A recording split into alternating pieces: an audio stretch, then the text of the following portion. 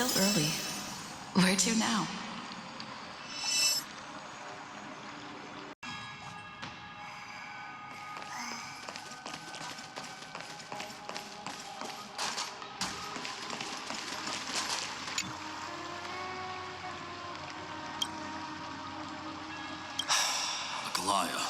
With all due respect, this trial's taking far too long.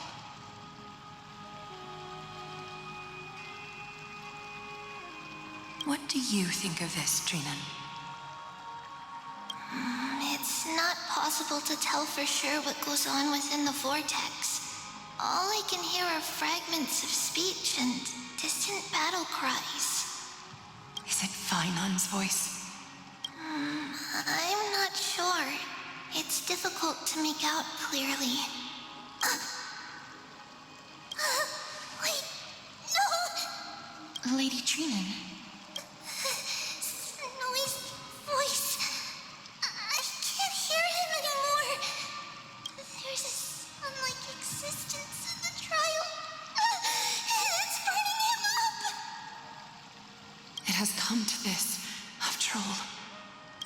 What now? Get ready, my Demos.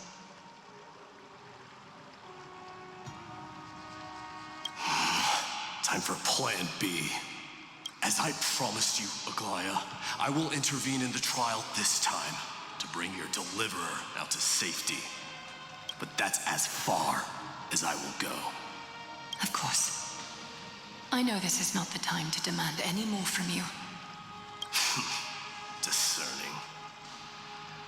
All right, then. To be as prepared as I can, I hope that the two Outlander warriors can also join me.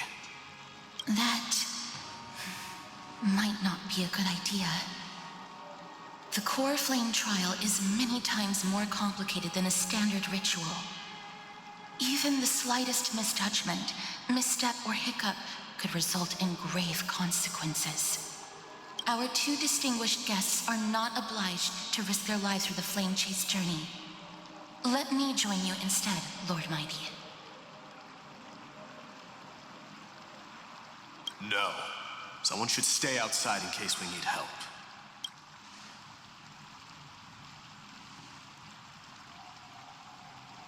Join me in the trial to look for Fainan.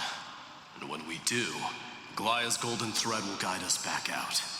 Assuming we survive Nikador's wrath. If something bad were to happen, Casterus, your priority is to ensure the safety of these two. I can find a way out on my own. Yes, Lord Mighty. Thank you both for your valor. Time to get to work then.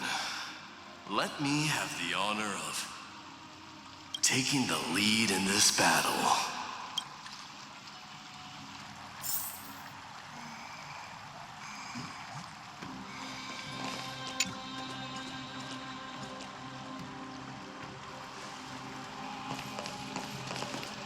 Please, stay safe. We can't get rid of all the noise.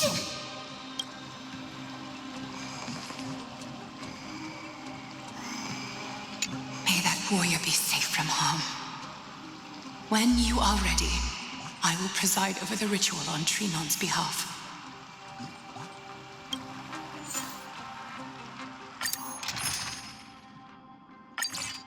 Our reinforcements from beyond the sky, warriors of high esteem. Please close your eyes and hold your breath.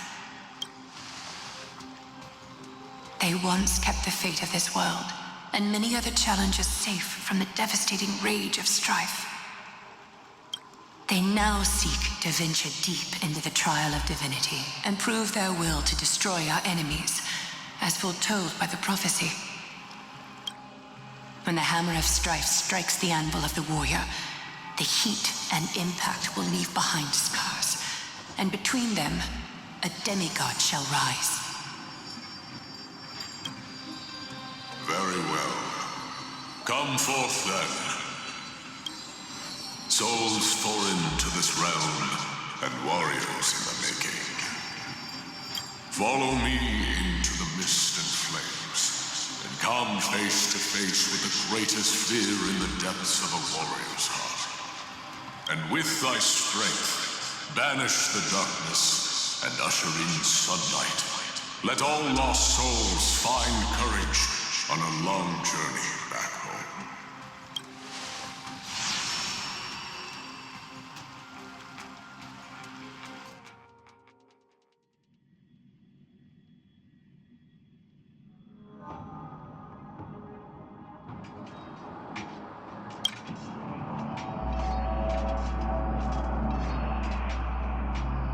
What's the matter? Surprised? Where there's strife, there's carnage. It shouldn't come as a surprise to see such a sight in Nikidor's trial.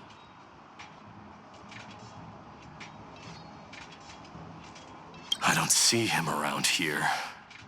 We should go first. Let's pray he stays safe. Huh. The greatest fear in the depths of a warrior's heart, huh? So, this is what he fears the most.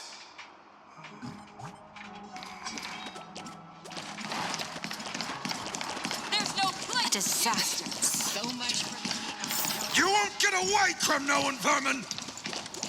Be on alert. The smell of rust is thick in the air. Tell me your name, brute. Your demise shall be a tale I boast about at the feast table.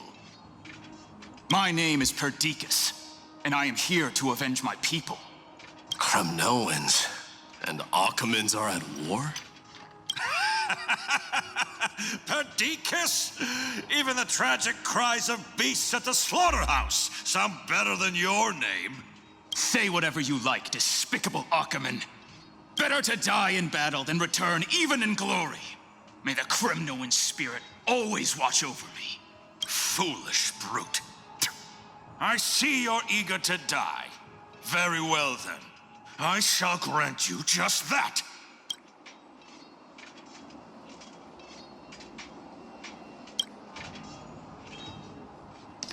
You are... Oh.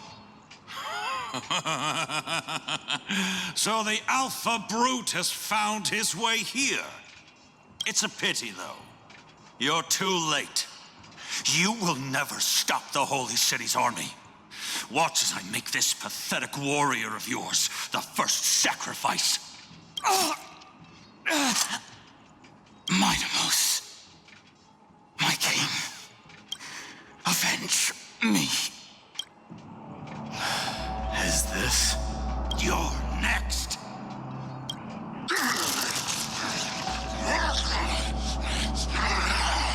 Face your death, cowardly king.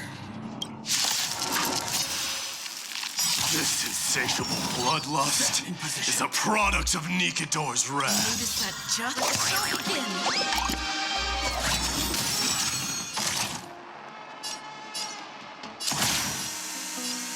Attack! Step up, let's see ya. Like fun till everything burns to ashes! Nice, like my friends. Indulge yourselves! This is my fight to live! Rhythm get messed up? Let's improvise. Let this place witness glory. Forever doomed! I will claim victory set to the seas of flame!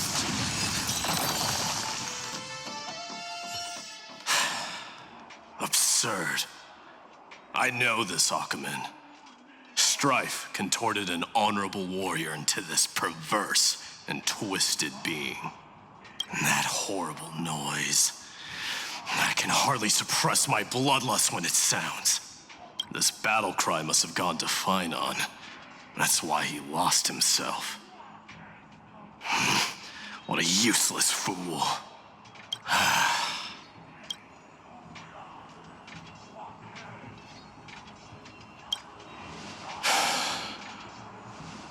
It's nothing. Let's go. That voice. Is Cartonis? Not you too, Cartonis. Mighty mouse you are. Destroyed all the wicked king. Here to take my life, finally?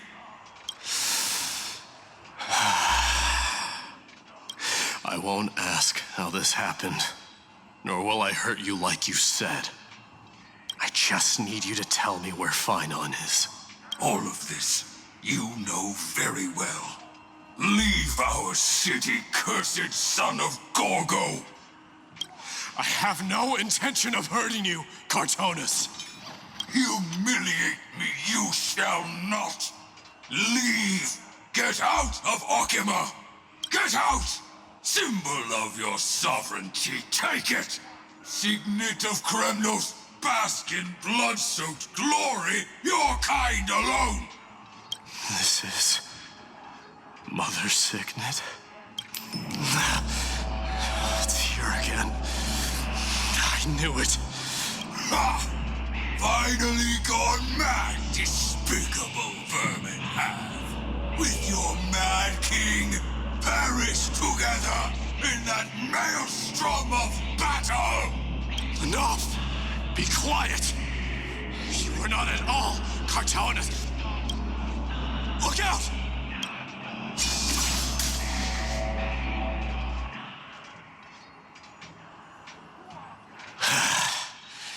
Nice move.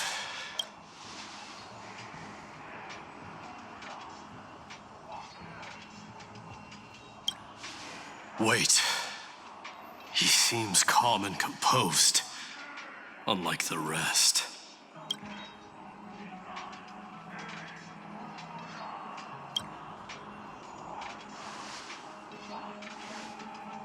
Parted the waters.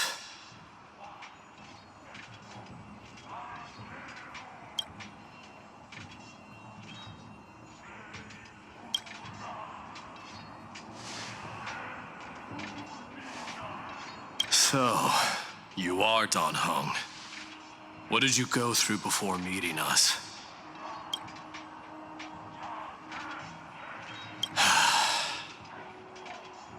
You mean you saw your past too? The trial of strife is a vicious one, all right. This might not be a single person's trial, but an arena for every challenger to engage their own delusions in a bloody battle. I saw someone from my past a while ago. Someone Finon has never met.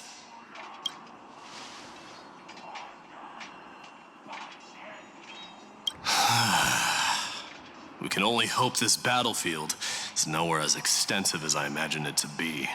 Let's first follow the sounds of battle to their source. The battle cries seem to be getting a lot louder.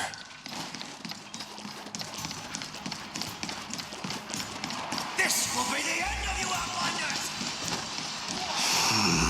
I agree.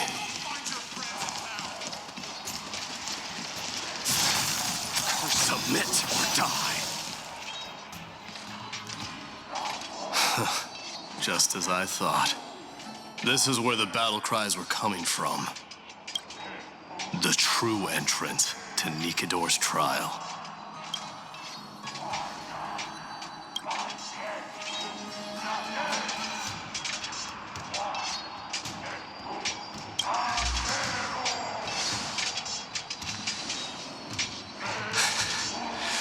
I'm seeing him for the first time, but there's no doubt about it.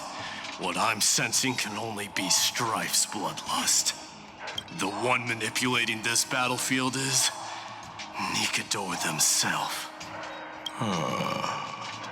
Mightimus, you are a keen warrior indeed. You know me? The blasphemous prince. Of course I know you. And I happen to know that you're here for the soul of that white-haired warrior.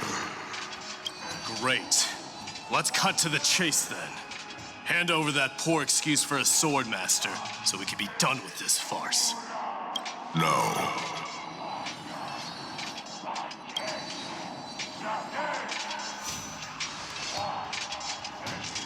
I applaud your courage and strength for coming this far, but you have chosen to besmirch the dignity of one who has fallen, and I cannot turn a blind eye to that.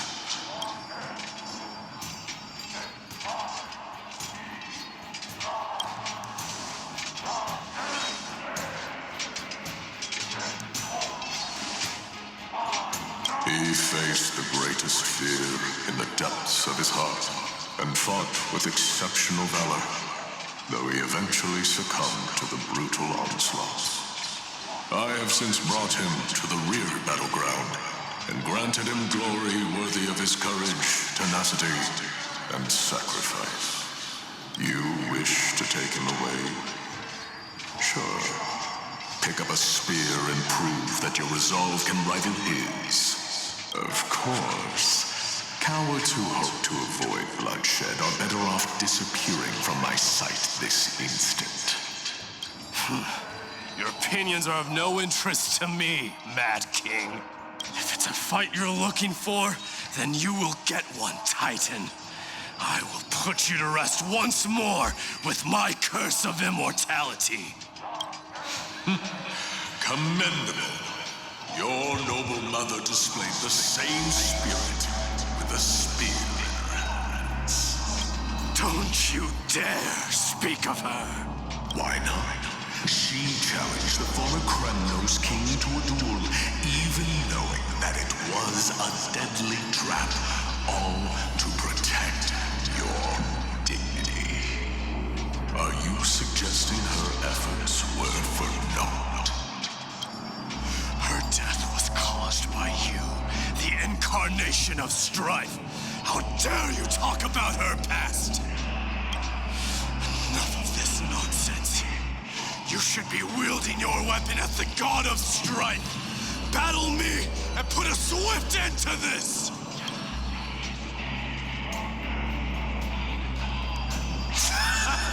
Your hatred is as clear as day, my Demos.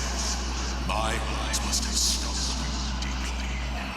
But thanks to them, I have also come to realize this is why you killed your father for the throne, only to let your signet sink to the bottom of the Sea of Souls, refusing to let the glory of Kremnos live on.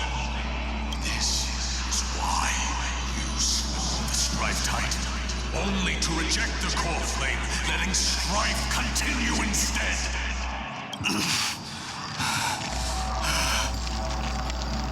Oh, child, abandon my fate. Show me what you are capable of. Show me if you have the power to put out the flames of your very own destiny. I will rip your chest apart, Titan. The same way I ripped apart that former king. I see you wish to repeat this. Come at me then. Ignite the flames of your fears and step onto the battlefield. Take this fierce battle to the boundaries of strife and consume me. Or lose yourself in the fight and watch your defeated corpse burn to ash. But remember this, the son of Gorgo will be crowned in blood. The very moment I just moment ascension. To you, the successor of Kremnos. White warrior knew he was no match for me, yet he chose to fight till his very last breath. What about you, my Demos? Can your murderous intent match up to what fate has in store for you? Prove to me that you are worthy of this power. Let's witness glory. Right. Let the show begin.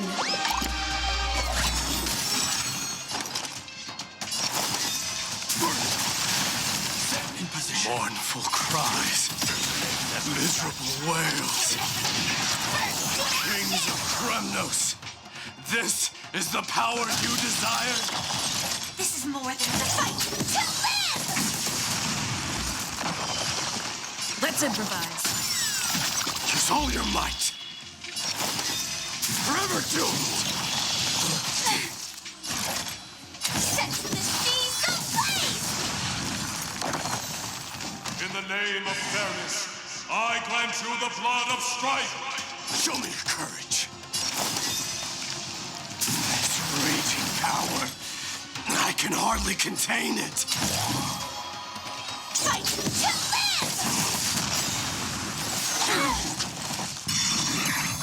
Step up, let's see ya. How's this taste? I Stay in can't step. die, but thanks.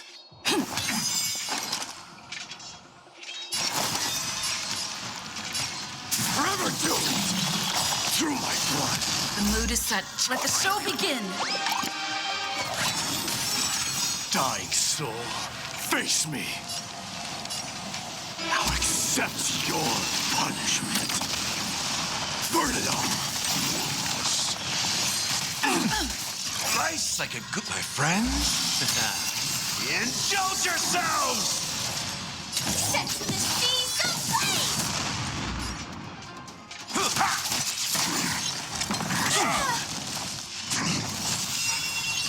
Fireflies, fight to live!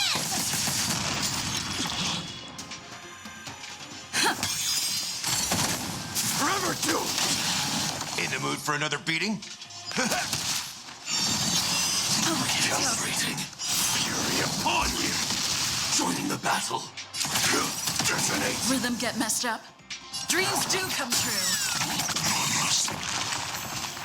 In fear you shall abandon your mortal body, King of Kremnos.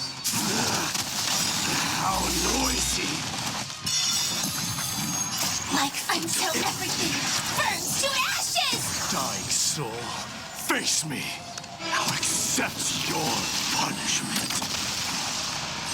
This is more than set the seas ablaze! Nice like a good, my friends. Indulge yourselves! Take your position. The mood is set. Let the show begin. Let's improvise. Forever doomed. Fight to live! So feeble. Rhythm get messed up. Burn it all. Conquer all lands.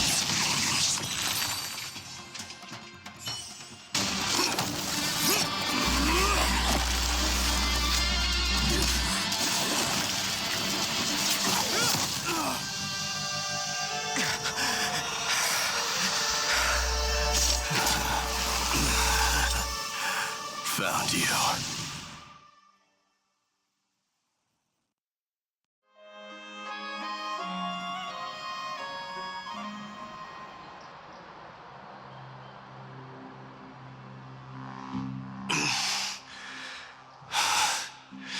I did my best.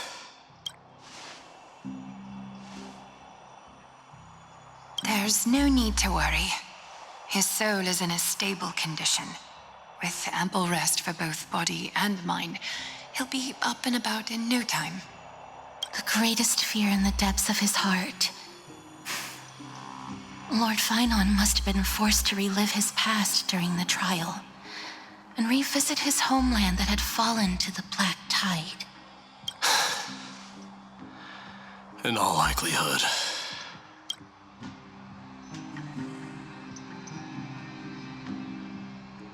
That is correct. He was willing to entrust the core flame to the Chrysosayers, because he was also pinning his hopes on us to succeed him in shouldering the responsibility of resisting the Black Tide. It is one of the culprits that drives the people of Amphoreus to madness. It was during the Era Bellica that this unspeakable thing first appeared, like a plague, alongside the three titans of calamity. Nobody knows where it came from or how it came to be. What we do know, however, is that it is steadily encroaching upon what little remains of this tranquil land, much like a rising sea closing in on an island from all sides. It is for this very reason that it became known as the Black Tide. Those who succumb to it lose their reason and humanity, becoming vicious, mindless monsters. Mortals are not the only ones susceptible to its influence. Even gods and titans cannot escape from it. According to Naias, Nikador, though one of the embodiments of calamity, also bears the responsibility of fending off the Black Tide. Perhaps that is also why Lord Finon threw himself into the trial of strife so readily. But now, we must look for alternative means of igniting the flames of strife. So, Aglaya, what should we do now? You know very well the decision doesn't lie with me. As the successor to Krymnos, Mighty, you know better than anyone that if it was simply about emerging triumphant on the battlefield of strife, you and your people could manage it with ease. But ultimately, the heavy burden of divinity can only be borne by one. It is foolhardiness and indecision, not the unclaimed seed of divinity, that pushes this world into the deathly fog.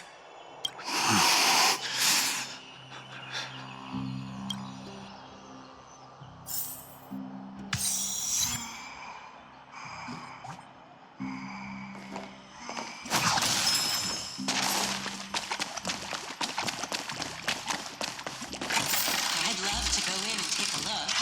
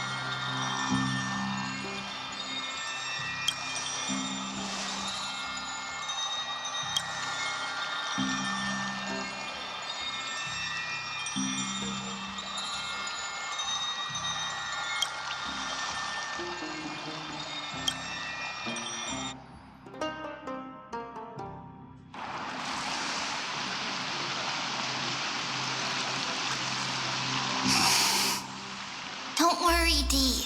This isn't the first time he's been like this. A long time ago. I'm not worrying about him. Oh, all right. You're a little quiet, though. I'm sorry. That was rude of me. What I meant was, I know that man can pull through for sure. It's all right. Being straightforward suits you better. Actually, Dee, there's something we're curious about. What did you see in Nikador's trial? Something that terrifies me. Isn't that ironic? There shouldn't even be a word for fear in the Kremnoan language.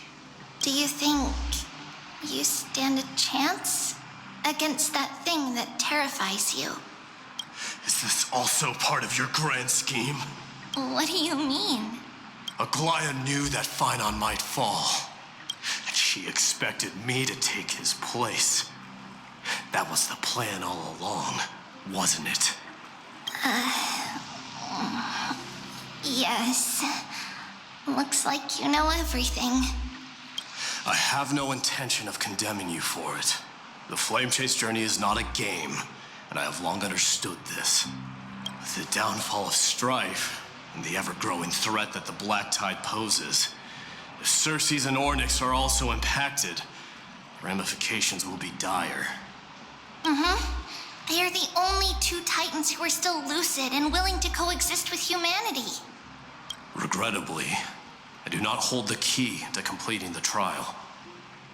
If I wish to conquer that fear, I need the assistance of my fellow Kremnoans. Give me some time to speak with my people. It won't take long, I promise. I see. There is strength in numbers, but you must know that the trial to become a demigod is ultimately meant for only one individual. Your people. They have been eagerly awaiting a new king all this time, haven't they? If you take on the divine role, they will have no reservations about following your lead.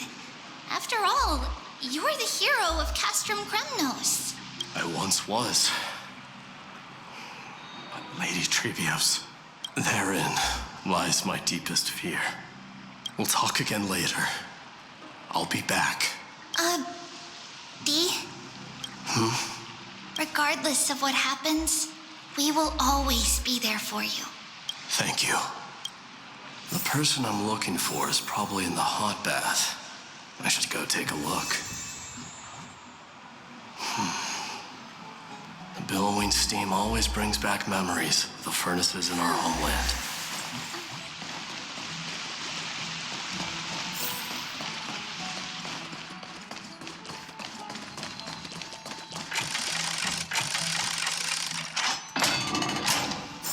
Children left unattended by their parents? That's not safe. You shouldn't run around in here, kids. Hey, it's the Crown Prince! Are you also here for a bath? I want to hear stories about princes on the battlefield. The Crown Prince. Are you Kremnoans? Yeah, we are! The grown-ups said we used to live next to the arena. Well, next to the parts next to it anyway. My dad is a centurion with the Hydra Lancers, and my mom is the bravest warrior in the God Shield Brigade. We used to get tons of silver coins from Mr. Crateros. My parents are serving in the Holy City garrison now. As warriors of Kremnos, they're braver than any Archiman. Why are you kids here alone? Where are the grown-ups? Mom and Dad were asleep, so we snuck out to play hide and seek with Mr. Crateros. That old man can be such a child sometimes. Do you know where Crateros is? I happen to be looking for him. Sorry, I don't. Come to think of it, we haven't seen him in a while. Did he get lost while trying to find us? No way! Mr. Crateros is a member of the Royal Wing Elites. He's the best at hunting down enemies. He was counting near Verax Leo when we went to hide. I thought about taking a peek, but who knows if it might be a trap he set. It was prudent of you to be cautious. So, which Verax Leo was he with? It's, just take a few turns after you go out from here. It's close to the backs. All right, I'll go look for him. You should consider the game over and head home for now. And don't play around the hot baths again. Wait, Your Highness! Is there something else? I heard you retrieved Nicodor's core flame. Does that mean we get to go back home soon? Have you ever been to Castrum Kremnos? You were all born in the Holy City and are living lives no different from the Archimans. Everything you know about our people comes only from the tales of others. You have never even witnessed the blade in the sky with your own eyes. How, then, is a city you've never seen your home? Because this place is definitely not home. Mom and Dad told me that the children of Kremnos are born to wield swords and fight on the battlefield.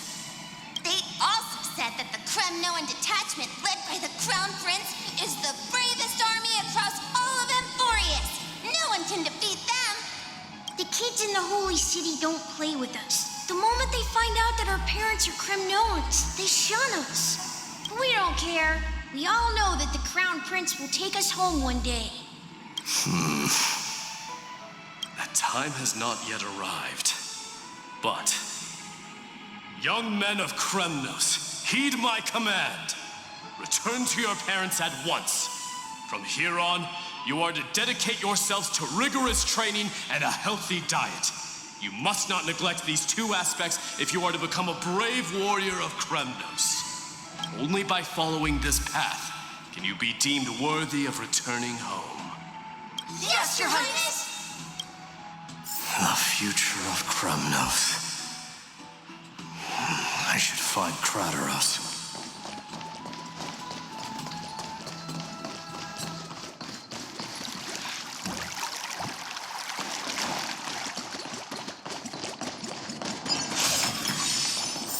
There he is. Drat! Oh, it's the Crown Prince of Castrum Kremnos. Get a grip. We're here by order of the Council of Elders. Even the Chrysos heirs have to think twice before doing anything to us. Out of my way, lackeys of the Council. The Civil Guard of Akama is on official duty. Please keep out of this area. Calm down, my lord. Play nice. Don't make me repeat myself. I'll allow you to pass this time, but just this once.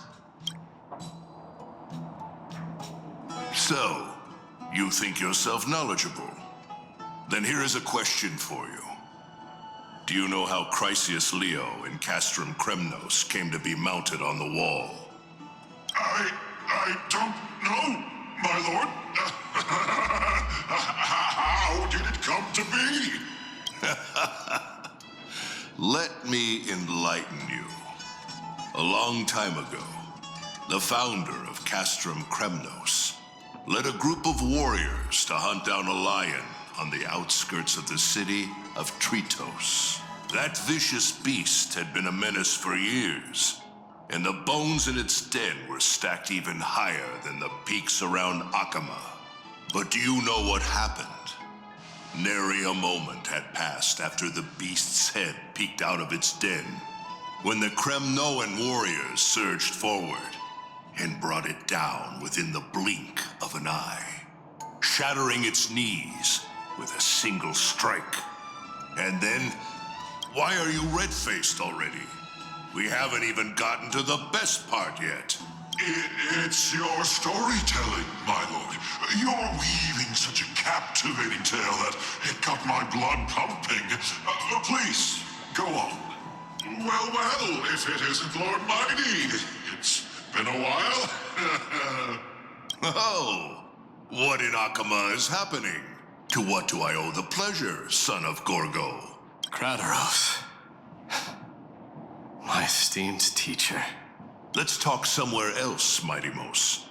I'm tired of speaking with this silly lion. What about the Council's informants? Those two hyenas are nothing but scavengers of rotten meat. They couldn't bite even if they tried. They can follow us if they want to. Let's go. Wait, so how in the world did Chrysius Leo get mounted on the wall? Keep up with us, you hyena. Oh, sorry. I meant officers. Hey, old man, how dare you? Calm down. Calm down.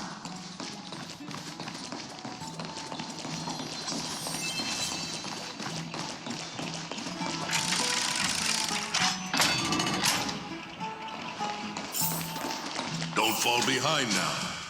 Unless you want to upset our friends here. Don't you dare try any tricks with us. We're almost there.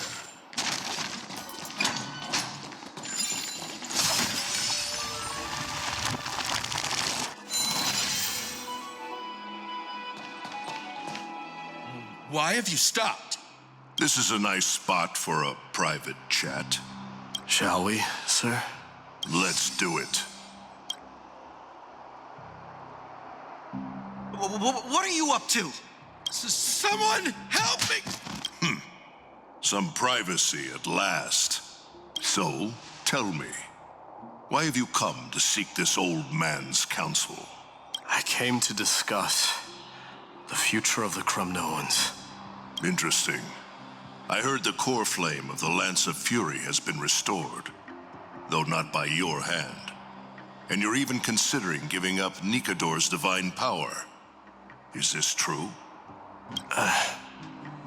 Those rumors are not entirely groundless. In other words, you did entertain the thought of giving up the throne of Kremnos and forsaking your people. The divine power is not equivalent to the throne. The path of strife is also not our people's only way. Enough with the word games. You, of all people, should understand the plight of the Kremnoans. Think about all the warriors of the Kremnoan detachment who left their homeland with you. Think about their children. Only the yearning for our former glory days has kept us going all this time. If they ever learn that the crown prince they look up to so much is actually toying with the notion of stepping down, think of the disgrace it would bring upon your departed mother, miHoYo. You best remember that she died for you because of Europon's schemes to restore the glory of Kremnos. Since you've brought that up, tell me, who is responsible for my father's death? Are you trying to shame me, miHoYo? I may be old, but I haven't become so decrepit that I've forgotten it all. Of course I remember that Europon died when the Kremnoan detachment surrounded him. You drove the spear into his chest with your very own hands. That was merely the final outcome. Do you still not see it? What led my parents and our people to their downfall is none other than the strife we speak of. The quest for glory. The tenet of valorous death before glorious return. This is the creed of every Kremnoan, no matter whether these beliefs are justified or not.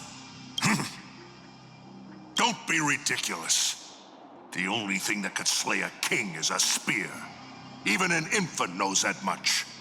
I swore to your mother that I would guard your crown with my life. I never foresaw that the son of Gorgo himself would be the first to turn his back on the Kremnoan spirit. Gorgo. Your mother bore that name. The name of the great founder of Castrum Kremnos. And she upheld that name with honor. If you choose to turn your back on her legacy, like a wretched deserter, do not fault me for withholding my loyalty, miHoYo. I came to discuss the future of our people with you. But it appears this is not the right time yet. Go, mighty. Ha! That's what those Chrysos heirs call you, isn't it? Go down the path you have deemed correct. Deep down, you have always been one to do as you please. And I am well aware that no one can deter you once you've made up your mind. But don't you ever dream of renouncing the traditions of Kremnos. We may reside in Akama now, but we remain eternally bound to strife by blood. Bloodlines no longer hold any significance in this era of destruction. My young lord, always bear this in mind. Never reveal your vulnerabilities to anyone. A lion should never dwell amidst its prey, especially when it wields power enough to dominate the entire hunting ground. Europon, the boy did nothing wrong! This is murder! Do not sully the noble name of Kremnos with the blood of an innocent child. You mustn't reveal your weaknesses to the enemy. Enough! My decision is final. We must use this child's life to preserve the soul of the great Nikador. We must save Castrum Kremnos. Don't be absurd! Those tiny hands lack the strength to even lift a spear. Do you truly believe him a threat to Castrum Kremnos? You'll be ending the bloodline of Kremnos if you do this. Our millennia-old glory will become nothing more than a joke. Have you forgotten that we Kremnoans place no value in bloodlines? It is through pure bloodshed and slaughter that the kings of Kremnos have ascended to the throne. As for our millennia-old glory, it has always been a joke in my eyes. Glorify it all you want, but it will not alter the nature of slaughter. Those who revel in it are but murderers. They are no more noble than the most monstrous beasts in Amphoreus. Enough with your words! Among all the kings of Kremnos, which one did not inherit the crown only after plucking it from the lifeless body of his father? But listen to yourself now. Do you truly believe you can cleanse the blood from your hands through mere words alone? Nay, quite the contrary. I will end this cycle of bloodshed, starting with this child. With these blood-stained hands, I will end it all.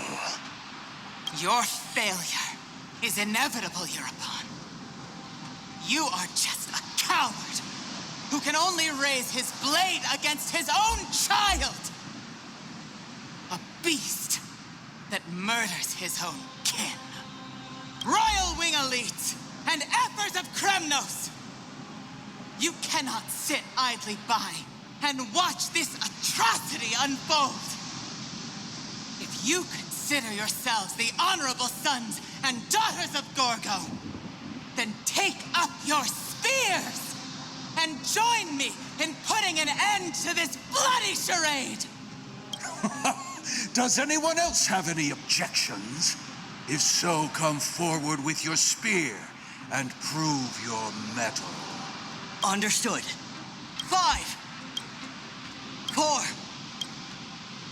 3. No one dare stand by my side. Cowards! Has that crown stripped you of your courage? 2, 1. It appears there are no objections. Then, in accordance with the Kremnoan Council's principle of tacit consent, the decision is final. With all present as witnesses, this child shall descend into the Sea of Souls, where he will nourish the Lance of Fury and join the fallen heroes. May fate and the gods await your arrival, my son, my Deimos. Stop! If you have more to say, then speak. On account of the life we have shared together, I grant you this one final chance. With the blade of fury above us and the council bearing witness, I, Gorgo, hereby move to challenge the crown in accordance with the laws of Kremnos. O unworthy king, in the name of the Council of Elders, I demand that you duel me! Very well. We shall see who the Kremnoan blade strikes down. My Deimos, my son, they all tell me to forget. But how could I ever? The son of Gorgo will be crowned in blood. If there is no Kremnos without the crown, then I shall seize the crown and smash it to pieces to bring the people to their senses.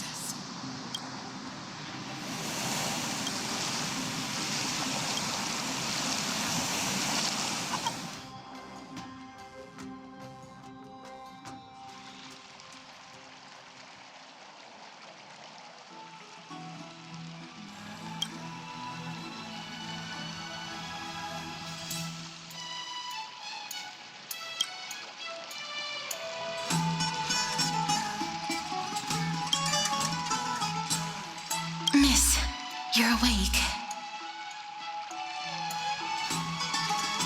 That's a complicated question. I'm not sure I can answer that. I apologize for arriving uninvited. I saw that you were still asleep, so I took the liberty of waiting nearby. I bring a message from Lady Aglaya. She has prepared a gift for you and Dan Hong, and wishes to present it to you in person. I'm glad you're in good spirits. All right, let's set off.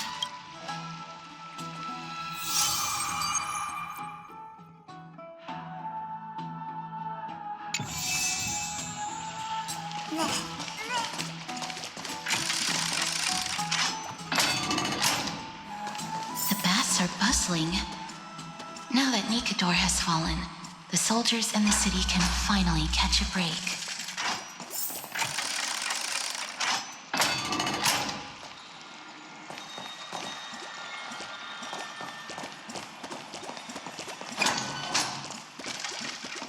Have you heard?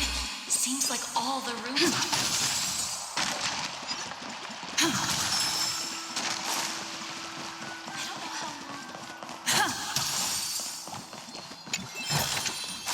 Looks good. Is that Lady Treeby and Lady Trian?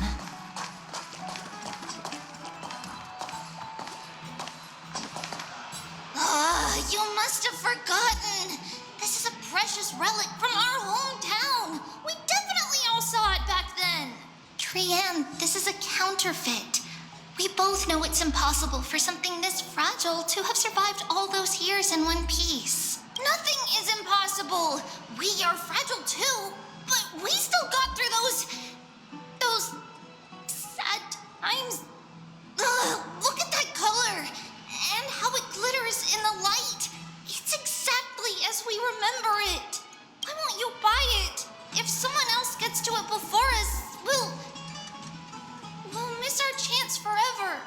Calm down, Trian. You need rest. Please, there's no need to fret. If you need more time to make a decision, I can put this aside for you until tomorrow. Or until you're ready? No, it's all right. Trian is just... She'll come to her senses tomorrow. We'll be off first. Trian is just... what?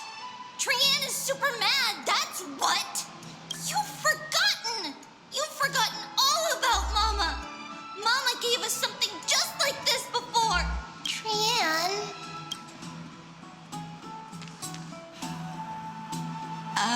See you tomorrow? I hope you two patch things up soon. See you tomorrow. May the winds of fortune bless you.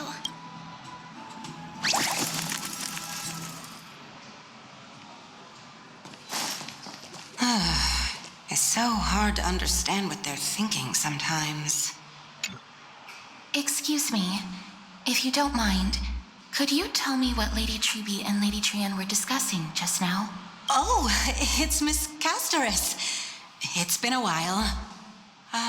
Well, honestly, I'm not quite sure myself. See, I have a little hobby of collecting handicrafts. Some time ago, I found this trinket being sold at the Marmorial Market and bought it to use as decoration at my stall. When Lady Treeby and Lady Trian walked by earlier, Lady Trian happened to catch sight of it and promptly insisted that it was a precious memento from her hometown. But Lady Treeby believed it to be a counterfeit. She said it couldn't possibly be from Yanisopolis. The likelihood of such fragile glassware surviving the Chrysos War is simply too low. For some reason, Lady Trian became awfully upset after hearing that. I see. Madam, would you mind selling this trinket to me? Certainly. It's just... if it truly is a relic from Yanisopolis, it could be worth a small fortune.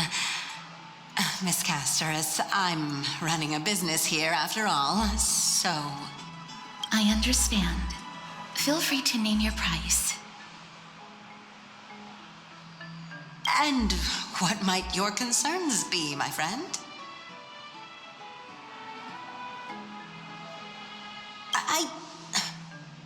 Fine. I'll sell it to you at cost as a sign of goodwill, Miss Castoris. Just promise to support my business in the future. Much appreciated. Thanks for helping me out. I'm not one to venture out often, and while I have some savings, it takes a lot out of me to even talk to people, let alone haggle. Had you not been here, I would have been set back plenty. The authenticity of the piece isn't important. What matters is that it holds special meaning for Lady Trian and reminds her of her hometown. I've long wished to show my gratitude for Lady Trian's care, but I haven't been able to come up with any ideas for a suitable gift. This chance encounter today feels like divine intervention. Perhaps this is the gift I've been searching for. Still, this trinket is admittedly rather fragile. I will have to make some adjustments and stitch it onto wool felt to protect it. That way, no matter how much Lady Trian runs around, it won't break easily. All right, back to business after that little detour. Let's keep moving. Don't stray far now. We've already kept Lady Aglaya waiting long enough.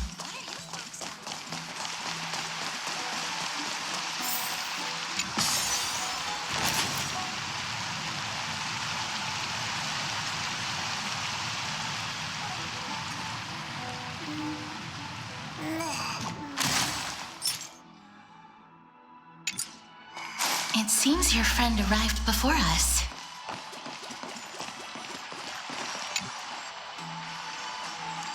Welcome, Cass. And you as well, Trailblazer from beyond the sky.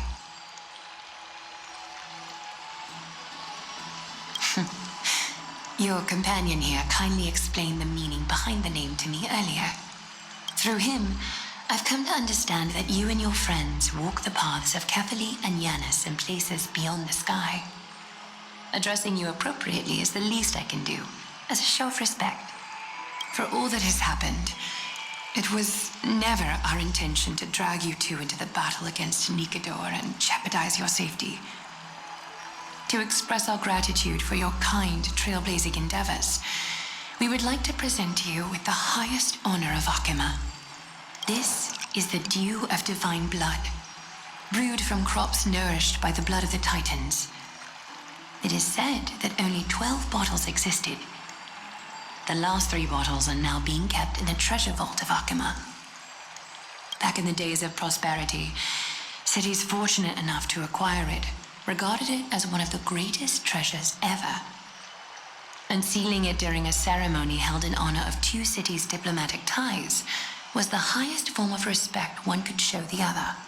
And now, in keeping with tradition, Akima dedicates this drink to our esteemed guests from beyond the sky in appreciation of what you have done for us.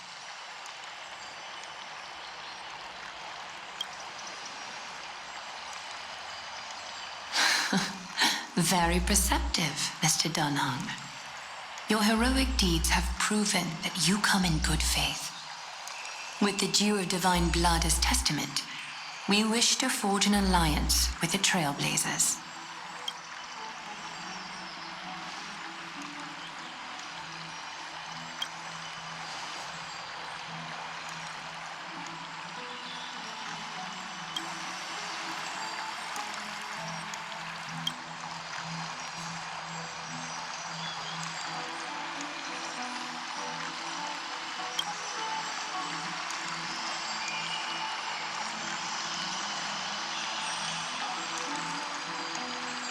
Wow!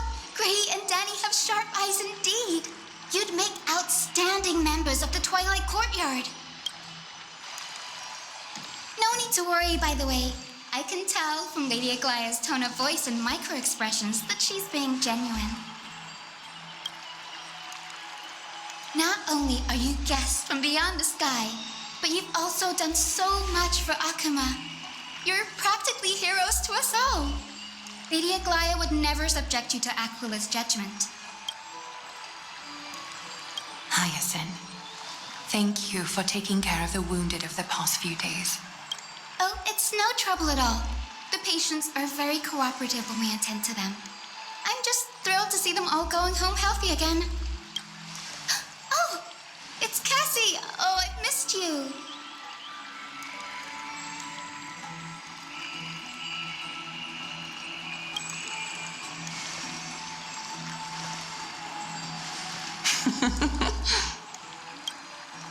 Miss! You can't say that. Lady Aglaya should always be Lady Aglaya.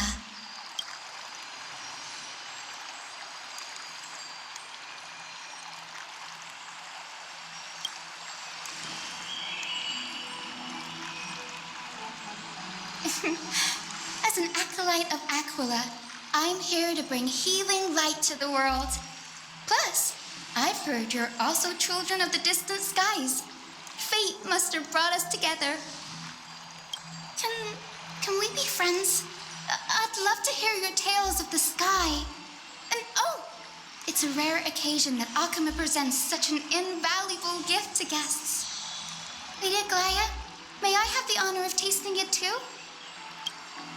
Of course you may.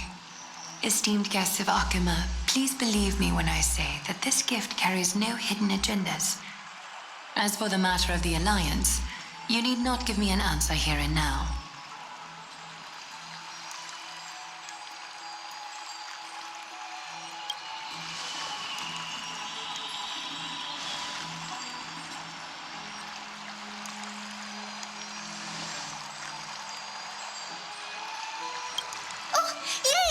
Then I'll get started on my questionnaire.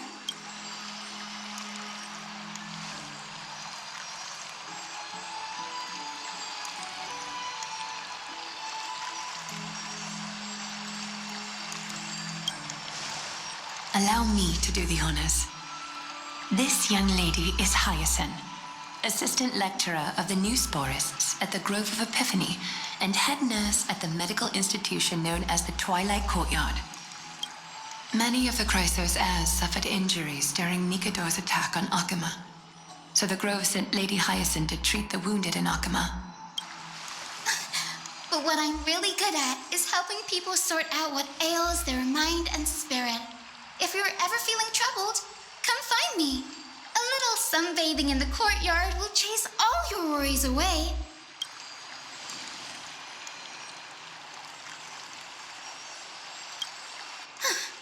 Well, it looks like everything's sorted out now. The patients have also all recovered. I think it's time for me to head back, Lady Aglaya. I would love to keep you in Akama for a few more days, but I would hate to provoke the ire of the Grove. As it happens, Akama intends to send a messenger to the Grove for updates about the research on the Black Tide. We also want to communicate our desire to discuss the retrieval of Circe's core flame at the earliest convenience. Oh, that sounds pretty serious.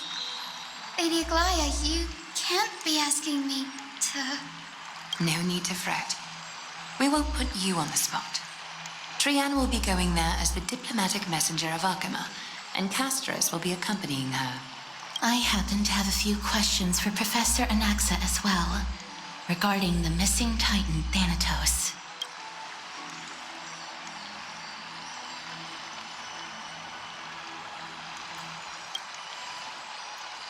If you're not keen on just sitting around, Miss Trailblazer, why not go with him? The Grove is a picturesque place, perfect for sightseeing. That's a wonderful suggestion. Come visit the Grove Grave. I'd be delighted to show you around.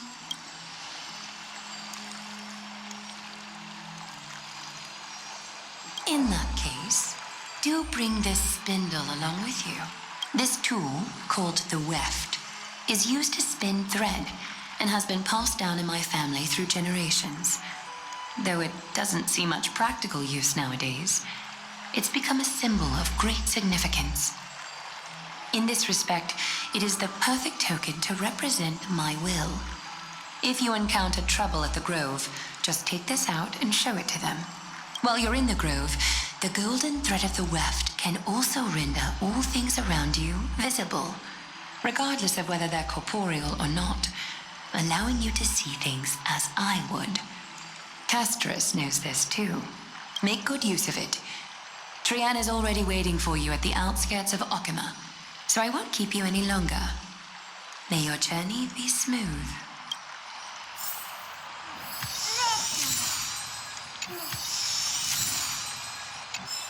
Make good use of it. Trian is already...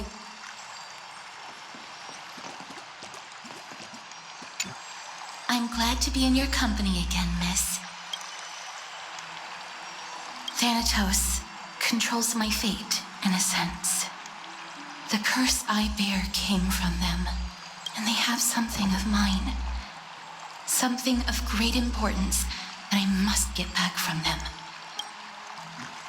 When I was studying at the Grove alongside Phynon and the others, Professor Anaxa was responsible for teaching us about the Chrysos heirs and the Titans. That's also when I met Miss Hyacinth. She was Anaxa's teaching assistant then. The Grove of Epiphany is Akima's partner academy. They look after the core flame of Circes and are the organization at the forefront of researching phenomena such as the Black Tide and the Titans. They also provide academic research support for the Flame Chase journey. Several Chrysos heirs are based in the Grove, including Miss Hyacinth and Professor Anaxa.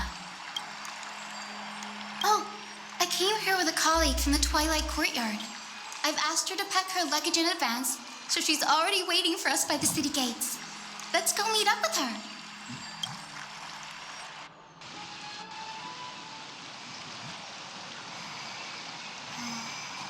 Look, there she is, and Lady Trianne. But who's that they're looking at?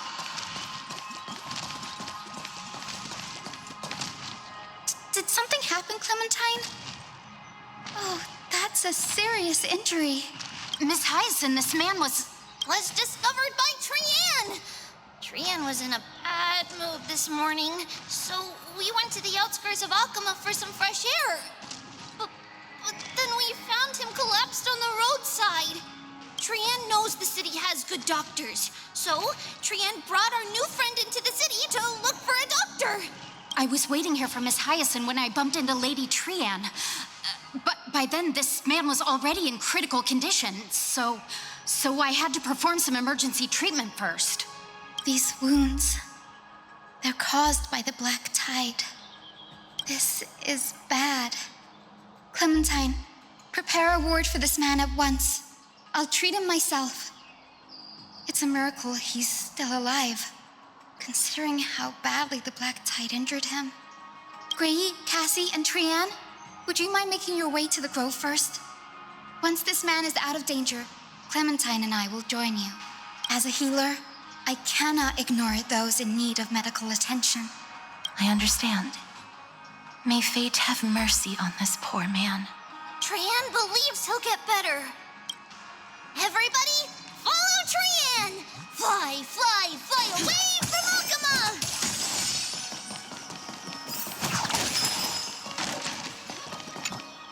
Down this road we go, to the skies we fly, leaving Akama behind! Little Cass, little Gray, are you ready? You might not be aware of this, but using the sentry gate takes a significant toll on Lady Trianne. Trianne promised Treeby that we wouldn't open the gate unless we had no other choice. I'm ready, too. Okie dokie.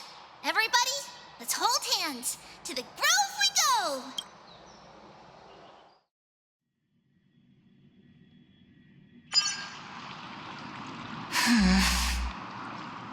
It's harder than I thought to sew gemstones onto Wolfeld. Cass, memmy, memmy, mem. Memmy, mem, mem, mem. Mem wants to try sewing. Here, why don't you give it a go? Memmy, mem, mem, memmy, mem. Memmy, memmy, mem, mem, mem, mem, mem. It's hard not to like Mem when they're so adorable. Oh, this is amazing. It seems as if their voice has become more intelligible after the battle with Nikador. After spending the last few days together, I feel like I'm gradually gaining the ability to understand what they're saying. Even if it's just a little. Mem, mem, mem, mem, memmy, mem, mem. Memmy, mem, mem, memmy, mem, mem, mem. Memmy, mem, mem, mem, mem, mem, mem, mem. Memmy, mem. Memmy, mem, mem, mem, mem, mem. Memmy, mem, mem, mem. Memmy, mem. Memmy, mem, mem, mem, mem, mem, mem, memmy,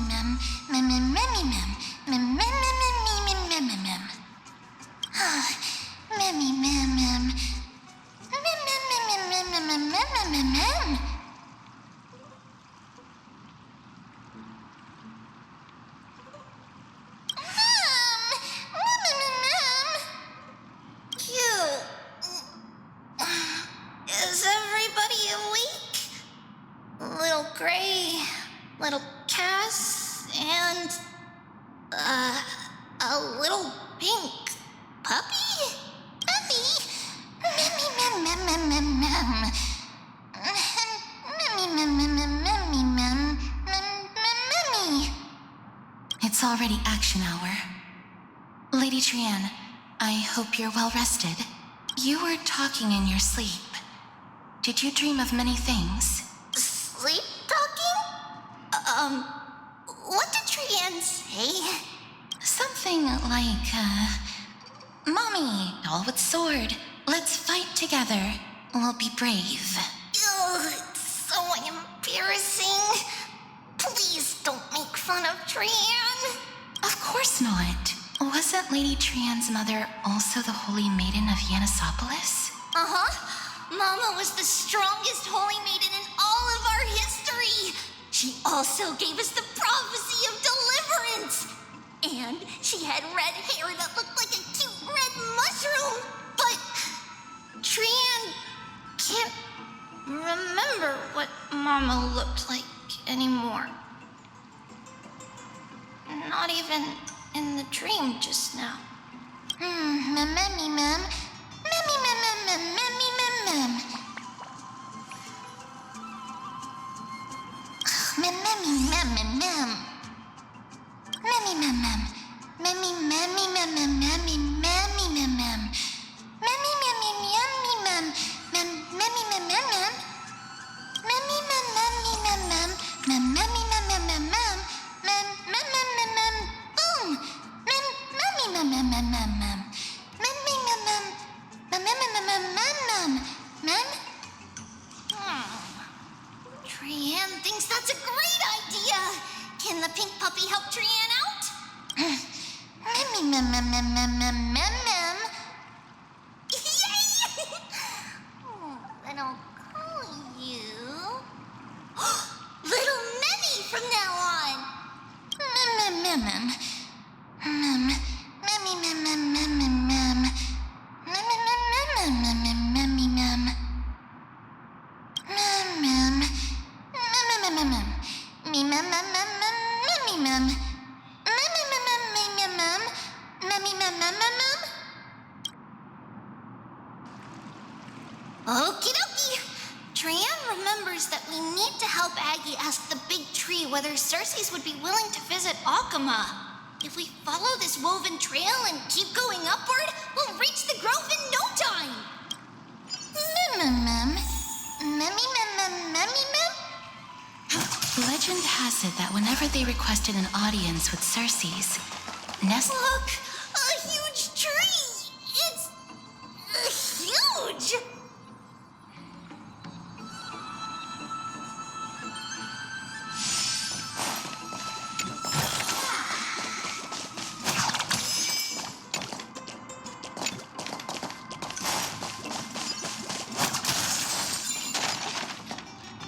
Mem. Memmy, mem, mem, mem. Mem, mem, mem, mem, mem, mem, mem, mem, mem.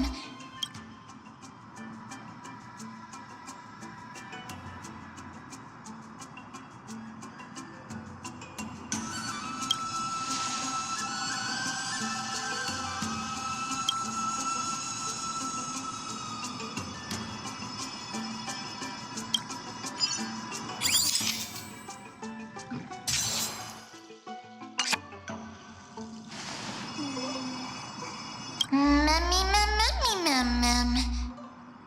it's the Bough of Rift, the divine body of Circes.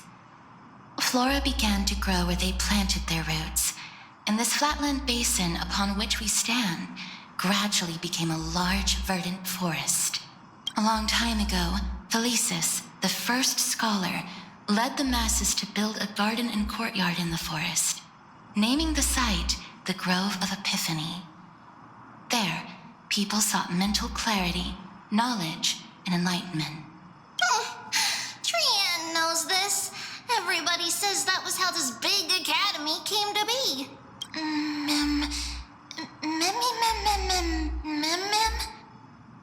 Something feels off. The Grove has always welcomed scholars. So too would Circe's give us her delicate leaves and extend her branches in greeting. Yet, it seems both the Grove's messengers and the Titan are indifferent to our arrival. That doesn't seem likely. Miss Hyacinth didn't mention anything about it. Maybe everybody's still asleep because classes haven't started yet. They don't want to be disturbed, so they shut the entrance.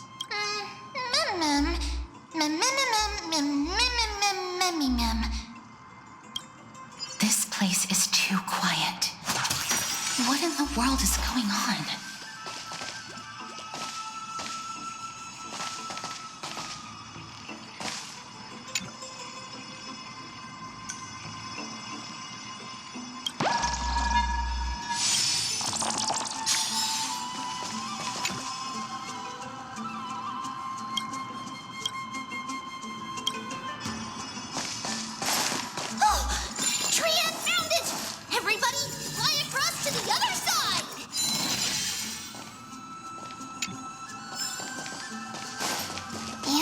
On the other side. Where could it be?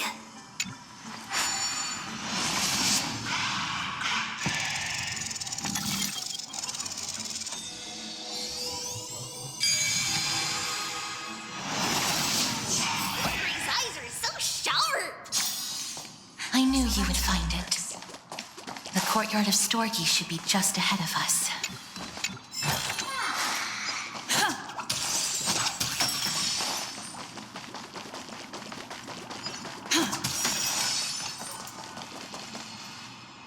As I expected, something's not right here.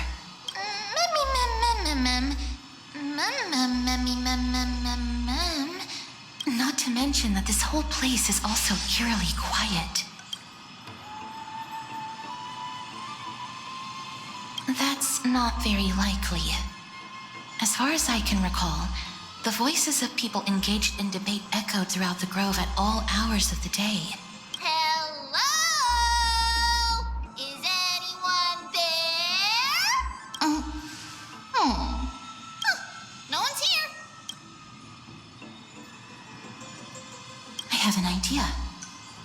Lady Trian, could you lend me that golden spindle? Do you remember? Lady Aglaia said this. While you're in the grove, the golden thread of the weft can also render all things around you visible, regardless of whether they're corporeal or not. This is achievable because the grove is not only where the roots of Circe's are, but also where the chrysalis of gold manifests. Oh, Nestia, with the weft as my vow, I beseech you, entwine my body with your golden thread and affection.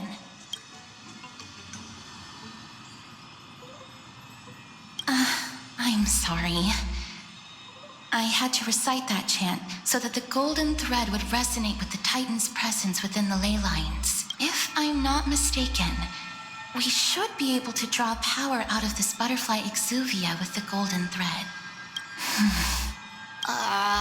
There isn't a reaction. Did it not work? But that shouldn't be.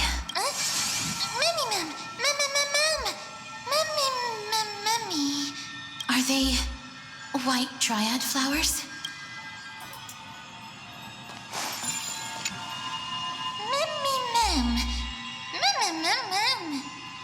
Oh, no, these aren't white dryads. These are shadows of dead white dryads. Dead, Shadow? Strictly speaking, these white dryads are still plants. They only gained sentience as a result of Circe's blessing of equality. But their sentience is minimal when compared to that of humans. These flowers have already died. What you see here are just faint afterimages of their souls. However, this also means that the golden thread has definitely connected with the Titan's presence. Without the golden thread's outlines, we would not have been able to see them at all. But what happened to them? Why are there only tiny shadows of them left? Mem, can you read their memories? Let me try. Mem.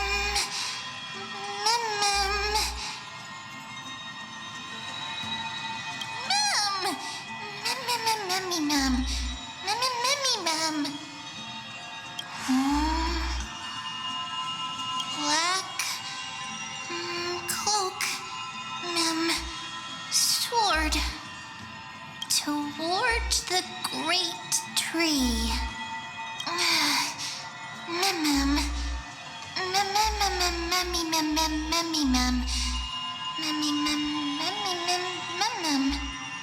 I have a bad feeling about this. The deathly fog of Thanatos is fast approaching. Oh! Trianne will be on high alert!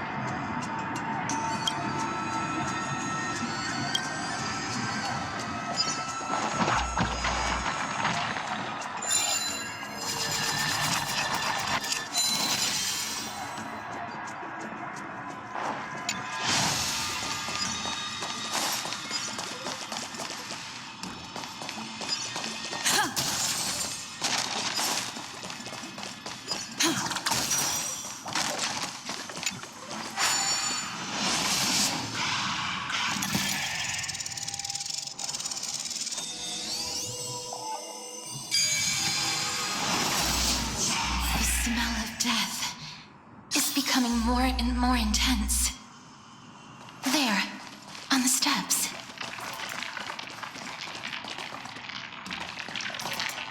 This looks really scary.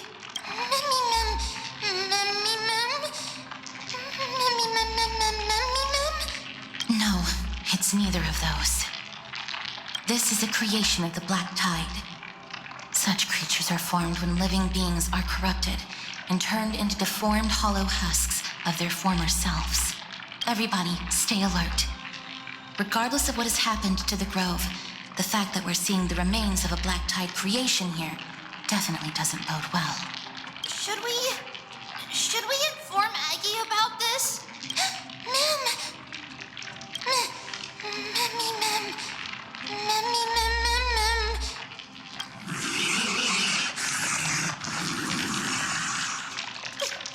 The monster is alive!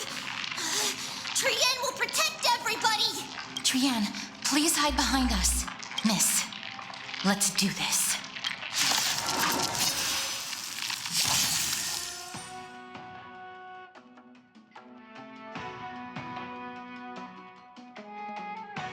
As expected, the words black, sword, and cloak, they're talking about the Black Tide. Burns to ashes!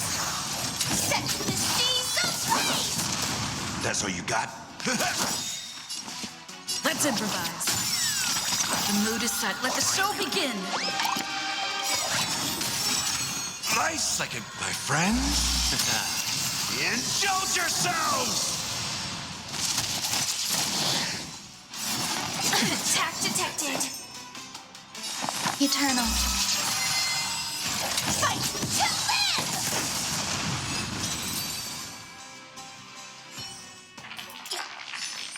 You defeated it! Little Gray, little Kaz, you're so strong!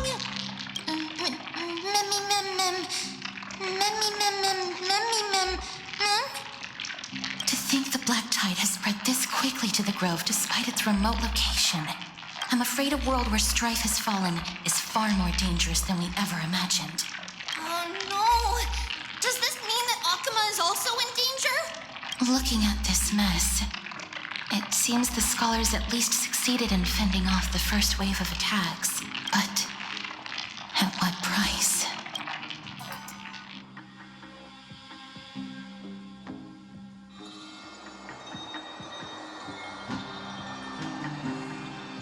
Lady Aglaya, after a few days of surgeries, both major and minor, we were able to save the life of that patient found on the outskirts of Akuma. Thank you again, Hyacinth, for your hard work. The scarring of his organs was especially severe, a result of the Black Tide's corruption. It's a miracle he's even survived. I can't say for sure when he'll regain consciousness. Don't stress yourself out over this. You've already done everything in your power to save him. There's no need to hurry to the Grove either. You deserve a good rest now.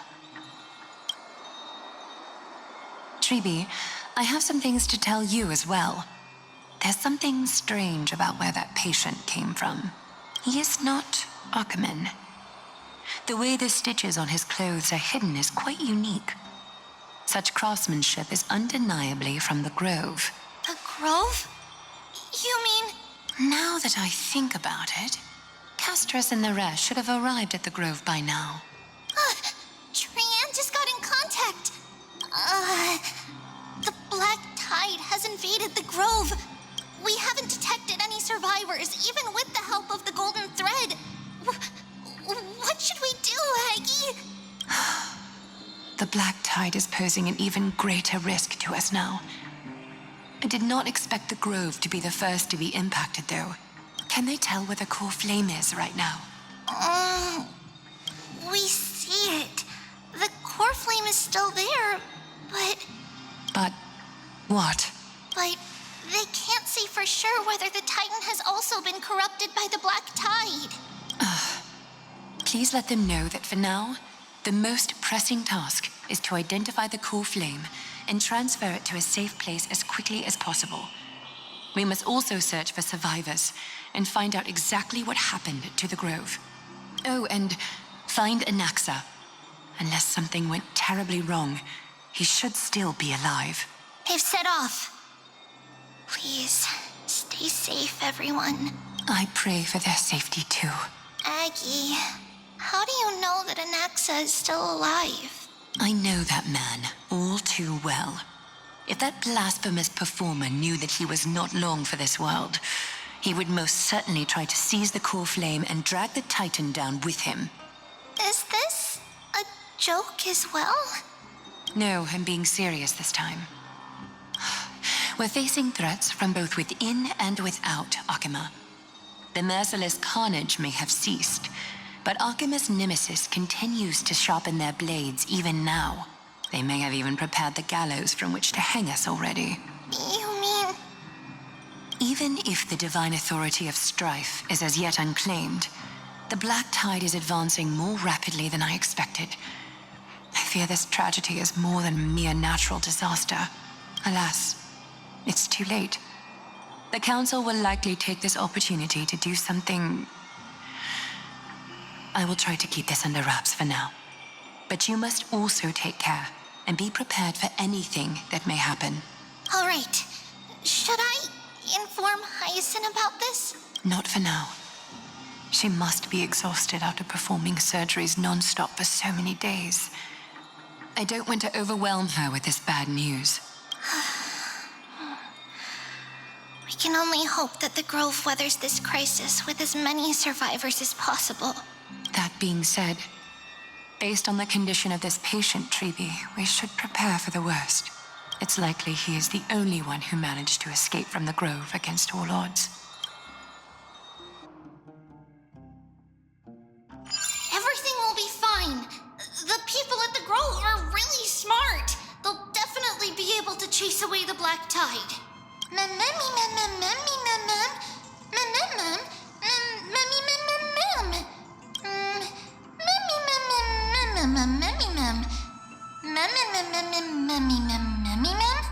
How should I put it? Lady Aglaya doesn't trust Anaxa at all, I'm afraid.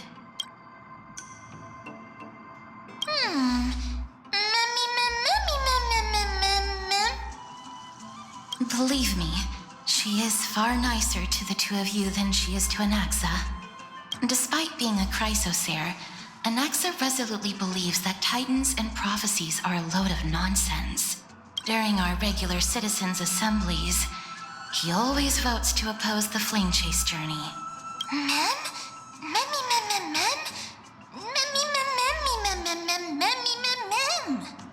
Trian knows the answer to that.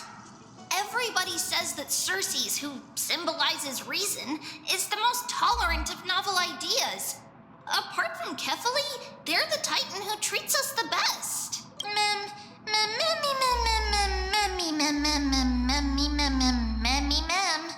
Yes, that is how we formed an agreement with these Titans who bear no harm toward humanity.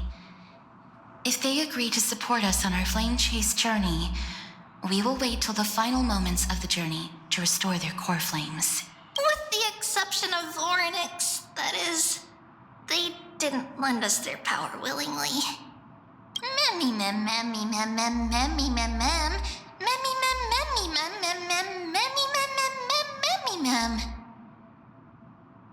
That is true. It's also fortunate that these gods weren't corrupted by the Black Tide and did not descend into madness.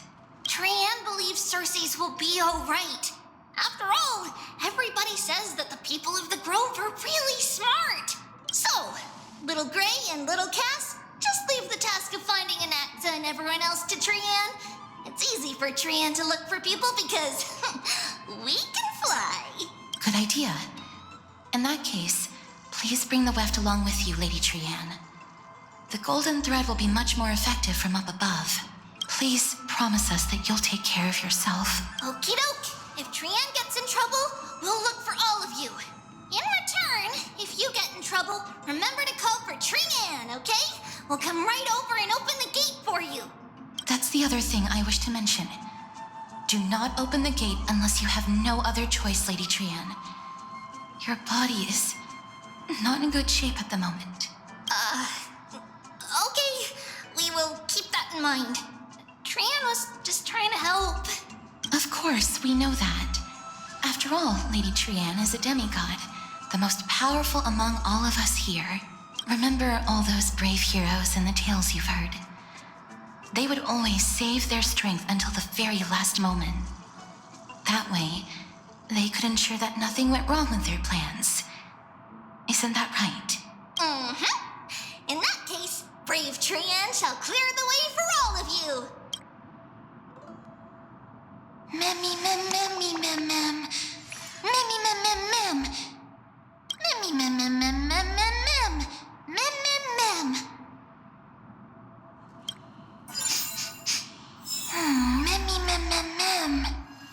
So many monsters.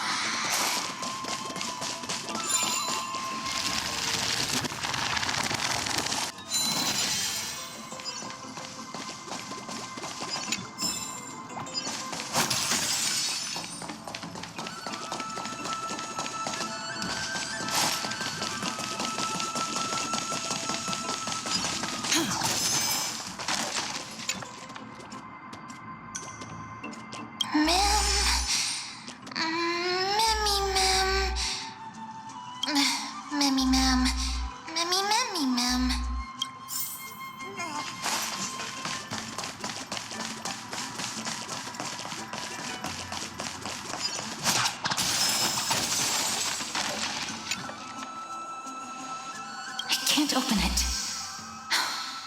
It was probably sealed in order to ward off the black tide. Save your energy. Yanis's power is far stronger than we could ever imagine.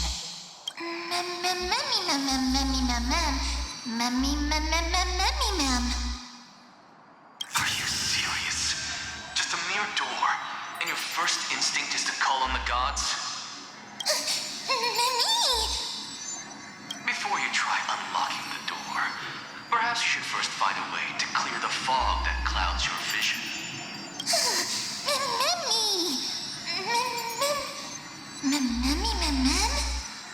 My name is Anaxagoras, one of the 7 sages of the Grove of Epiphany, and the founder of the Newsporists. Before we go any further, rule number 1. Do not call me Anaxa.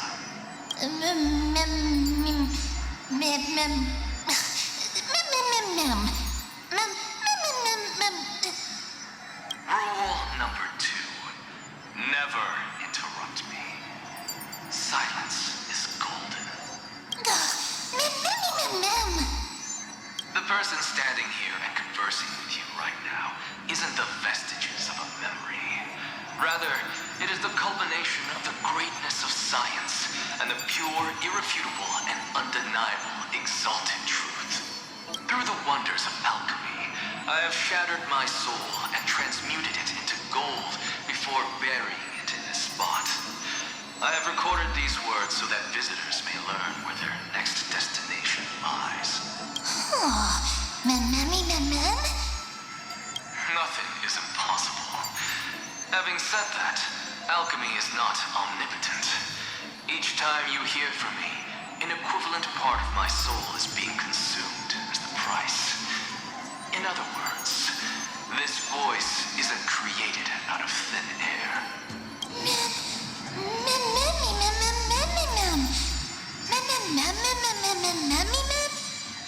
That's because my precise calculations account for every possibility.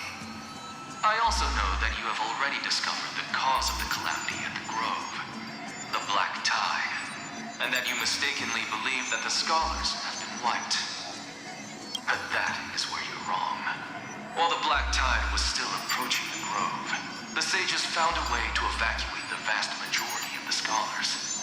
They are heading toward the holy city of Akama as we speak. Only a small fraction of the scholars stayed behind with me to defend the Grove. If all goes well, Circe's core flame will reach Akama before long. But since you have accessed this message, something unforeseen must have occurred. For now, you should continue onward to the Luminary Throne, where you may retrieve the core flame. And our mortal remains. And now, the objective is complete. That is all.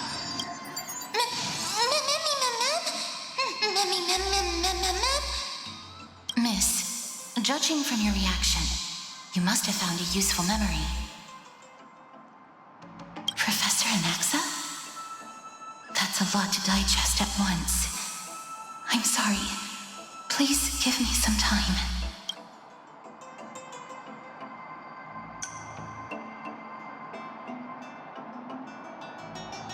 You don't have to take that too seriously. For some reason, he's especially particular about his full name. Professor Anaxa theorizes that all beings originate from the same source and have a similar composition, which in this case refers to the soul. He calls this theory Newsporism. It is an extremely complicated theory. You should get him to explain it himself if you're interested, provided that he is still alive.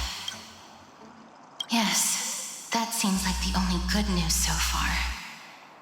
We can just focus on retrieving the core flame then. I do not wish to consider this possibility. Perhaps they were just unable to transfer the core flame, but managed to escape.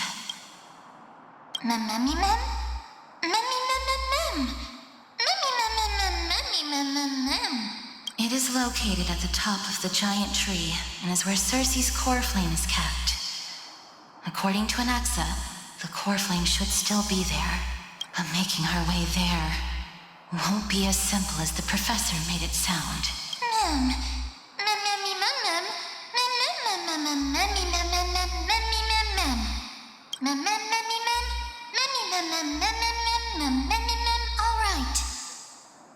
Right.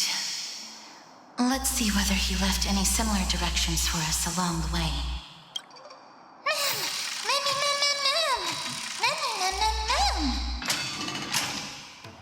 Alchemy is truly incredible.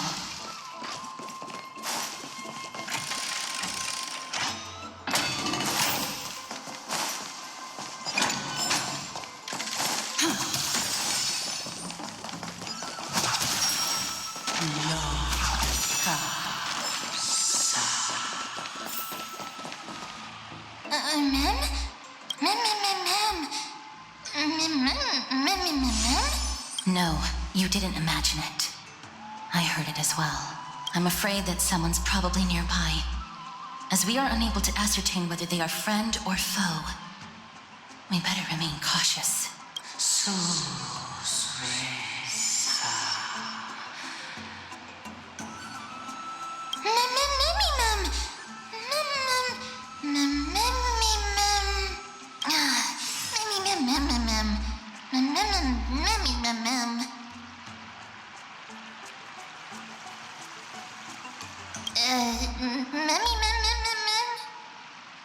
Found it. The voice is coming from over there.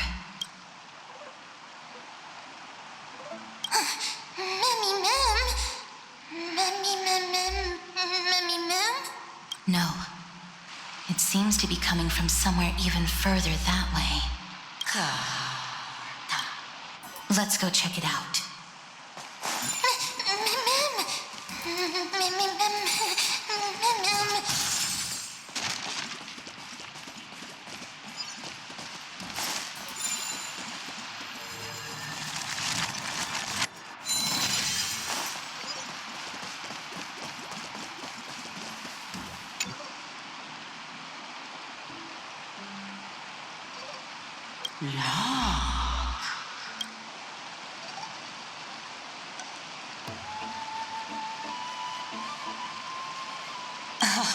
Regardless of what you do, a stone won't be able to speak. Such a lively little bunny. You even smell a little familiar.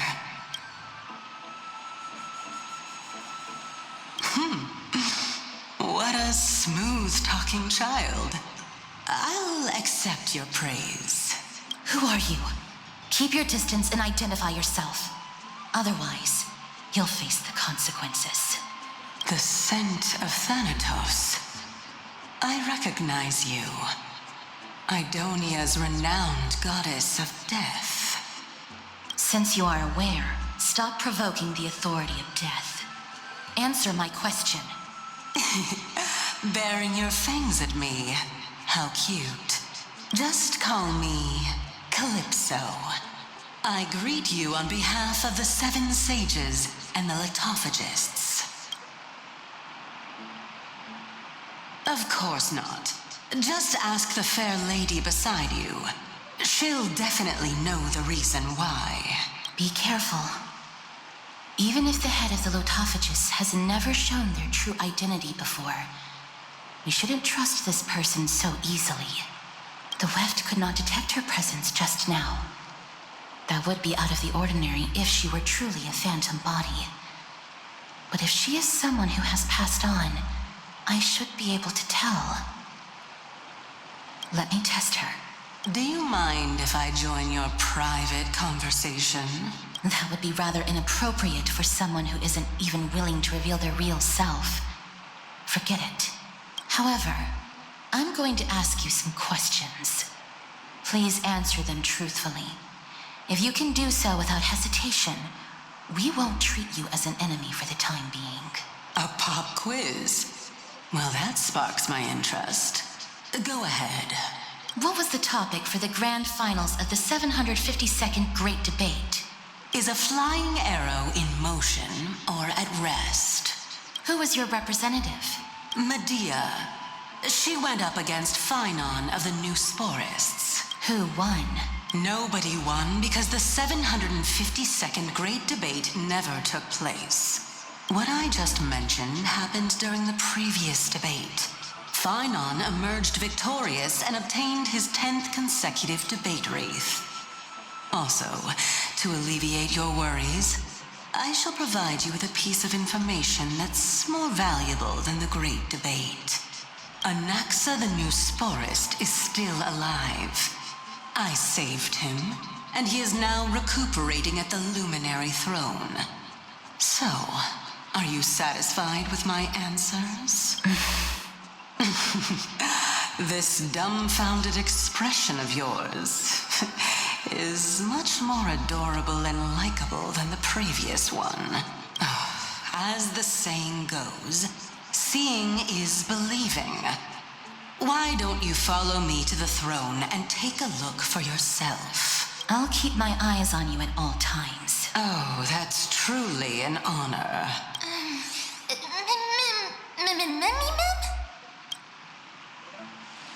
As long as we can get the water wheel turning, we'll be able to use it to ascend. So, the solution is to awaken this heart.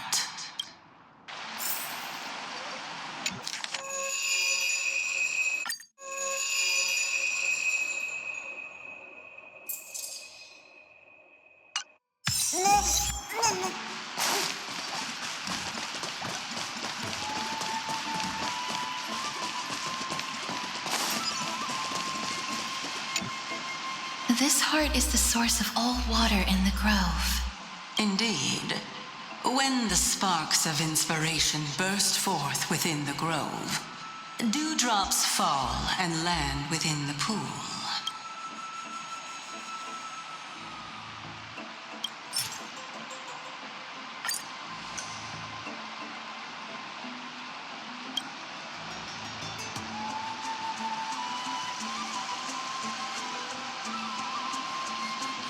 Seems like it won't be possible to fill it up with just the few of us. Just come with me. We must first retrieve a treasure if we want to awaken the heart.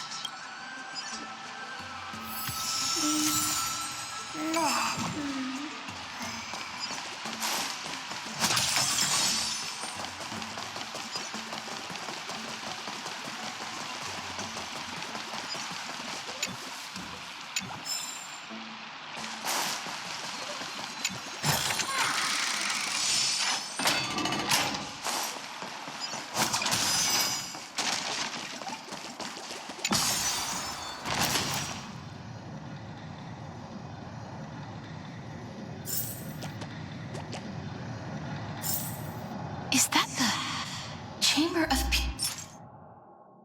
Purifying Tears? You have a good memory. Why exactly did you bring us here? My intention should be obvious. See that shallow pond over there? Water lilies grow there. Initially, Circes watered them with their tears, while Nestia nurtured them with affectionate love. They are a token of the eternal companionship between the two gods. All the two of you have to do is to cross the deep well and retrieve the golden bough of vows for me.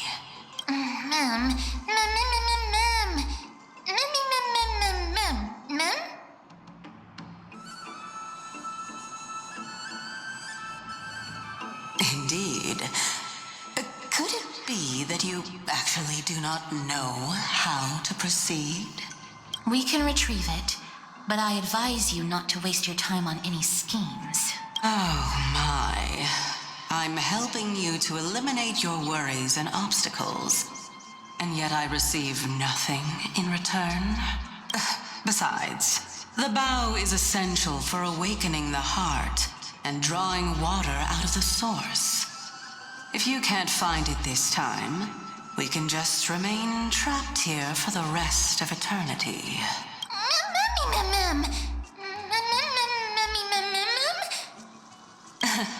You're overthinking things.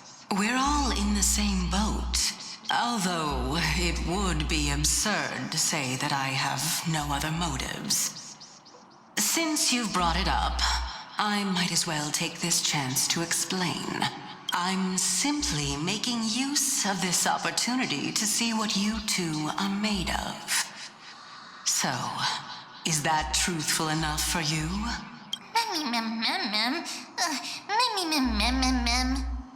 Now is not the time for me to elaborate further. So, please proceed.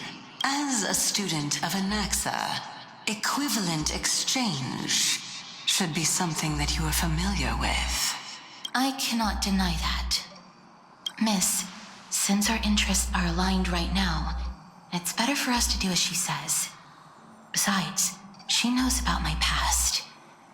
Even though I'm not able to elaborate much, I can tell you that she has reasons to fear me. If you unfortunately turn out to be her ultimate target, please don't worry. I will promptly intervene.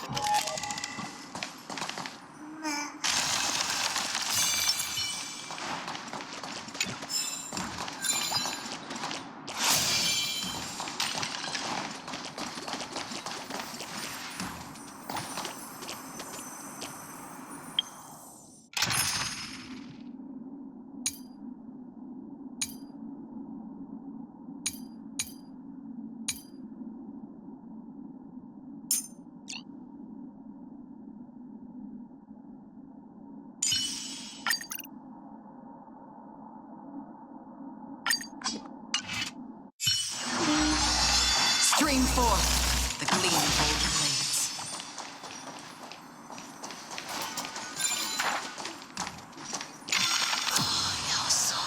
Huh? There are Ichor vessels stored here.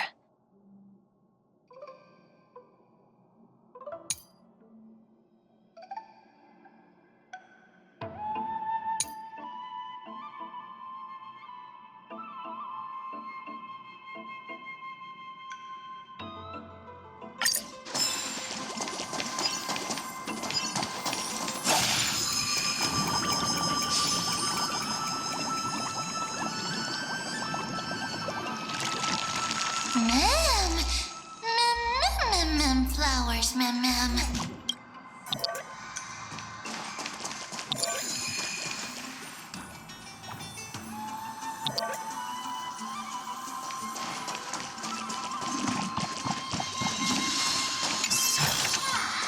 Seek, and you will find.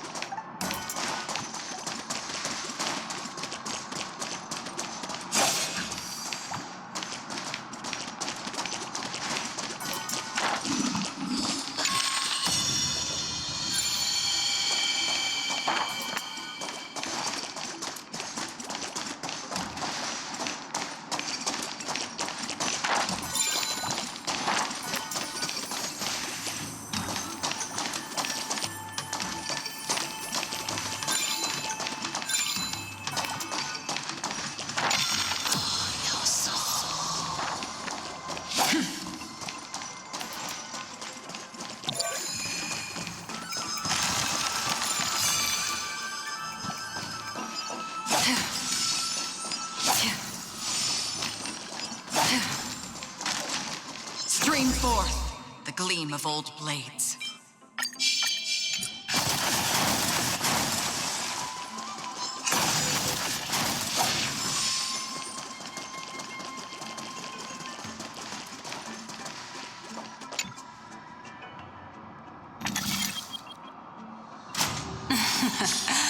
How smart.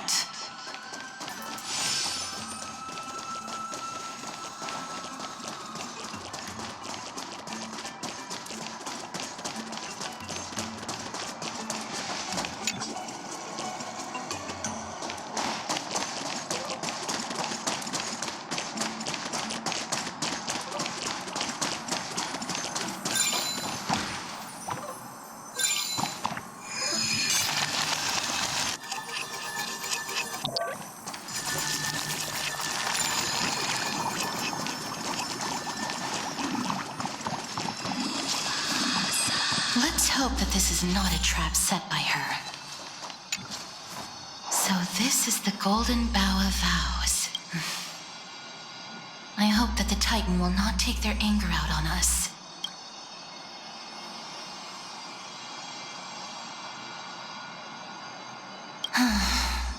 If only they could interfere in the affairs of the Titans. So lustrous and beautiful. It's even more magnificent than before. Mem Cal. Memmy mem mem. Memmy mem mem. Memmy mem memmy mem. Understood. My apologies, Pink Bunny. Memmy bunny mem. Memmy mem mem mem. Is this the legendary Golden Bough of Vows? We'll know once we test it. There's a secret passageway behind the pond. It's faster if we take that path.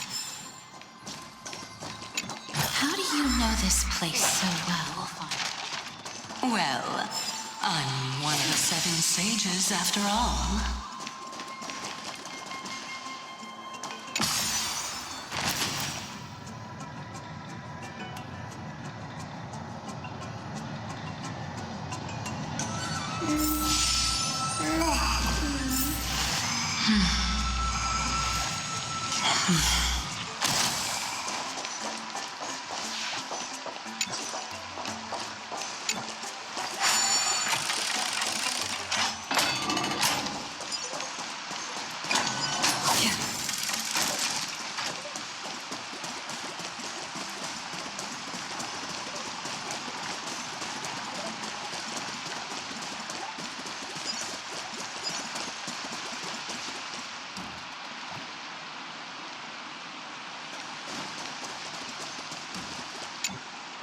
We're here. Could you kindly pluck a petal for me and place it into the pool? Now, can our little goddess perform that again? Huh? That being the oath of Nestia's priests. Right. Got it. O Nestia, with the weft as my vow, I beseech you, entwine my body with your golden thread and affection. Mem. Memmy lit up. It's just an ancient promise between the Titan and humans. So, what do you think? It really is the Golden Bough of Vows. And I did not set any traps for you, right? That is indeed true. You look like a sad, lost puppy. Even if this is indeed a scheme to get you to lower your guard, you don't have any other choice but to play along, do you? Therefore, why don't we just put everything aside and work together? We can always determine who's right and who's wrong once we overcome this. Yes, I agree. Great. Then let's ride the water wheel.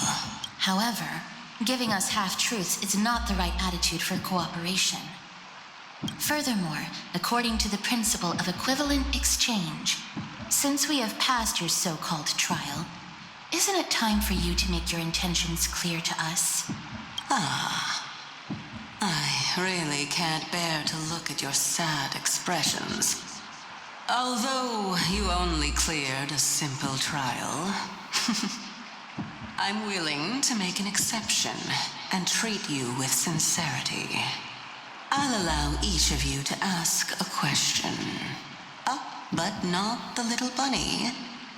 So, ask away.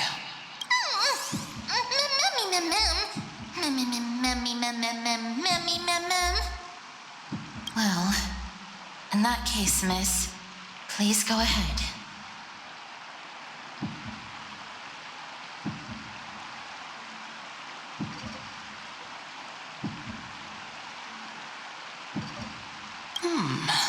A good question. I want to ascertain your ability to help me reclaim my true form. And reclaim the grove from the black tide. Well, it's your turn now, little goddess of death. My question is, was your previous answer the whole truth and nothing but the truth?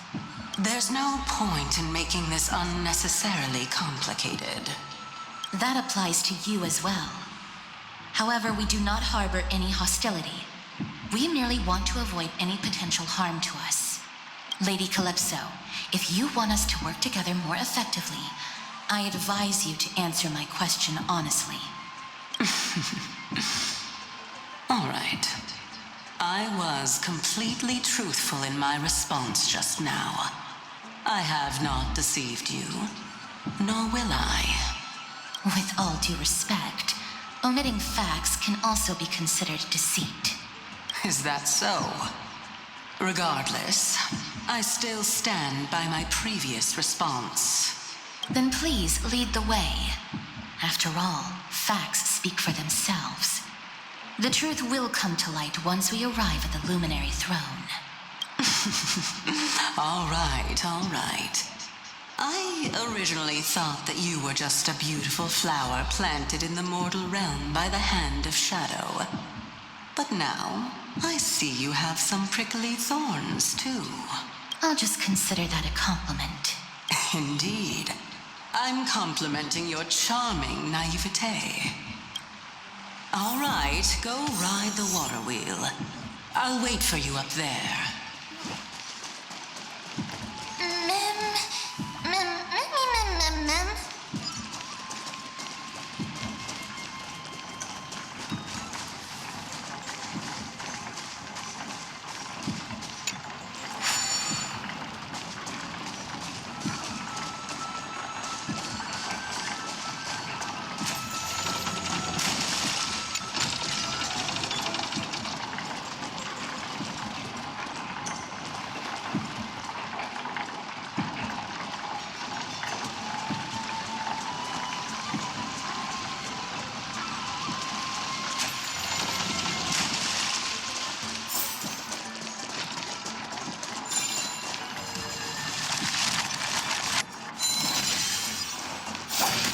Speaking of which, don't you also have a red-haired companion?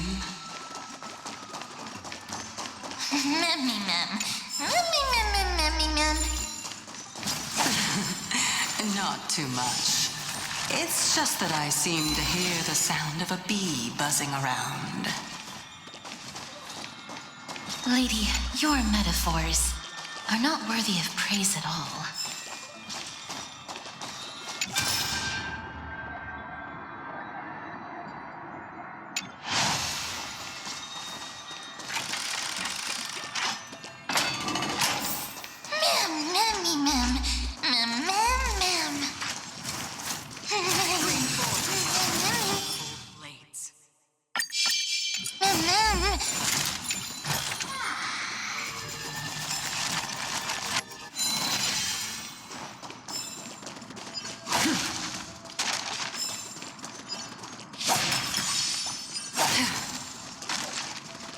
Screen 4.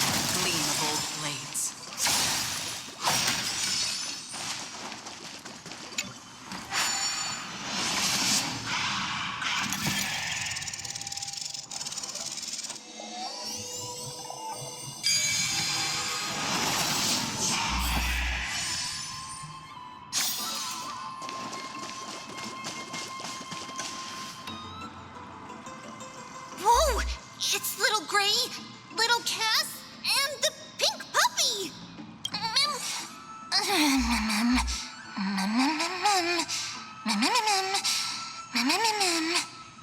Lady Trianne, are you all right? Were you hurt?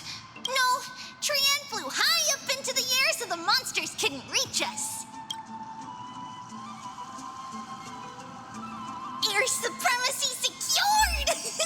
That sounds so cool! Oh, but what does it mean? Wait a minute, let's get back on track. The spindle that Aggie gave us is so powerful that Trianne seems to have found Nax. He's near the treetop. Even though our perception of him is very weak, it's not like the white dryads from before. But since Trianne was alone and afraid that it might be dangerous, we did not fly there to take a look. It seems like Lady Trianne did not forget our promise. Anaxa is indeed still alive, and he's at the Luminary Throne right now. It seems like Lady Calypso did not lie regarding this. Huh? Calypso? Who's that? Whoa! A spirit? Trianne wants to meet this spirit that even the gold thread can't sense.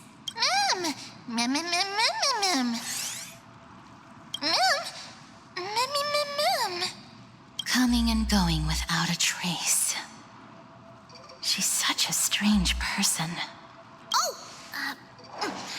Actually, Trianne also found this. Could this be related to the person you're talking about? This is a piece of burnt cloth. Yup. Trianne found it on a branch not long ago. Trianne even used the golden thread to search around and found that the entire grove is giving off a similar aura.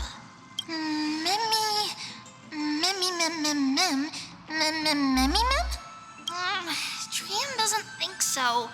Because when Trianne picked it up, we didn't see anything at all. And judging by the golden thread, the aura seems to be all around. Lady Trianne, where is the aura gathered at right now? It seems to be... Oh! A little higher and a little ahead of us. The Dome of Devotion. Calypso, just what are you hiding?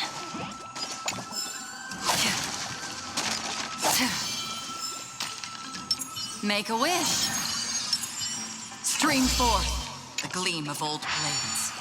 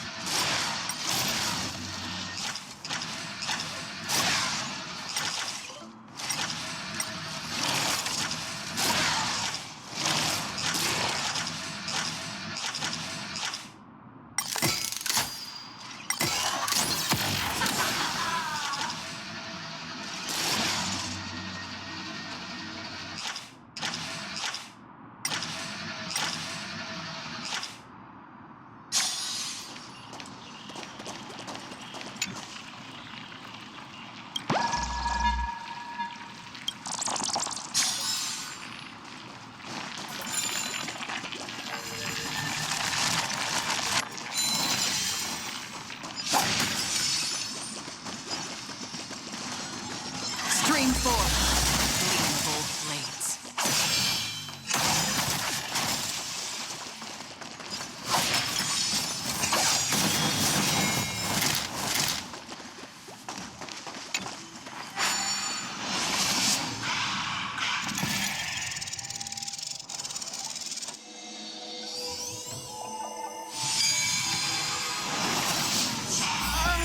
The golden thread is vibrating more and more violently. Everyone, let's be even more cautious.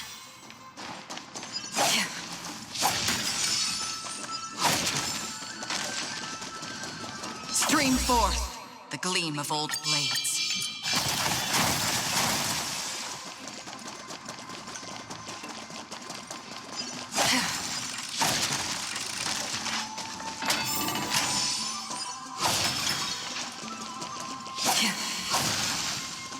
There's no one Hold on. The butterfly of divine mind is gone?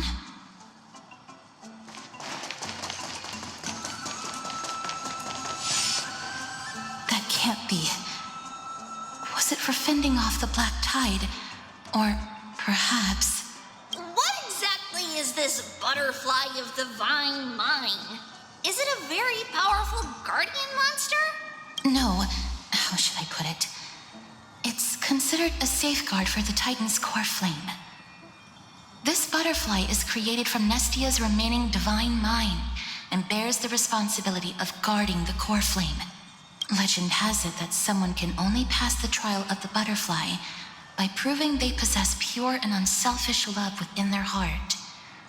Only then can they awaken the great tree to open up the path to meet Circes. But how are we going to prove it? Mem, mem, mem, mem, mem, mem, mem, mem, mem, mem. Sorry, but even I don't know how.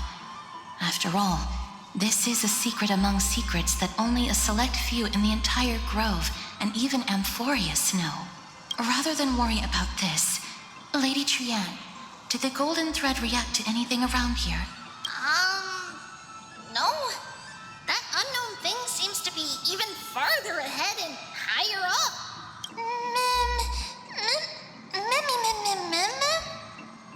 Perhaps we can try again. Let's see if the butterfly will still react to the golden bough of vows despite having dissipated. If it's indeed the token mentioned in the legends, there should be a reaction.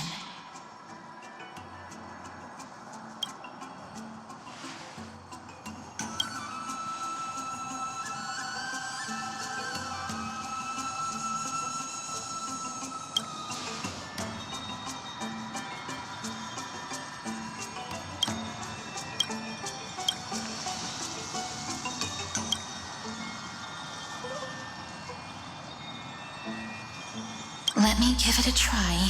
Oh, Nestia, with the weft as my vow, I beseech you, entwine my body with your golden thread and affection.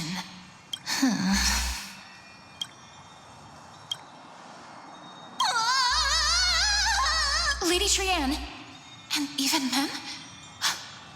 Where have they disappeared to? Little Gray, little Cass, look over here, quick!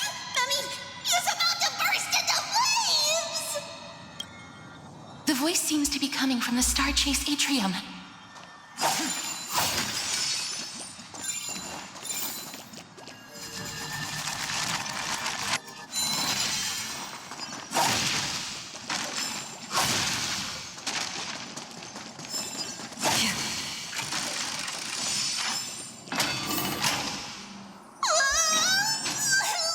Little Gray, little Cass, it's bad. It's very bad. I'm fine.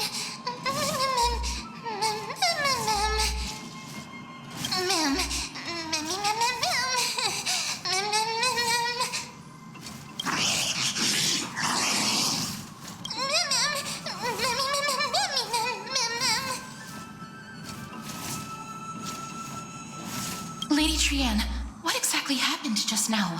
Trianne and Memmy were looking around to see if there were any mechanisms nearby. But just as they went to take a closer look at that big piece of amber, they were surrounded. I see. Let's get a move on. The orbs belonging to Ornyx's priests should be nearby. Hopefully they'll be of some use. Memmy Mem. Memmy Mem Mem. Memmy. Mem Mem Mem.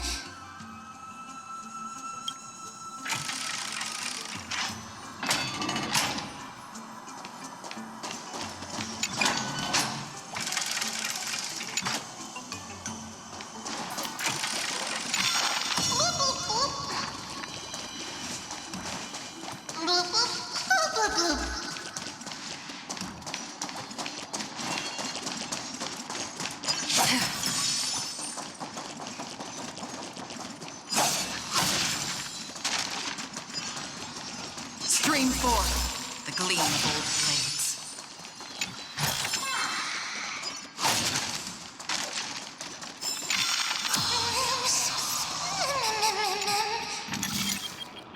It's gonna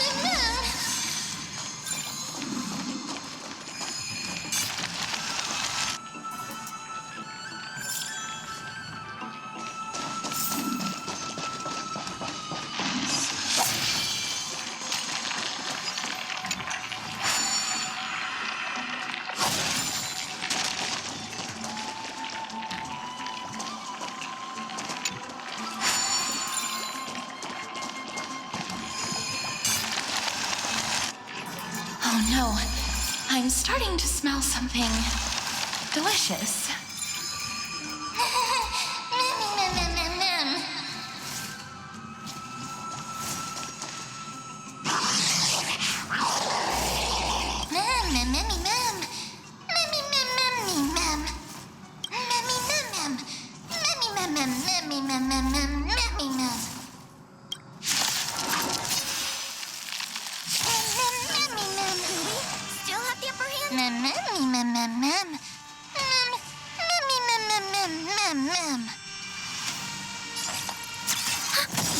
Enemy data secure. Net markers activated. Time for a good old counterattack. What do you want to know? I weep for the departed. It too shall fall.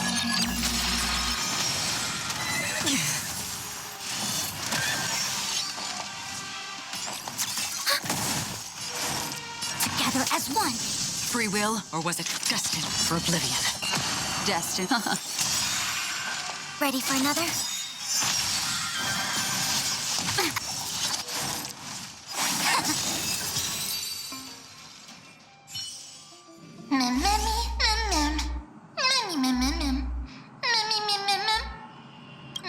Easy.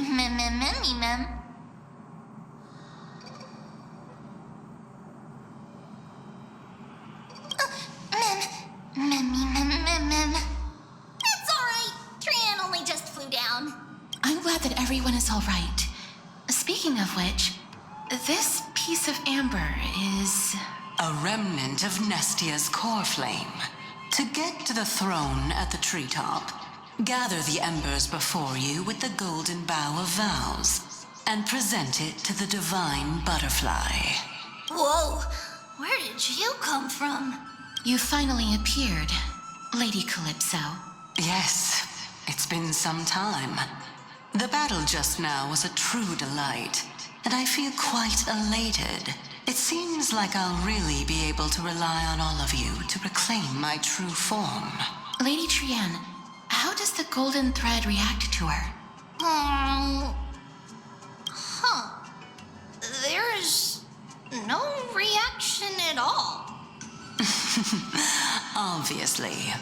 After all, the fragment that you picked up just now is completely unrelated to me. All right. Just do as I say. If you're able to pass the trial, I will tell you everything truthfully. Another trial.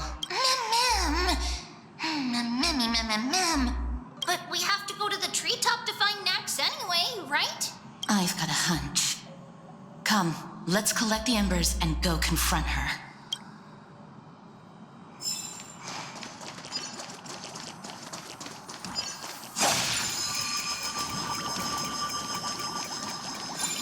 According to Calypso, we just have to gather the embers before us with the golden bough of vows.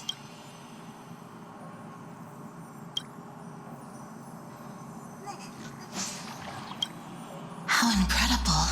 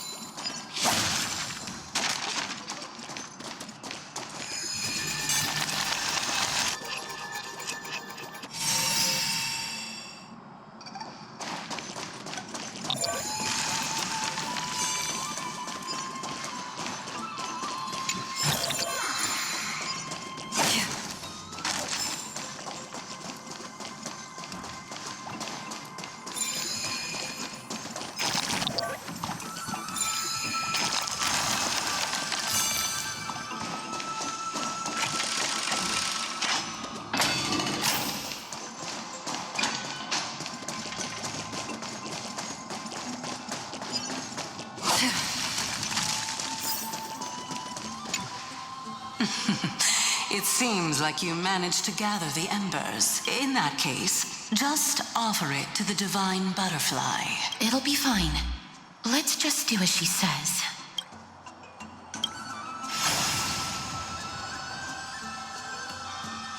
It's a success! The path has appeared.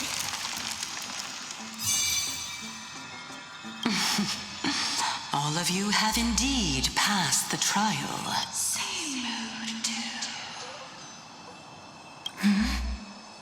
The sound of a butterfly's wings. Same mood, too. I'll be back shortly. Casate. Of course, our promise still stands. But now, it's time for me to sacrifice myself. Does your mood take her? If the West Wind ever ends, let that be the place where we reunite. Farewell, my love. Lady Calypso, this is... It's nothing much. Thank you so much for your help. Now, it's time for me to fulfill my part of the promise. Well, in that case, I can start. You're actually Cersei's, right?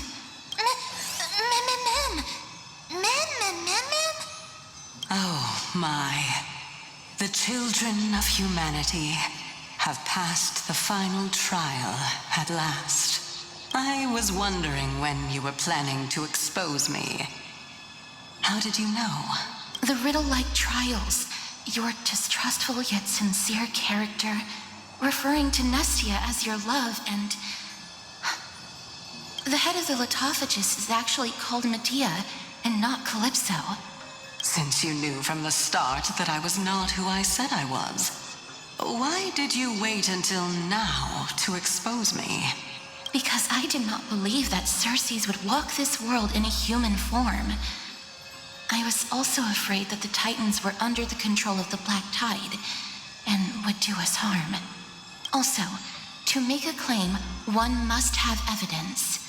This is the precious knowledge that I acquired during my time at the Grove. Excellent. To think we were able to gain a new chance at life in the midst of death.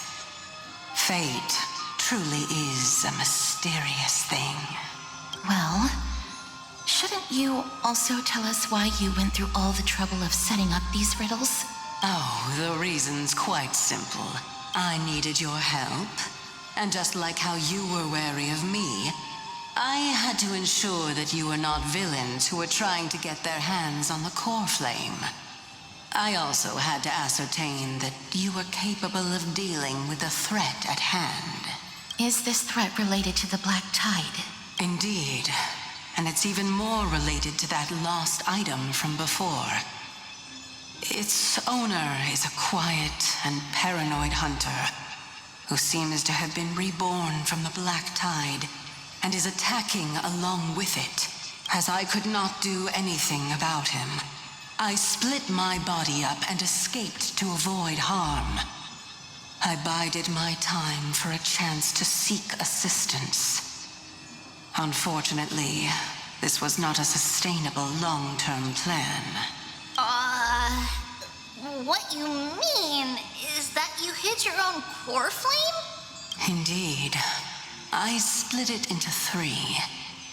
I hid one within the Golden Bough of Vows, and sealed another in the amber, along with Nestia's remaining embers.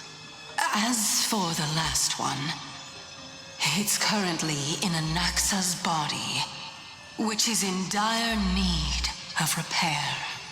What? Do you mean that you're using such a method? After all, the scholars of the Grove have always been willing to lay down their lives to defend my core flame.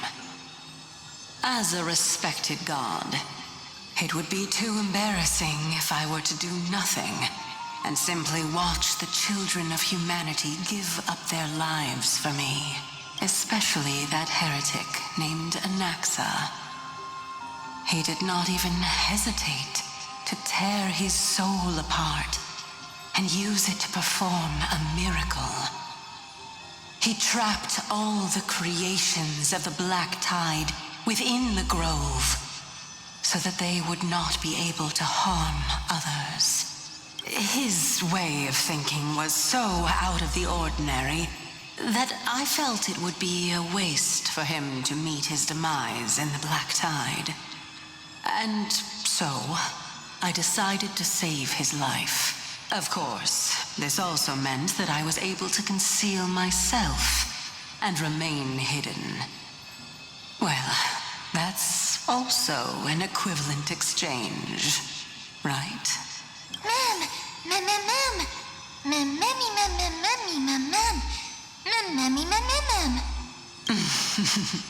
What a smart little bunny. This way, I'll be able to regain my true form, and you will be able to bring the core flame and your teacher back to Akama. We'll also take down the black-robed swordmaster at the throne, together in one go. But, Cersei's, aren't you the reason, Titan? Even if I do not have the authority of strife, I'm still a god. I just need you to buy me some time against the warrior's blade. Once the core flame is reformed, I'll be able to show my hand.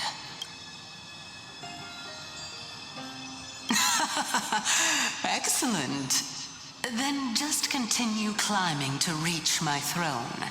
Turn the golden bough of vows into firewood to reignite the core flame of reason.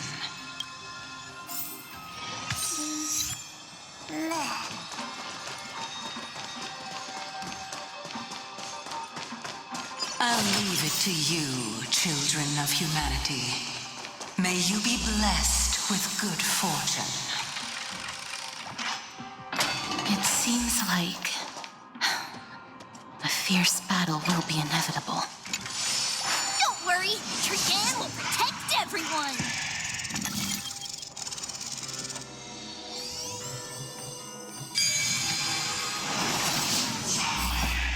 Ahead lies the Luminary Throne, and also the battlefield that we're about to step onto.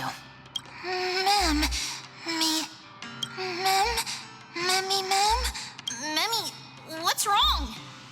Memmy.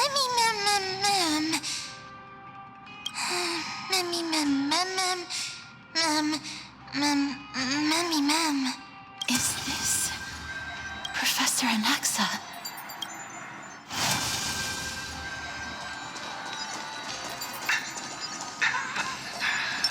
My eyes can no longer see. No matter.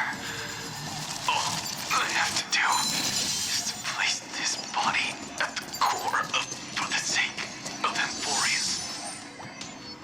Die with me, Titan.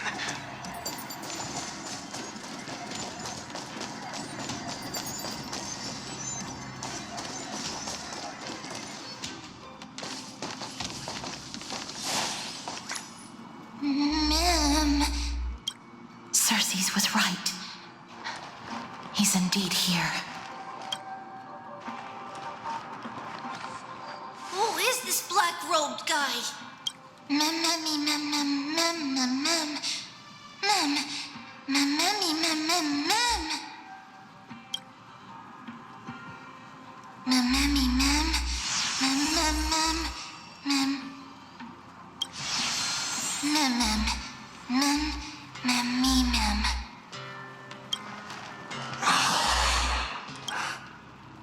Everyone, brace yourself.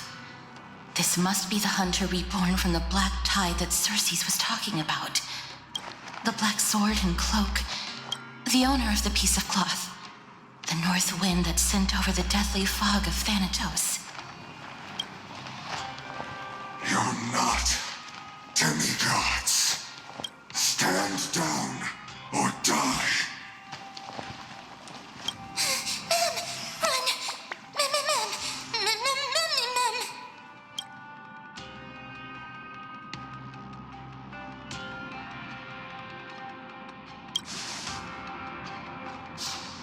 He has already discovered us. Let's do our best to buy time for Cersei's. Trian will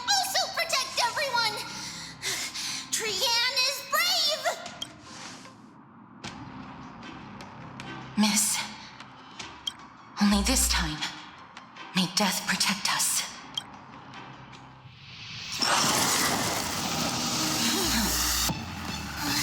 Be careful. One slash. Two slashes.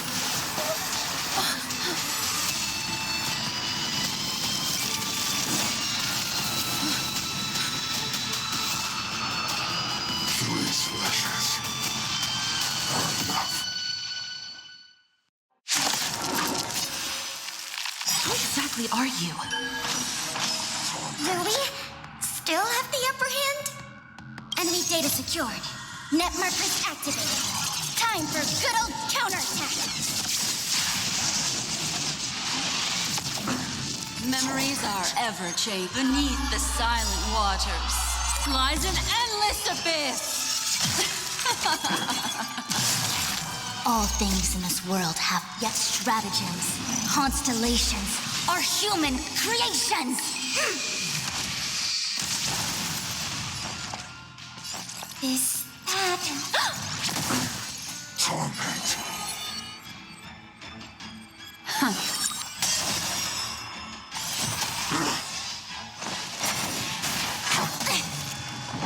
Bless.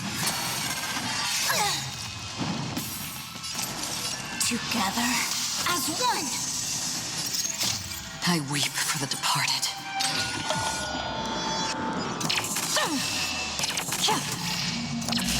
Dusk's reign, it too shall fall. On the still waters of oblivion, I guide the wandering souls. Enemy data secured. Net markers activated. Time for good old counterattack. Enemy targets detected.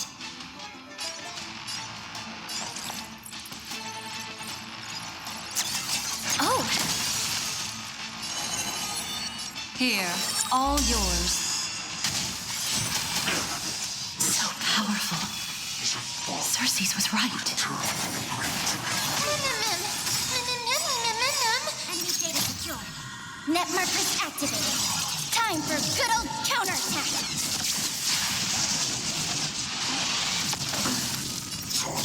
I weep for the departed.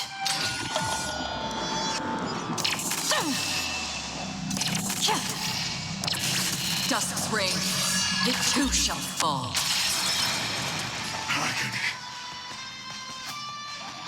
Ready for another? With all my power, scry the future. Existence as fleeting as the dawn's dew, destined for oblivion.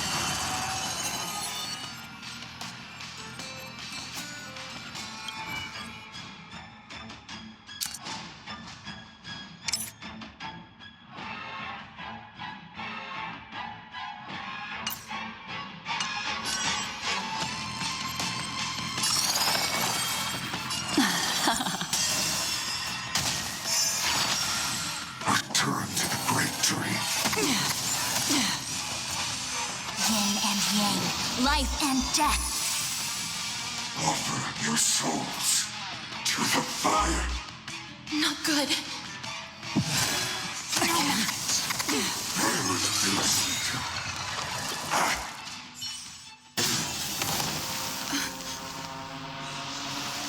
In that case.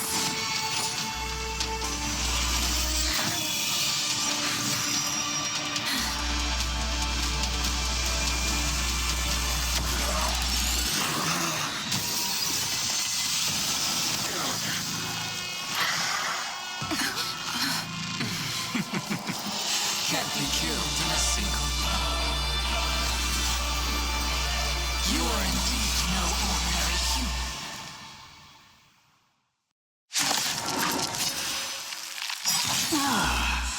How annoying. Children, since the ambush failed, it'll be difficult to find another opportunity. What a pity. Enemy data secured. Net Professor Maxa? Time for good old counterattack. It's Cersei's. All things in this world have yet stratagems. Constellations are human creations. This happened. What would you like? Huh.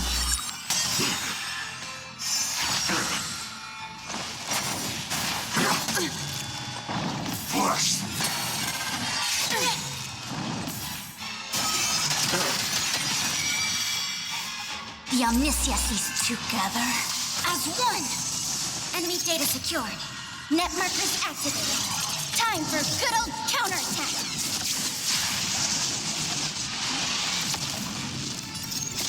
I weep for the departed.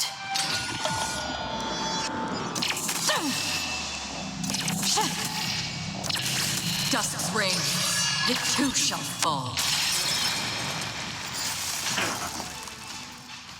Memories are ever changed. Beneath the silent waters lies an endless abyss.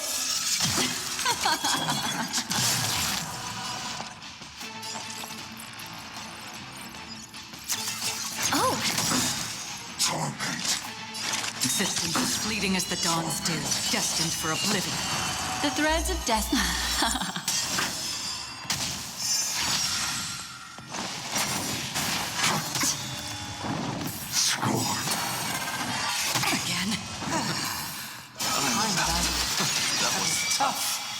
I'm truly exhausted. Net markers activated. Time for good old counterattack.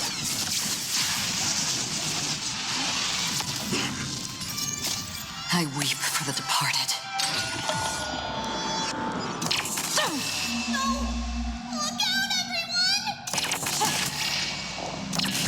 Dusk's reign, it too shall fall. Agony.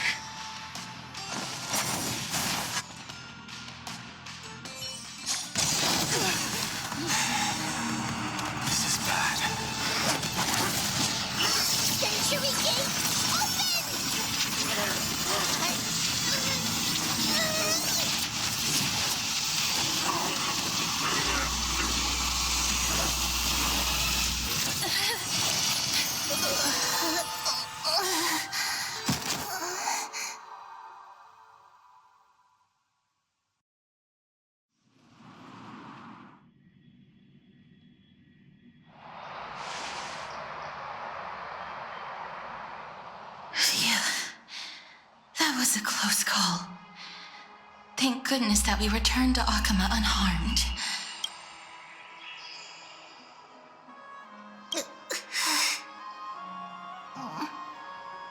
Little Cass, my head, it still hurts. Sorry. I know you told me not to open the gate. Please don't blame yourself, Lady Trianne. If it weren't for you, we would have already met our end at the Grove. I feel awful. I need to go back to get some rest.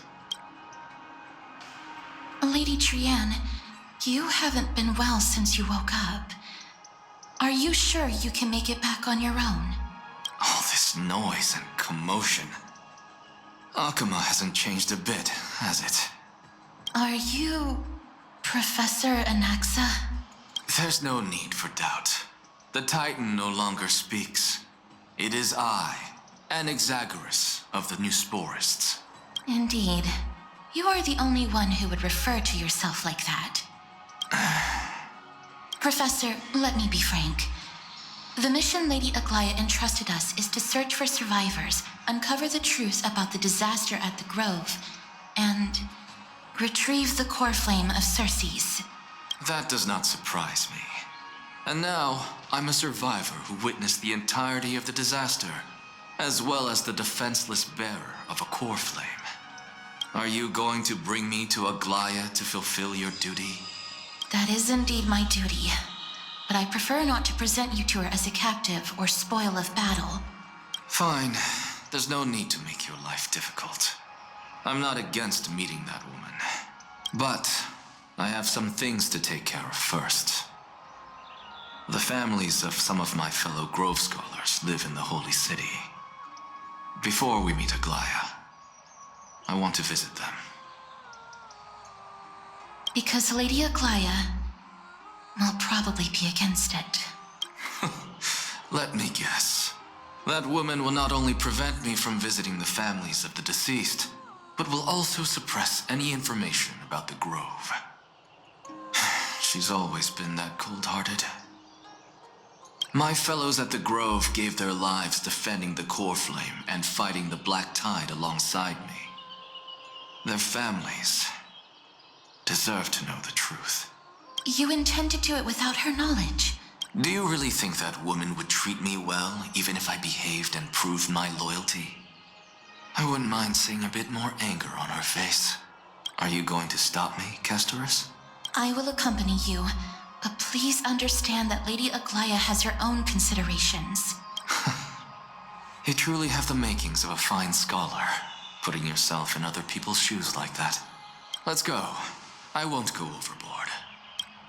So, after all these years, you and Lady Aglaya are still... Neither of us is narrow-minded. You should know the root cause of our conflict.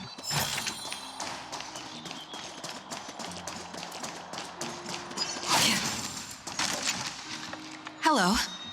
And you are? Hello. If I'm not mistaken, you are Kallinicus's wife, right? Yes. Oh, are you a messenger? No wonder I haven't heard any news for so long. There's been a change in personnel, hasn't there? Ma'am, Kallinicus passed away a few days ago, defending the Grove against the Black Tide. So, did he manage to defend the Grove? Huh? Yes. He managed to protect Cersei's core flame at the cost of his life. I see.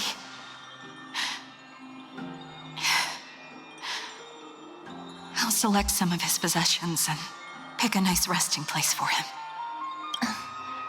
Please let us know if you need any help, ma'am. I come from Kremnos. Death and sacrifice are things I've learned to face with composure. You know, Kallinicus, even though he was a scholar, he'd always ask me to teach him how to fight whenever he came back. Isn't it funny that a Chrysos heir like him wants to learn from an ordinary person like me? I've been prepared for this for a long time. In times like these, any ordinary goodbye might just turn out to be a final farewell. I'm really sorry.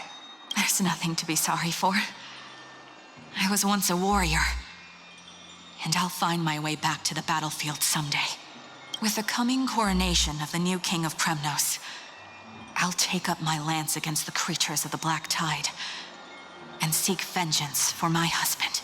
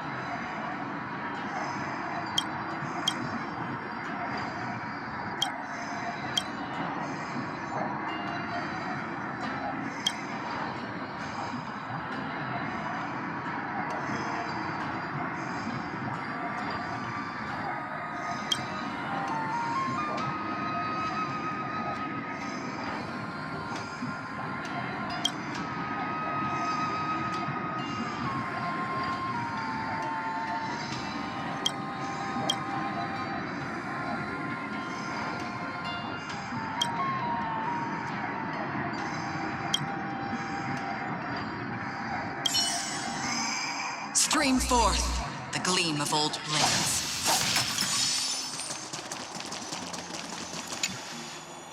What's wrong? I'm busy. There's a lot going on in the city, and I've got my hands full. Mister, we're sorry to bother you, but... No, wait, Lady Castorus, did Lady Aglaia send you because of some mistake I made at work? Keep your cool, Titus. I'm Anaxagoras from the Grove of Epiphany, and a colleague of your father, Old Titus. A few days ago, your father passed away. Wait, what? My old man died? That's no shocker. At his age, he was due for the River of Souls any time. Just up and left me behind. That old man. I've been telling him for ages to stay in the Holy City and enjoy his retirement. But no, he just had to go off to that grove and mess around with those scholars. Still wouldn't budge after all those arguments. That stubborn old thing. I already got him a retirement home and was waiting for him to come around. All my effort is wasted now, and he didn't even give me a chance to say goodbye. That bull-headed old man, stubborn as a mule. What are you talking about?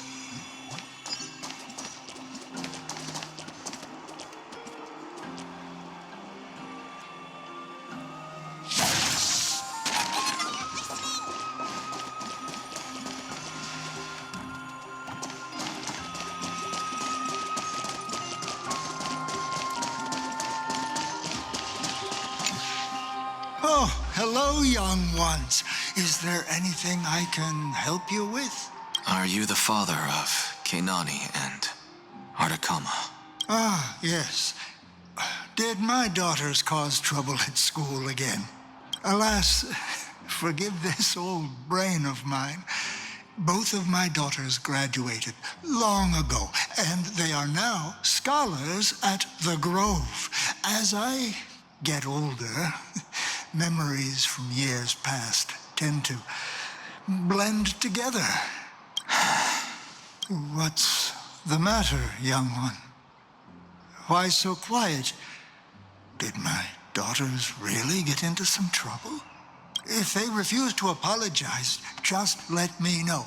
Their old dad can still talk some sense into them. What should we do? I really can't tell him.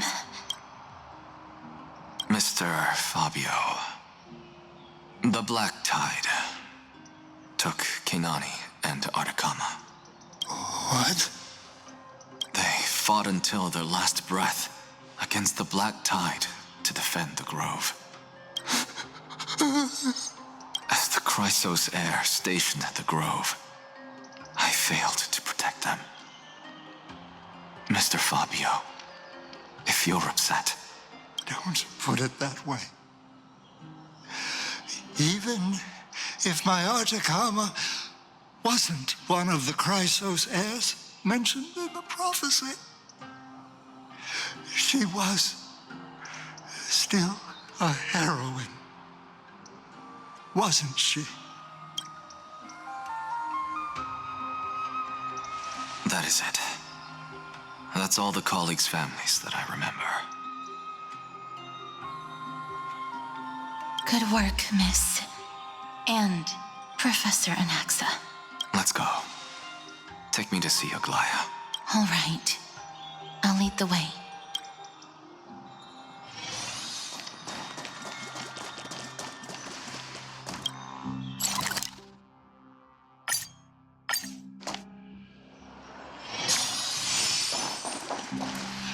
Miss Castorus, my lady, you're back. Hello. We have an important matter to discuss with Lady Aglaia. May we trouble you to inform her of our presence? My apologies, Miss Castorus. Lady Aglaia has just informed me that she has no time to receive anyone at the moment. That's just great. She refuses to even see me. Answer me this, friend. Did Aglaia order you to take me directly to prison? Who are you? Please don't jest. It's possible that she really is busy. Let's wait here a moment, and I'll try to contact her using the slate.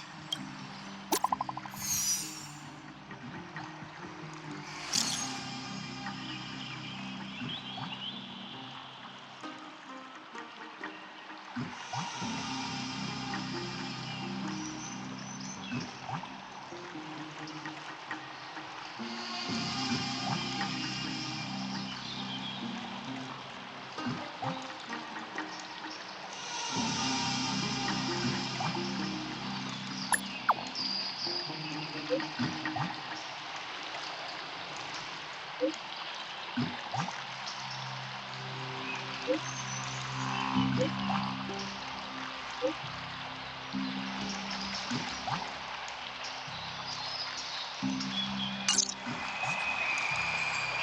fortunate we don't have to confront that woman while I'm hauling around this sick body. Castorus, and this friend I haven't gotten the chance to know, I'll take my leave for today. That Titan made a myriad of adjustments on their own. My head still aches from that. I don't want to stay a second longer in this noisy city if I can. Please be careful. Akuma isn't the grove. This place is covered by her golden threads. I know. That woman is extremely confident I won't escape her grasp. Don't worry. As I said before, I'll mind my behavior. Miss, so many unexpected things happened on our journey to the grove. We truly had no intention of putting you in danger, let alone face the Black Tide head on.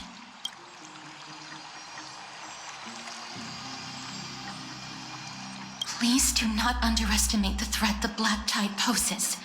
The Black Tide is not just an enemy of Akuma, but all of Amphoreus.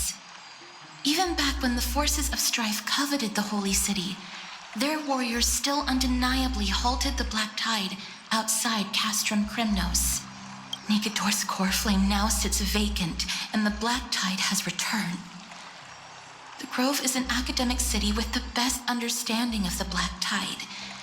It shouldn't have fallen so easily, and yet it was taken overnight, leaving the city in blood and tears, haunted by the spirits of departed heroes. The trial of strife is imminent. I pray Mighty will be able to steel his resolve soon.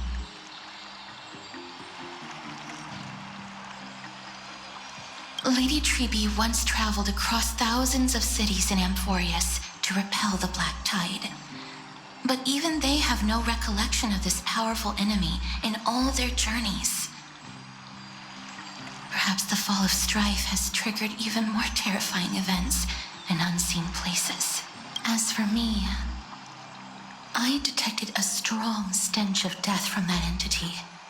But it wasn't because it had a connection with Thanatos. I'm afraid it's purely because it has sent countless others to their deaths. Speaking of Thanatos, Miss, there is something else I wish to verify with you. You must have an idea of the curse I bear by now. I was born as the shadow of death, a poison shunned by all living beings. Yet when you caught me in the grove, I'm curious why you weren't affected by my power, Miss.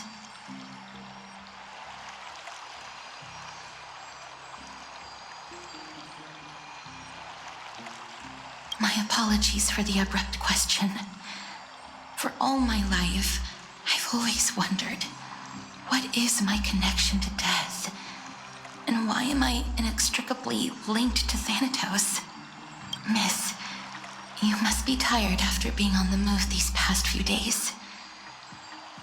Please set aside the tragedy at the Grove for now, and rest for the day.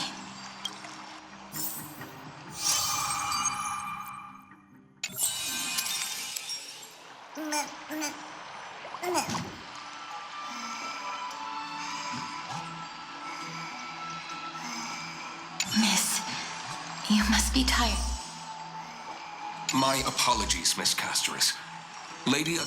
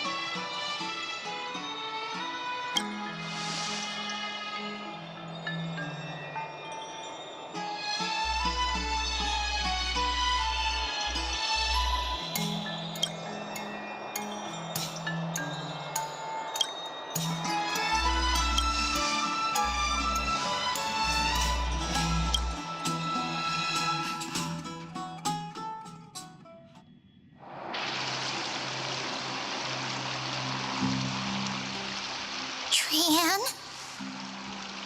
What's wrong? Is there trouble at the Grove? Yes, I sensed something. It was fleeting, but very strong. It feels like they're in some big trouble. Trian used the Century Gate again. Can you see what's actually happening? No, it's fuzzy like always. But the enemy's aura has disappeared. Maybe they've moved to a safe place? Let's hope that it's just a false alarm. We should place our trust in her and Castorus, teacher. They will keep Trian safe. Aggie, you're talking like we are little kids. One day, Trian will reach her limit, and Traby will take on the role of gatekeeper from her. We are all aware of that. I am just a little concerned about her state of mind. Trian was already unable to speak, even in short sentences when they left. We want to say a proper goodbye at the very least. I will pray with you. Thanks. And Aggie, it looks like we will need you to come with us to the baths this time to unwind. It feels like neither of us have laughed for a long while. It's time to head out with the West Wind! All right.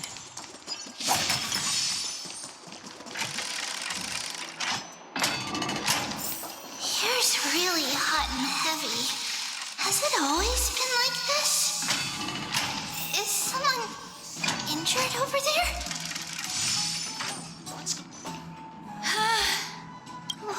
What happened here? Watch out! Watch out! For the Cremnoan! Cremnoan? This is their doing? Aggie, now's not the time to dwell on that. Let's help the injured people first. Excuse me! Coming through! Oh, you two are here as well. That's a relief. Even the Twilight Courtyard is involved? What in the world happened here? I actually just came to relax. But as soon as I got here, I saw all these people lying on the ground. I've examined them, and they don't seem to be seriously ill. It feels like they've just spent too much time in the hot water. Multiple individuals fainting simultaneously from the hot pool steam? Where is the manager of the baths? He disappeared, and no one knows where he's gone to. Some people have been saying that the Cremnoans are behind this. Lady Aglaya, what do you think about this? Let these people rest. The two of you, please come with me. Have you thought of something, Aggie? Yes. While their intentions elude me, it's time to bring this farce to a close. This is really bad. I heard it's the Cremnoan. This is all you can do, huh? Pitiable deliverer. Snowy! Even Snowy! The culprit is Mightymost. Dee, what did you do to everybody? It's just another duel where I claimed victory. Duel? As I expected. On the surface, these two are the mightiest warriors in the Holy City, but they're still impulsive youths at heart. Speak up, Mighty. Tell us exactly what kind of foolishness you and Finan indulged in this time.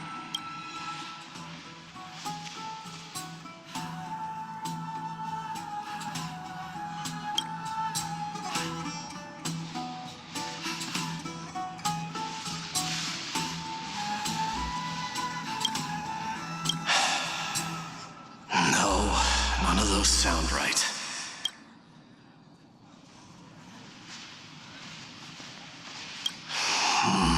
Forget it. Am I seeing things? Is the magnificent deliverer finally deigning to step outside? What kind of response is that? Nothing. I was just imitating your usual response. I don't feel anything special from you. Have you passed the demigod trial? The ritual hasn't reopened yet, In case you forgot, it hasn't been that long since I pulled you out of the trial. I didn't forget. Then, you're welcome. In twilight's last gleam, Makima stands bold. Her walls sturdy, tales untold. Dreaming of her fruitful gardens, pilgrims arrive from distant lands. Figs and olives, so grand. Yet little do they know that they will step into flames, fuel to the fire, a burning brand.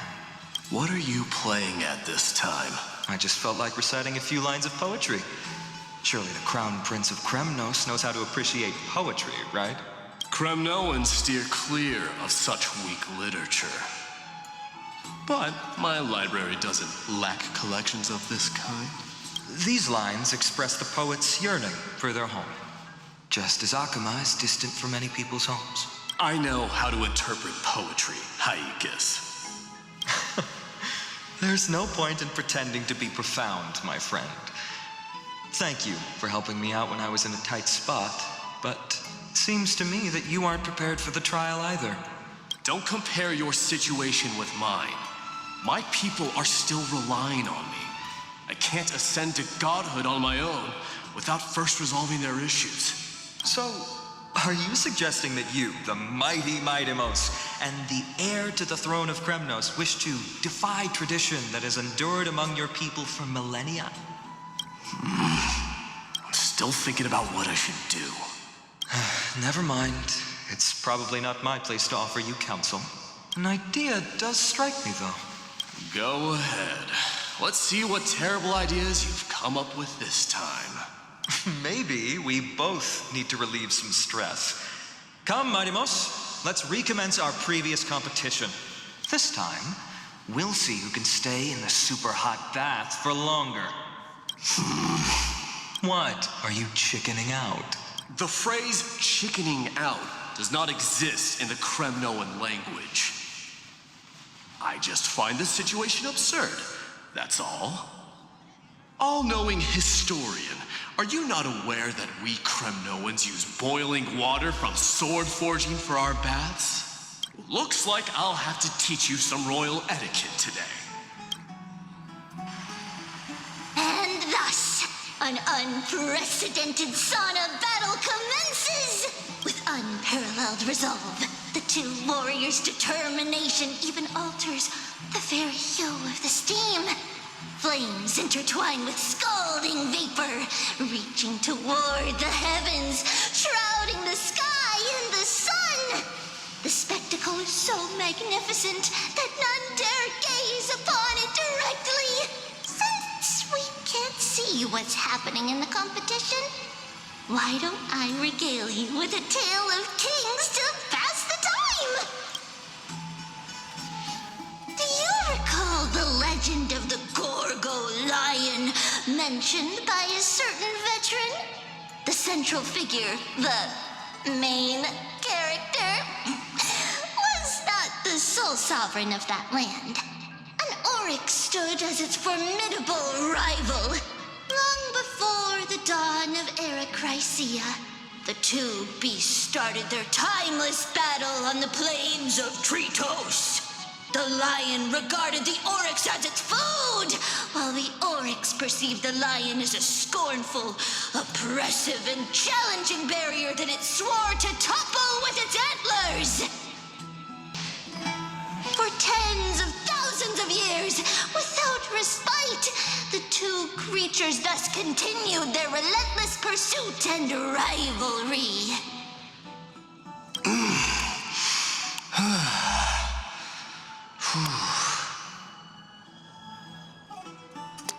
It fixated on its rival's fleeing form in the chase.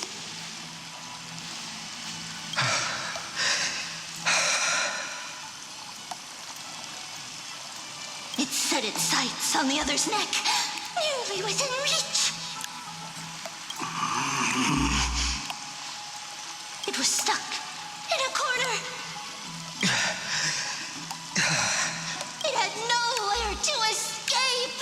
On the land of Amphoreus, some lives meet their end at dusk, some at dawn, and yet others fated to perish under the blistering sun at noon. And at last, the most scorching moment of the day descended upon them.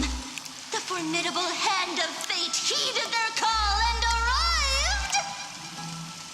My lords, would you like me to reduce the temperature a little? What? You're chickening out already? Get lost. Are you asking me to get lost, or... Do whatever you want. Oh, please forgive my presumptuousness, my lords. What a spectacle of folly. This is what you get for daring to challenge a Kremnoan without understanding your own place. What I'm saying is, your little game dragged down quite a few innocent souls alongside you. We will personally escort back home the customers left awestruck by our formidable presence. This isn't fair. You're wearing way less than I am. Is this the latest trend now? Getting into the baths while dressed in full armor? Don't look at me like that. It was he who challenged me. There is no word for flee in the Kremnoan language. Very well. Let us bring this farce to a close, shall we? Warriors, it is time to get moving.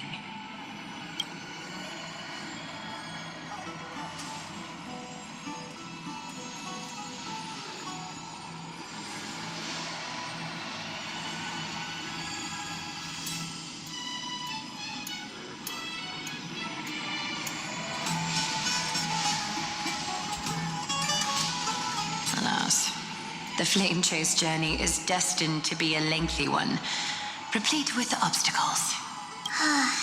But thanks to those two, all the gloom has vanished into thin air. Oh, we just had quite the commotion. It's not every day we find the Marmoreal Palace this serene. Shall we continue with our previous plans? Hyacinth, would you care to join us? Such an empty bath is indeed a rare sight.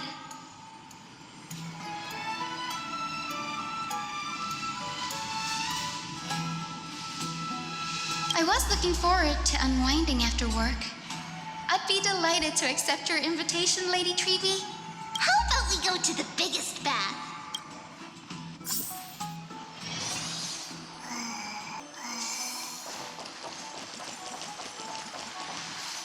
Let me check. The water temperature feels just perfect. So, how is the feeling of having the entire bath to yourselves?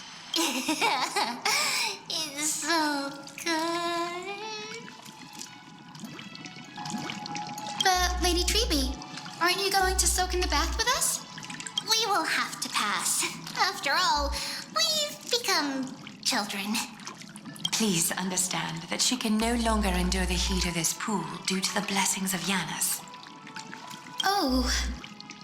Are you curious about us, Hyacinth? I am, but something tells me that it might be better to change the topic.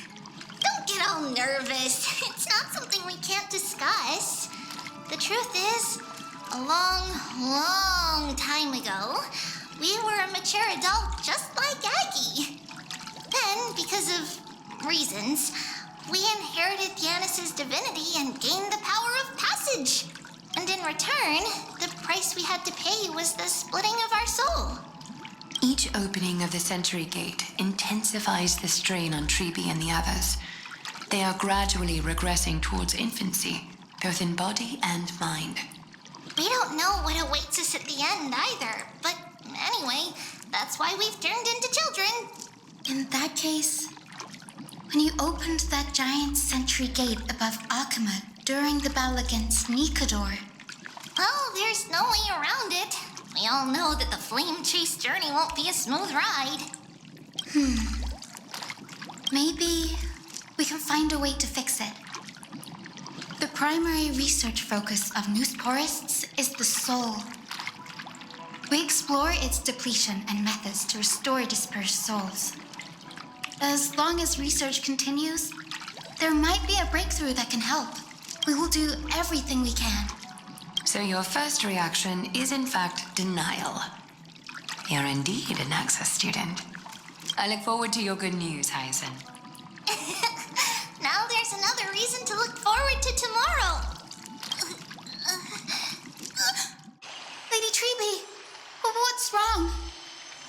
Something's off. It's that strong feeling again. Is it Trian? Wait, no. It's not Trian this time. It's Trinan. Trinan is a danger.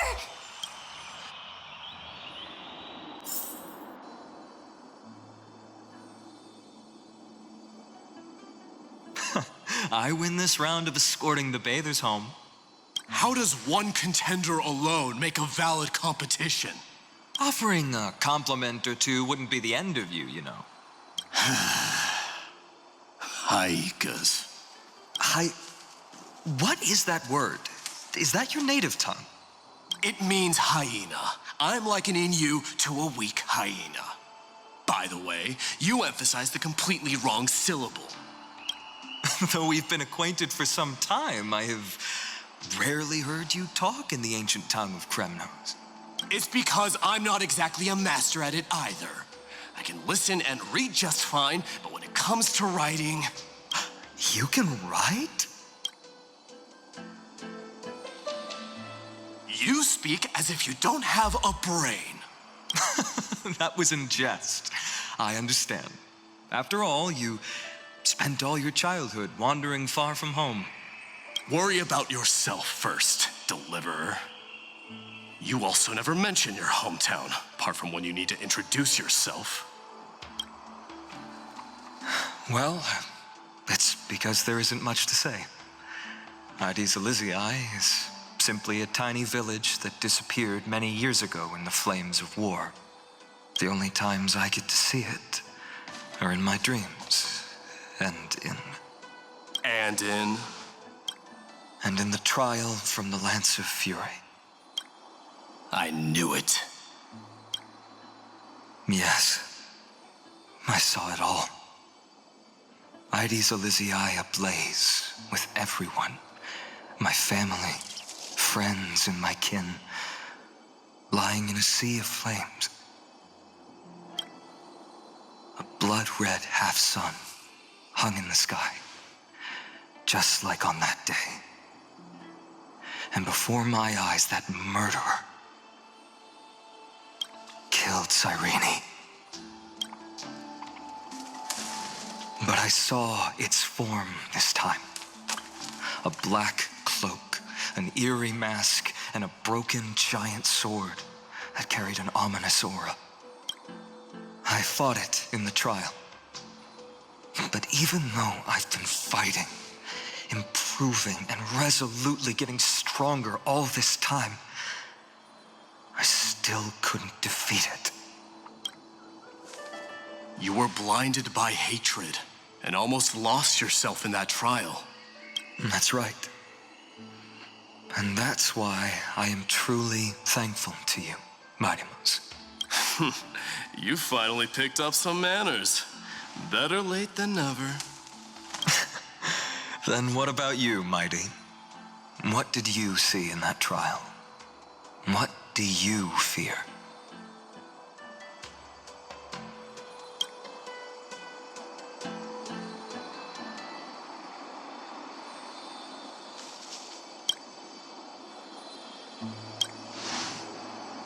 There is no word for fear in the Kremnoan language.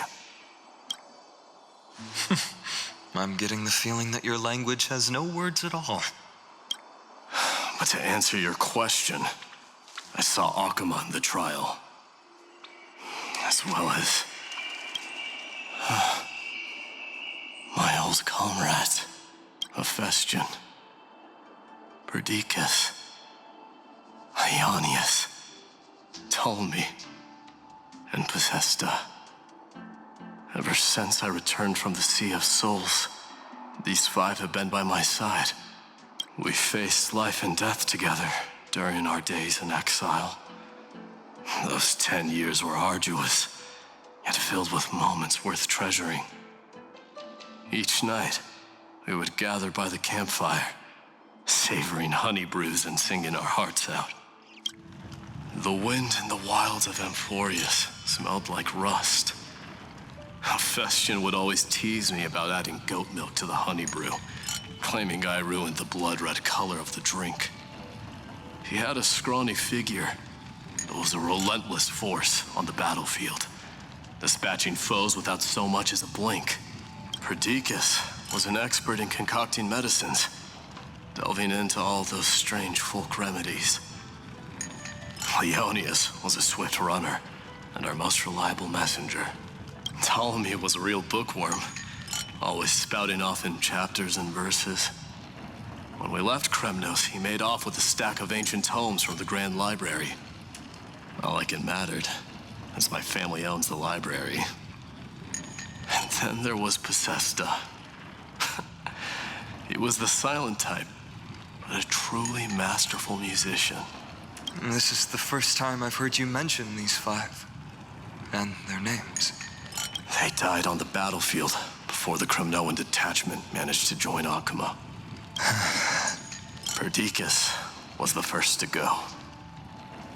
He was shot in the stomach by a poisonous arrow from the people of Ladon in the 2nd month of cultivation. In the end, his remedies mended all but himself. My Demos, do not mourn. I have achieved honor by bestowing a noble death upon the enemy. Leonius died in the 5th winter. Idonia's snowstorm lasted 3 full months. On the night of the fiercest storm, our foes launched their assault. Idonia. Is that the city Castorus used to live in? Yes. Those zealots were as fearless as Kremnoans in the face of death, but they lacked respect for honor. They cornered us in the bottomless swamp. Leonius covered for our retreat. They cut his legs off. He vanished into the mire of a foreign land, his body never to be recovered. This is perfect. Mighty Most, I can finally deliver the news of you ascending the throne to the Netherrealm. 20 dusks later, we finally breached the walls of Idonia and entertained the usurper's plea for peace. However, the rebels refused to surrender and set up an ambush within the city. Ptolemy and his cavalry met their end before they could even relish our triumph. Those obelisks that collapsed after being set on fire became their final resting place. My Demos, please tell my family. It was not cunning schemes that vanquished Ptolemy, but the immense weight of Amphoreus' entire history. Then, it was Possesta. He lured the enemies into the city of Aenionis with his melodies, buying us invaluable time. Our enemies, consumed by indignation when they discovered the trick, set the entire city and my soldiers on fire. His final words were recorded on a small clay tablet, fractured by the flames. My Demos, don the crown. And at last, my most trusted friend, Hephaestion. He was supposed to stand by my side through it all. But a sudden relapse of his illness hit him on the eve of my duel against my father. He hid his condition from me. By the time I returned victorious, he had but a breath left in him. A Kremnoan dying on a sickbed. I would be a laughingstock to everyone. Hephaestion, my dear friend, spare your strength. I'll go get a physician. No need. Even if Perdiccas were here, He couldn't stop destiny from taking me away. No! That can take you away.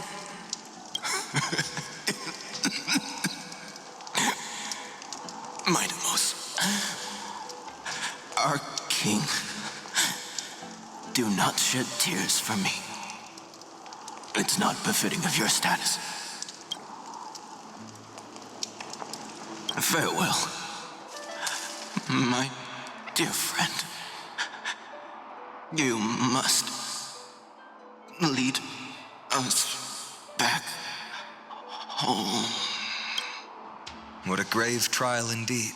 Now I understand why you see immortality as a defect, or even a curse.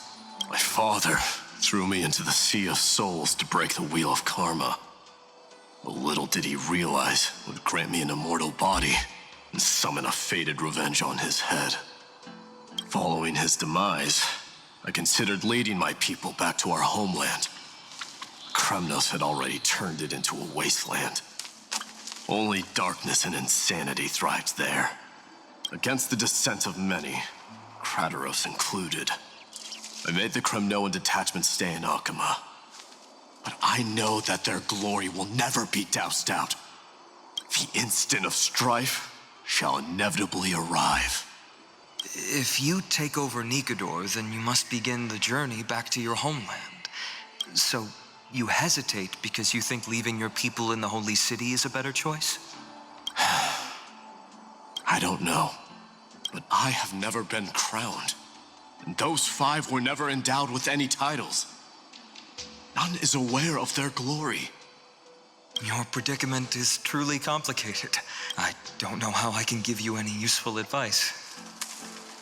Maybe you could seek counsel from more peoples, such as the Grand Craftsman. Cartonis' peoples seem to have been through comparable dilemmas. And that teacher of yours, Kratos? Dee, we've got a big problem! Big problem! Lady Tribby, what's making you so flustered? Hurry up and go save Trinan! She got abducted by Kratos!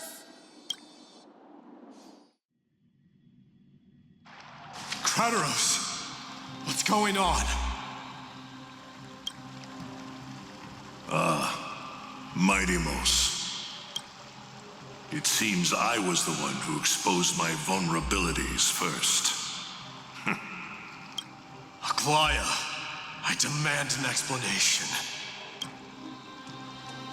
This man abducted Trinan by force and forced her to bring him to the vortex of Genesis. He then brazenly stepped into the trial of the Lance of Fury and naturally failed. Is she telling the truth? Why did you do that? Because I don't want to wait anymore. Your hesitation made me desperate. If you want to run away from your destiny to become king, then keep running.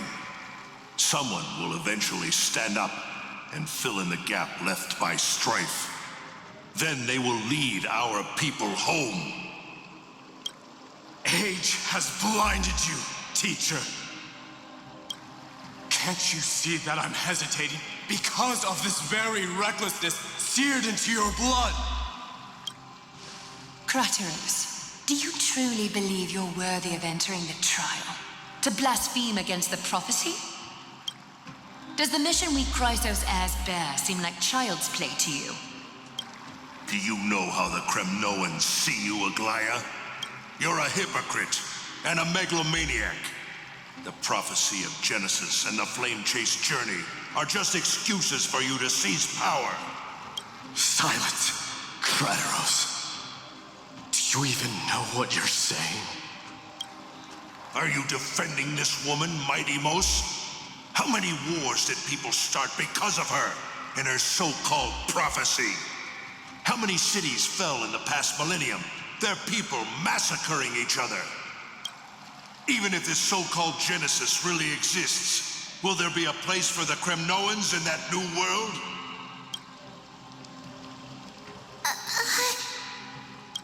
Are you done talking? By agreement between the Chrysos heirs and the Council of Elders, those who trespass upon the vortex of Genesis need not be tried by the Council. I am allowed to pass judgment alone. Crateros, your actions are unforgivable. I hereby sentence you. Aggie, wait! We have a proposal! Someone has to resolve this conflict between the cities. Lord Crateros did not use violence to harm us. We can sense that his anxiety stems from his concern for his people's future. Please, Aglaya, hear us out first. I'm listening. I'm sorry, Lord Crateros.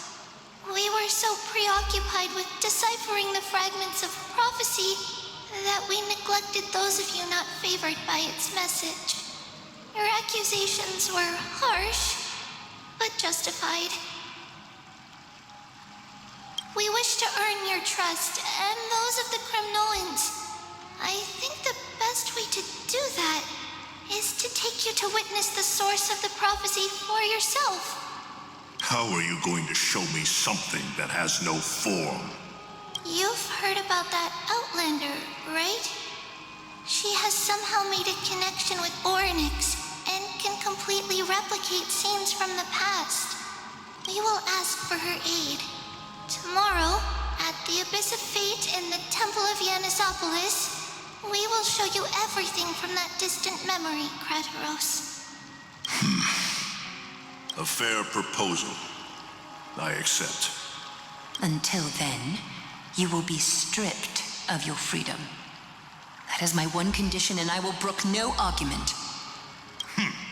It is not the first time I've been made someone else's prisoner. Do as you please, demigod. Teacher, why did you do this? Forgive me, young master. But I just cannot wait any longer. Ever since your father died, our people and I have been waiting for a day to revive Kremnos. We placed all of our hopes in you, but never received an answer. This obsession for returning home has become a sickness for our people. Wise as you are, I refuse to believe that you can't see the truth. You have a clear head, which is why you're also incomparably alone. A smart person can only choose to tangle himself with the mundane of this world. If you're truly capable of leading our people beyond this blood-stained fate, then prove it to me once more, Mighty Mos, just as you did back then.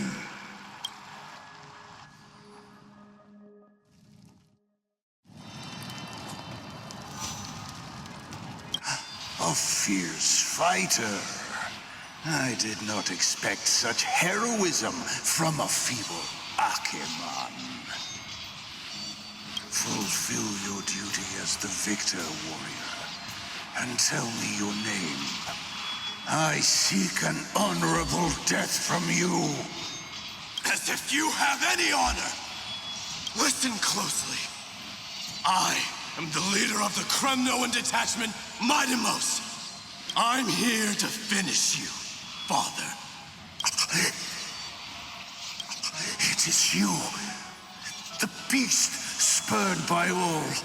So you did defy death. The prophecy was true.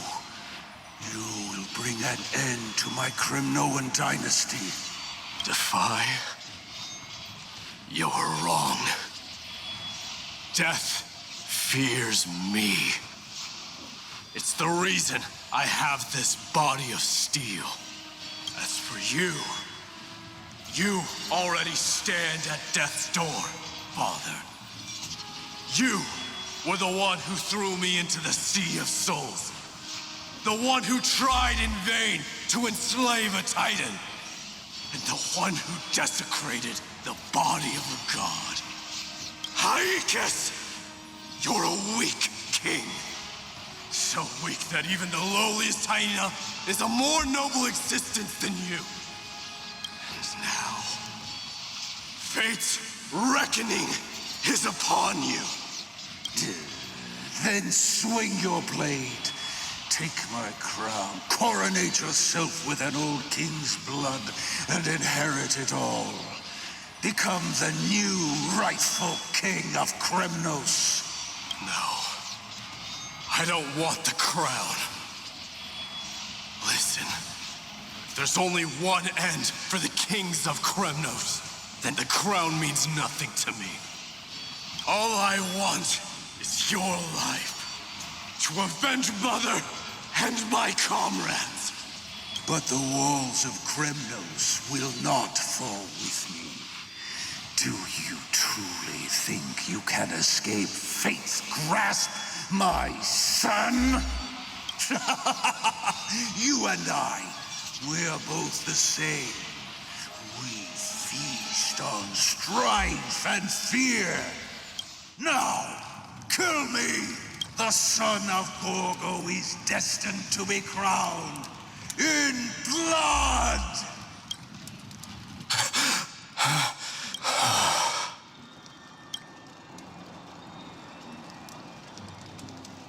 Kratos. He said the Grand Craftsman Cartonis might have some suggestions. Might as well go see him. Grand Craftsman, how have you been? King of Kremnos it is. That you would come, I knew. You knew I was coming? Your matters, I've heard. The path forward you seek. Many questions you have. But before that, take this. What's this? A signet ring. For the King of Kremnos. Belonged to your mother. Recast and restore it. I did. What? Mother threw it into the Sea of Souls. A long time to fish out it took. Very fortunate we were. I can hardly imagine how much patience and courage it must have taken to find such a small signet ring in the Sea of Souls. I owe you one. Gratitude there is no need for. Repayment for saving me, this is. Questions you bring with you? Ask, now. Fate I've always denied. It's finally caught up to me. By all rights, I should accept Strife's authority. It would make everyone happy. The Chrysos heirs, the Council of Elders, the Kremnoans. Even the bards who will write it all into song. Yet hesitate still you do. Hesitate, why do you, young king? Because of my people.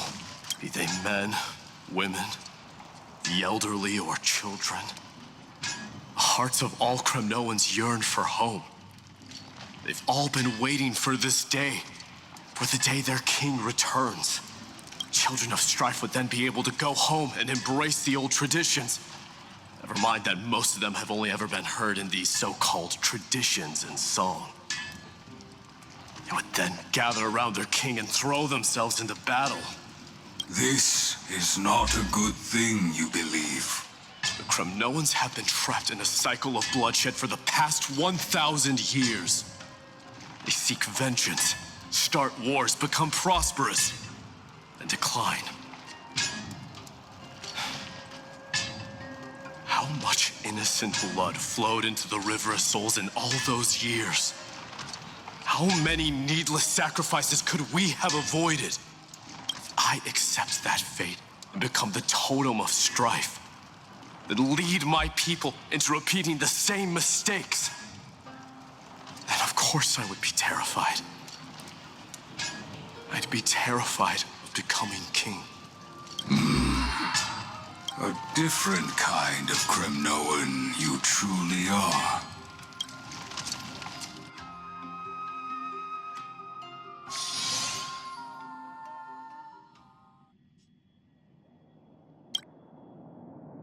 Mama, I had a dream last night. Oh, now what did you dream about, my darling Treebios?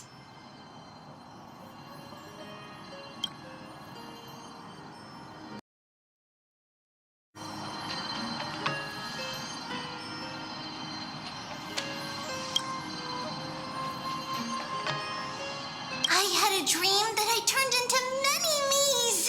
Then we made the moon into a ship and made the stars into our sails. Then we floated on the ocean and let the wind blow us in any direction it wanted. Well, that sounds like a lovely dream. Yeah! The ocean and the sky were really, really dark. But there were so many of me that I wasn't scared at all because we'd all sing together. The ocean wind blew us onto an island where the wind tasted like flowers. There were bleating sheep and chirping birds inviting us to be their guests. There were so many animals on the island, but none of them ever fought. Giannis's holy maidens can receive guidance from the god of passages. Perhaps what you saw in your dream is a divine land somewhere in Amphoreus. You think so? What's wrong, Trebios? You look unhappy. Because on that same island, I saw a dark mountain on the other side of the ocean. And it was very, very tall. The mountain looked alive, and it kept getting closer to the island. Then I realized it wasn't a mountain, but a very, very tall wave made of water. When the wave smashed against the island, it looked like it was going to eat the island up. The small animals tried to chase it away, but they couldn't stop it. Then there was a bang and I woke up. A dark wave. Mama, does something that scary exist in real life? Yes. Unfortunately, it does exist in Amphoreus, but it's very far away from our temple. We call it the Black Tide, though it has nothing to do with water. It has no shape or form, but it can swallow up animals, humans, and even titans, turning them all into monsters. Oh, the Black Tide is a baddie. I don't want everyone to turn into its food. Can't we chase it away? Of course, my dear. You only need to behave well and listen to what the adults tell you. Study all the knowledge and etiquette you need, then grow up and become a proper holy maiden. The divine Giannis will then give you guidance and help you light the way for the people. Well, I'm gonna eat a lot and study a lot and become a holy maiden. But Mama, you said the Black Tide can swallow up titans too. What do we do if even Giannis is eaten? If that happens, then the holy maiden will have to be the one to guide people on the right path. After all, we are the human avatars of the god of passages, yeah? Yeah! But one person alone is not enough. Once you're older, you'll make a lot of friends. You must do your best to unite them, because that's also our duty as priests. Friends? Are they also like me and Mama with pretty red hair? They might not, but they'll certainly be just as smart and kind as you. Mama? Am I dreaming? Don't be silly, dear. Of course you're not dreaming. I've always been by your side. What? Now be a good girl and call your friends over too. Let's play hide and seek, just like we used to, okay? My Trebios is the smartest girl. I'm sure you remember where everyone is hiding. The voice sounds so far away. I don't remember. Who am I looking for? Your friends, who will chase the Black Tide away alongside you, of course. Is this from my childhood? Use the spindle to connect everyone.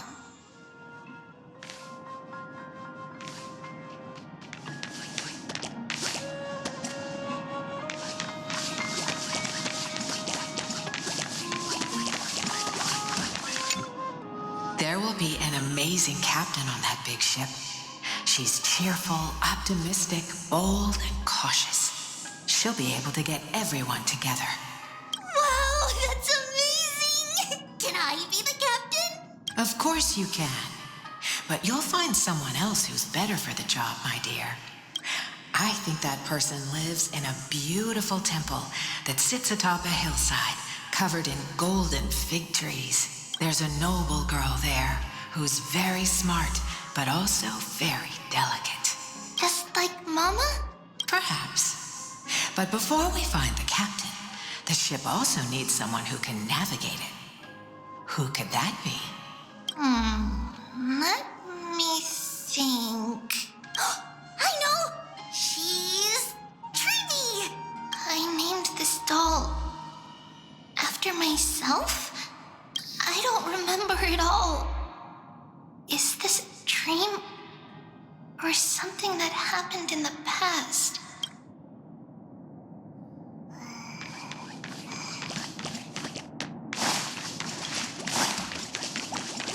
It's packed full. Mama must have left all of these for me. All the words are blurred out. Could it be that my memory is fading? Huh? Why is this doll inside a chest? It's holding a sword. Why? Many years later, many brave warriors will board this ship. They're skilled combatants who fear no danger. Oh, I can learn how to fight too and protect everybody! Silly girl. You're Yanisopoulos' holy maiden. It's not your duty to fight. There will be many others to protect you. All right. Then where will they come from? I believe one warrior hails from a lovely village where bulrushes flourish, while another comes from a magnificent royal city. Though each has their own troubles, both are ready to lend their strength for the ship's long voyage. In that case, let Trianne fight by their side. This way, they'll always stay on course. How could I have known the name Trianne back then? Was it just a coincidence? Or... learning can change your destiny. When navigating at sea, you need to know both astronomy and geography. Isn't Yanis's knowledge enough? Oh, sweetie. The ocean isn't like the land. It's easy to get lost. That's why it's important to learn to recognize the miracle of Aquila. All right. Even though my brain is already super duper smart, I'll still try my very best. Circe also favors children who try their best.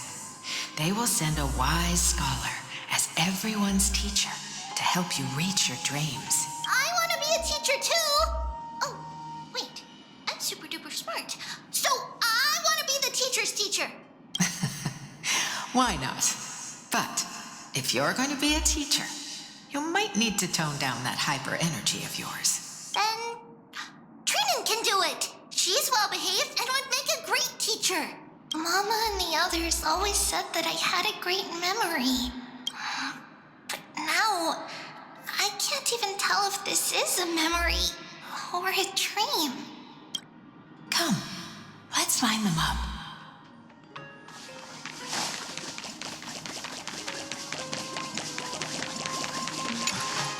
Now, Trebios, set them on this music box and let them compose a melody for our song. Music box? What's that? Sweetheart, are you still groggy from your nap? You invented it. I invented it? What does it do? Oh, my lovely Trebi. You're usually so bright. What's gotten into you today? Well, you might as well see for yourself. Put your good friends on it and see the wonders it can do. Put the dolls on. It's rotating, and I can hear something. That's right. It's a music box. If you place the dolls in the right spots, it will start rotating and play beautiful music. Out of all your inventions, this one is my favorite. I don't remember. It's all right, my child. I'll sing along to the tune, and it will help jog your memories. Happiness abounded in this lush land by God's chosen. Giants raised their glasses in a toast, beheld by the 12 constellations. 3 carved the heavens and the earth. 3 wove the threads of fate. 3 molded life with their hands, and 3 guided calamity's gate. They declared the world too unstirring, hence wished endless laughter upon the living. Thus you and I were created, with words and song to weave, and love and intimacy to give. Thus creation was complete. Who then will bear the weight of humanity's souls, to lighten the steps of the living as a whole? O great Kephale, all-knowing Father of stature so tall, yet low does their gaze willingly fall. With light of dawn heavy upon their shoulders, golden blood spills unto the land, converging into a boiling river that flows to the heroic heirs of this world.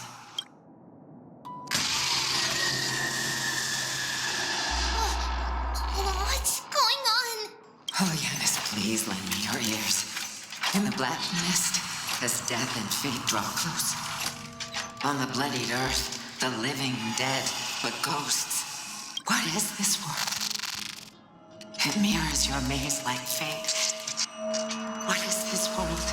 A silent lament without a trace. What is the past? Wandering ghosts that linger. What is the future? Souls scattered by fate's finger. What is the start? A voyage born in solitude. What is the end? A spirit, lonely and subdued. Lonely and subdued. And subdued. And subdued. Subdued. Subdued. Subdued. Subdued. Subdued.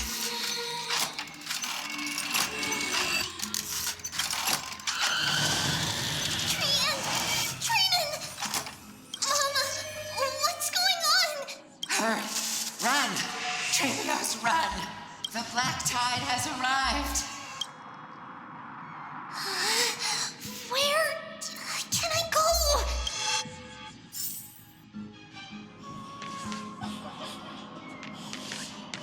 What's this?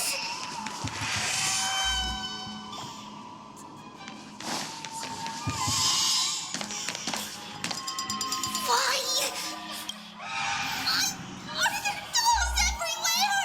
This is the sacrifice of a holy maiden.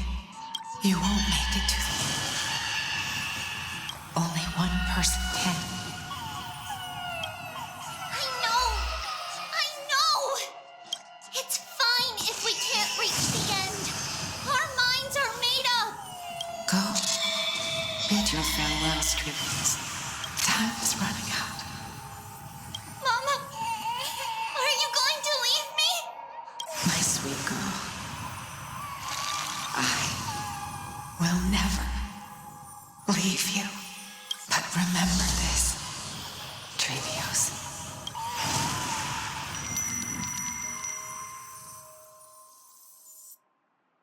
All shall bid farewell to one, and that person alone will witness the miracle. Since your mind is made up, then traverse the black tide and dispel the fog for Amphoreus. I shall see you tomorrow, my dearest Trailblaze.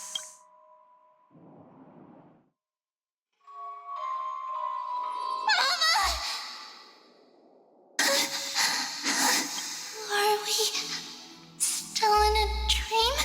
Did you have a nightmare? Maybe. But it's been a long time since we had any dreams. It's not yet the entry hour. You still have plenty of time to rest. No. Our heart is still racing.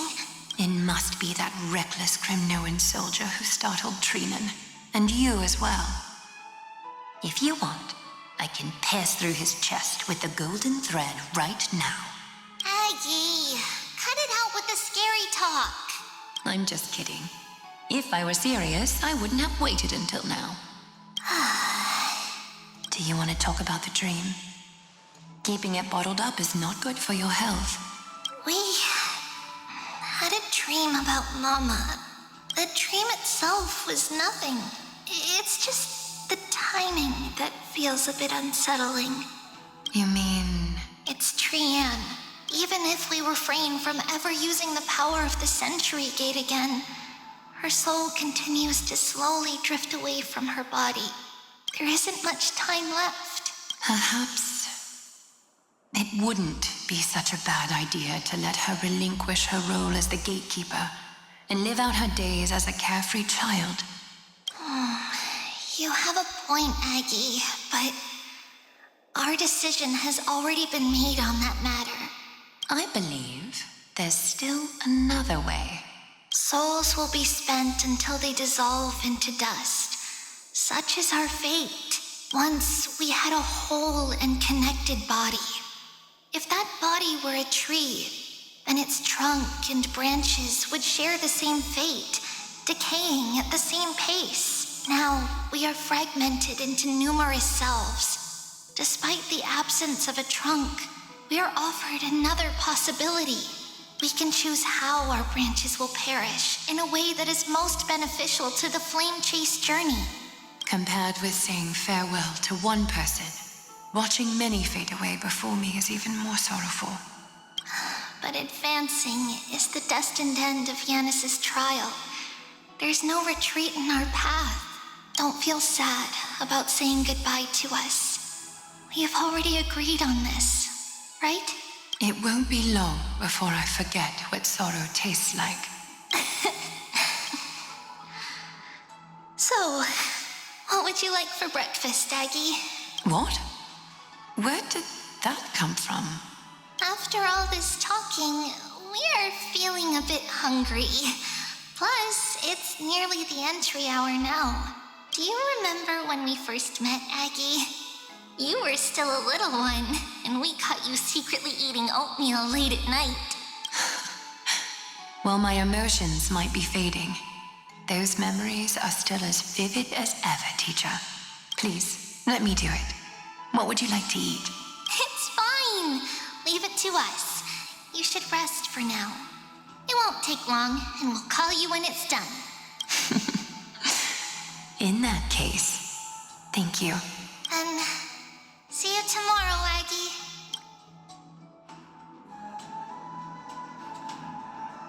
Nevertheless, that nightmare is ominous. Memories are slipping away, even the image of Mama. Just as expected, another trip must be made into the abyss of fate. Hopefully Orynyx will be willing to help us.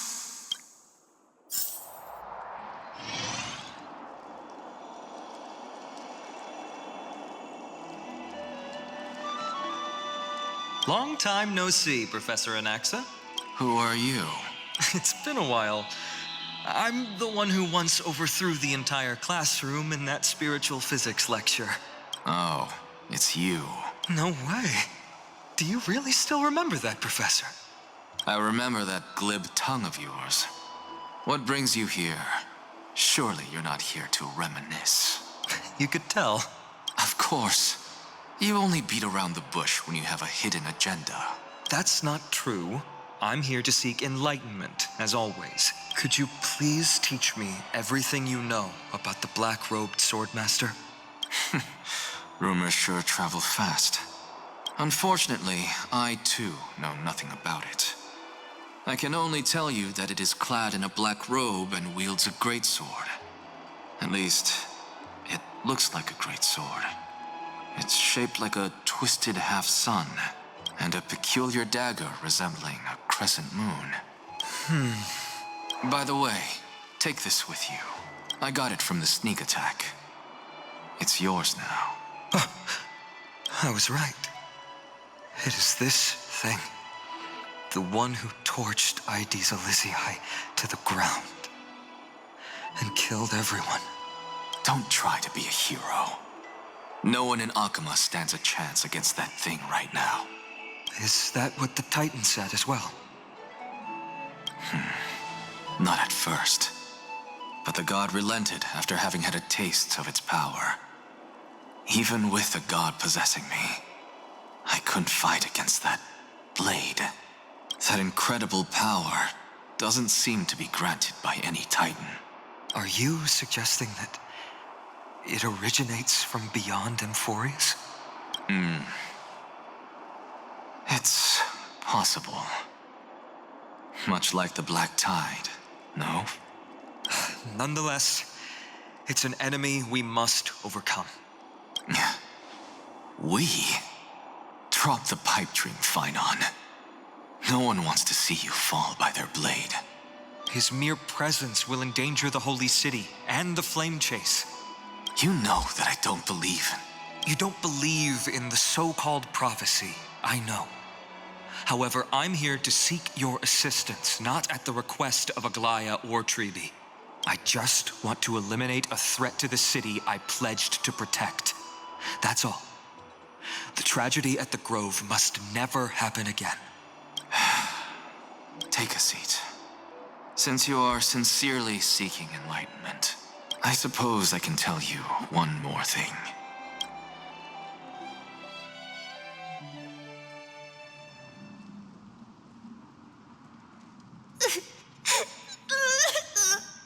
What's wrong, Trian? Nothing.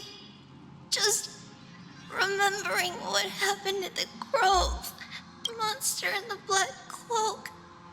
So scary. Everyone in danger. Nightmare. I can't forget. Don't be scared. There are no bad guys here. Didn't you save everyone with the Century Gate, Trian? Trian threw it away. Far, far away. It's never coming back. We got back safe from the Grove because of you, Trian. You're the reason the Flame Chase journey can continue. Sorry. Trian feels a bit dizzy. Why are we here again? For the same thing, of course. Remember? Tomorrow we will reveal the prophecies past to everyone. But first, we need to restore the memories that have been blurred by the fragmentation. We hope to present the full truth to everyone without hiding anything. Since Yan has caused the fragmentation, we can only turn to another Titan, Orynyx, for help. Also, remember to get breakfast ready for Aggie before the Lucid Hour tomorrow. Oh, yes! Trian remembers now. Oh, on that note, we had better prepare some saffron before we meet with the Titan. Saffron? Oh, it's an essential offering for rituals in the Temple of the Three Fates. You think we shouldn't go to Orynyx empty-handed? Yes, it's also a symbol of Yanisopolis. If we are to replicate memories, we need to use something that is experienced those days. And when we first met Aggie, we added that to the porridge we made for her, and she really loved it. I see. It's like killing 3 birds with 1 stone. But it all depends on whether Orynyx is willing to help us. This could be a problem. After all, it was us who took the core flame from Yanis, from Orynyx's kin. We will have to give it a try. If there's truly no other way... in our current state, we probably can't do anything to them. We'll cross that bridge when we get there. Leave it to Trian. Trian knows how to play cute. In any case, let's look for saffron first. I hope there's still some left in the temple, untouched by Nikador's soldiers. I remember that aged saffron is preserved in sealed jars. Let's be on the lookout as we go.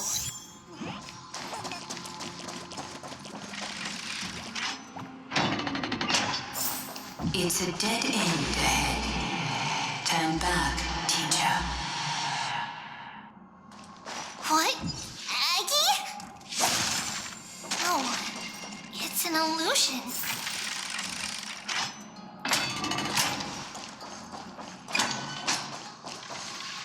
Wow, this room is huge. Trinan, did you? Yeah, I saw it. Was that a warning from Orynyx? What are you two whispering about? Treeby? Trinan? Trian can't even hear her own telecommunication. Well, never mind. Trian suddenly feels like this place is quite familiar. Oh, there's a whiff of safari in this room. It's right over there. Over here! Follow Trian! Trian, slow down!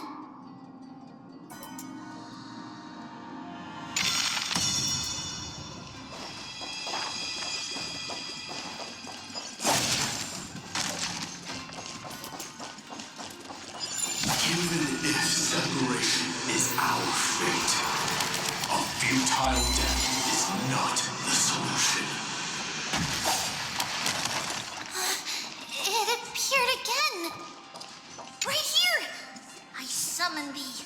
Orynyx, stir up ripples of past reverie. Something's appeared. Wait, we should read it first.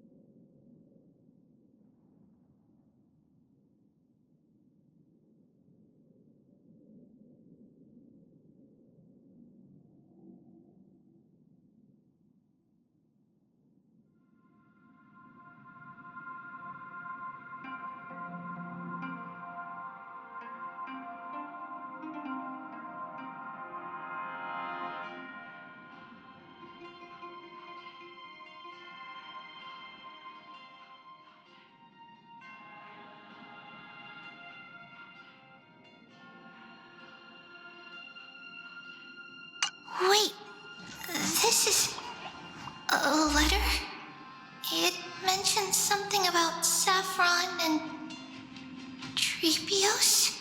Isn't that name... Never mind that for now. Why is this letter here? And how did Trian sense it? Could it be our lost memories? Is it possible that we were already noticed by Orynyx and entered their trial? But why haven't they said a word? Orynyx has the whims of a child. Perhaps they're toying with us on purpose. Come on, this isn't the right time to be playing games.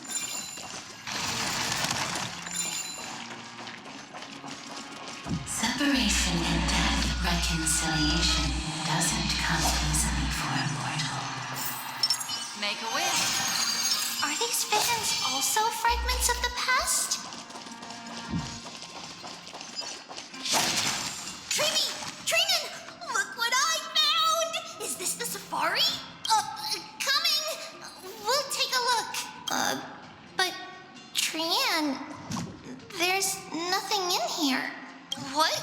It was right in the stolium. Huh? There's really nothing here. That can't be! I swear I saw it! I swear! Trian is telling the truth. It was right there! Where did it go? Trinan, Treeby, why aren't you saying anything? Trian can't seem to hear you at all. We were just lost in our thoughts. Don't worry, Trian. What you saw was likely, Yenna's hair. We must have startled it away. Okay. Could Orynyx be trying to make us falter?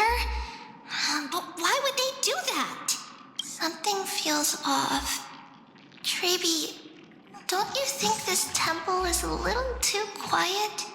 What do you mean? It might just be an illusion.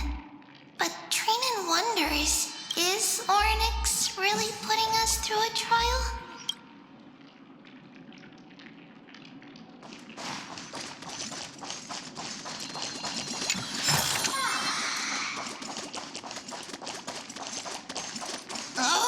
Still no luck finding any safari.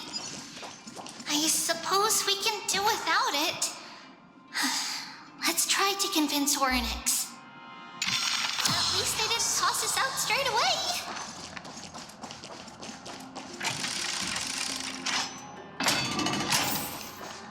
Whoa! Treeby, Trinan, look at this! So cool! There are so many! It's really quiet in here. Do all Titans live in dark places like this?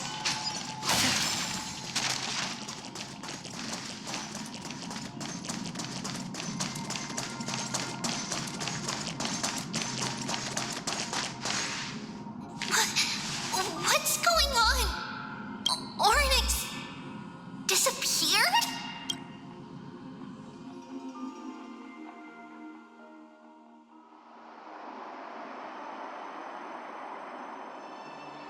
Are you saying that the black-robed swordmaster is not just tied to the Black Tide, but is also hunting for core flames everywhere? This is the most plausible possibility. First, it has a vessel that can hold core flames. Second, I'm one of its targets. Let's start with the first premise. Its peculiar ceremonial blade can interact with a core flame, as evidenced by the pull I felt when it stabbed into my chest. I hypothesize that the blade can sense, absorb, or even retain core flames. The second premise is even more explicit. When it was engaged in fierce battle with many of us and was heavily distracted, it remained consistently focused on me.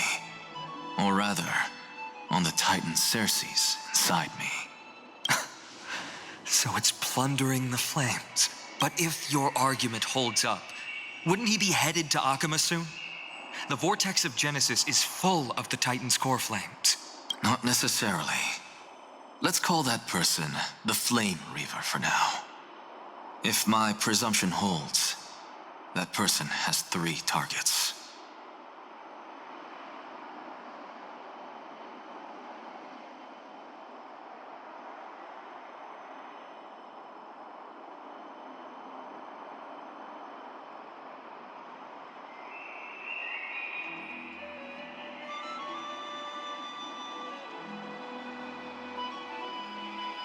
The first target is me. The second target is Orynyx, who hasn't yet fallen. And the third is Akuma and the Vortex of Genesis, where the core flames are housed. But I suspect Akuma won't be their first target. Kefali's core flame is guarded by the Council of Elders' arcane power. And Fagusa's water curtain should be able to block out any external perceptions. What about Thanatos and Aquila? Their core flames are yet to be restored? The whereabouts of Thanatos remain a mystery to all. As for Aquila, can you fly? No, I can't. Why are you asking that? Can that Swordmaster fly? Good point. But what if he does grow wings? If they had wings, I wouldn't have made it out of the grove alive. That's a relief. Anyway, since the Flame Reaver has 2 targets, we need to move fast. With the distances between Akuma, the grove, and these potential targets, I believe we should bolster our defenses and...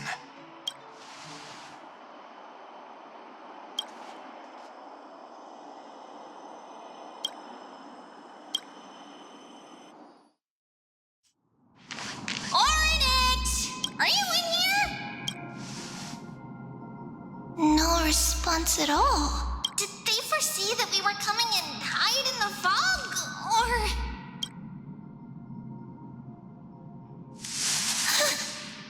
Treeby, we should leave. This temple has other people in it. What?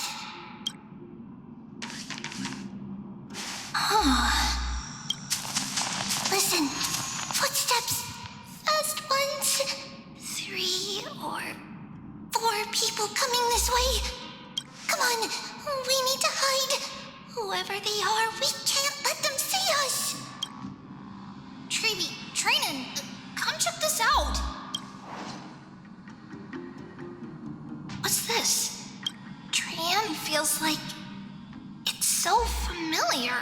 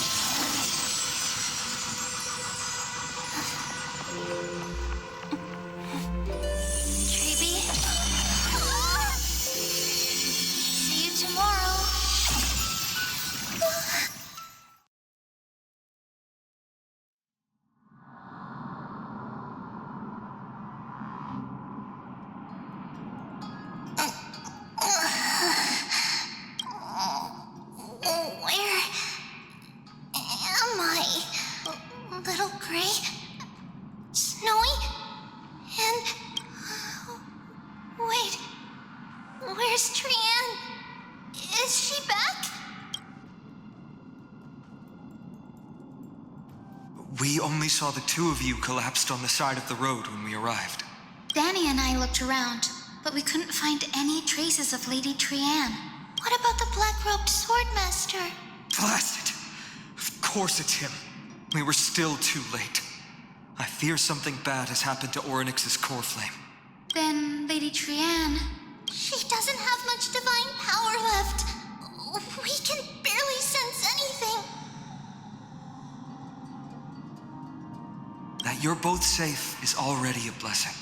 Everyone, we must take action now. We should split into 2 groups. One group will stay in the abyss and meet up with Aglaya's reinforcements, then search for Trian's whereabouts. The other group will come with me to pursue the black-robed swordmaster and recover the core flame. I didn't get to tell you this before, but Anaxa and I already have our misgivings about the Black Tide, so we've made preparations. I'll tell you the details as we move. Opportunities are fleeting on the battlefield. We should hurry. Lord Finan! Lady Treeby and Lady Trinan. I'm glad you're all right. Did Aglaya's people get here? Yes. Lady Aglaya already knows about the situation and sent along a message. Finan, I understand that Swordmaster is of great importance to you. But if you charge in without a plan, I fear that you won't be the only one who dies in vain. I understand. Hatred is a hero's deadliest poison. I have no intention of fighting alone. If that Swordmaster really is related to the Black Tide, the Chrysos heirs must not take them lightly. I have indeed planned to return to the Holy City and discuss the strategy with Aglaya. We'll need all the help we can get for this encirclement.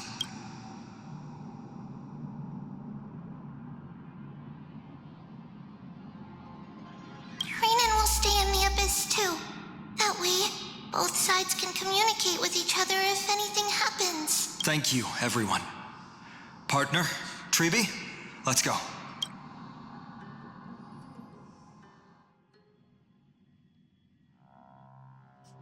We're back, Aglaya. You should have come to me first, Finan. Aggie, there's no need to scold Snowy. Akama is currently in grave danger. I know. It's beyond my imagination that the only 2 titans humankind can still rely on fell in such quick succession. I've never seen the golden thread pulled this taut, as if it could snap at any moment. Finan, tell us your plan. Time is of the essence.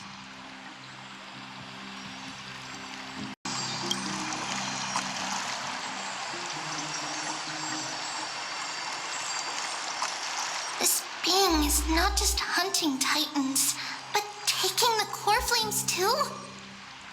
Yes, just like the Flame Chase journey is doing.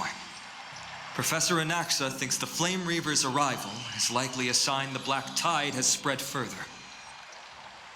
Regardless of whether you're right, this being is still far more aggressive than we expected.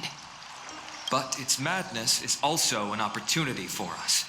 If its goal is the core flame, then that means us humans can lure it into a trap. Anaxa had already left the Holy City with Circe's core flame while we were on our way to the Abyss, so he can make preparations for the battlefield. Tell me, what makes you think this won't end with us losing another core flame? Because this time, the power from beyond the sky is also at our side. She is the key.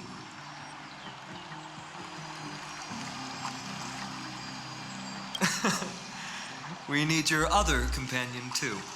Ma'am, do you mean me? I see. Fine, and that battlefield you mentioned, is it Castrum Crymnos? Yes.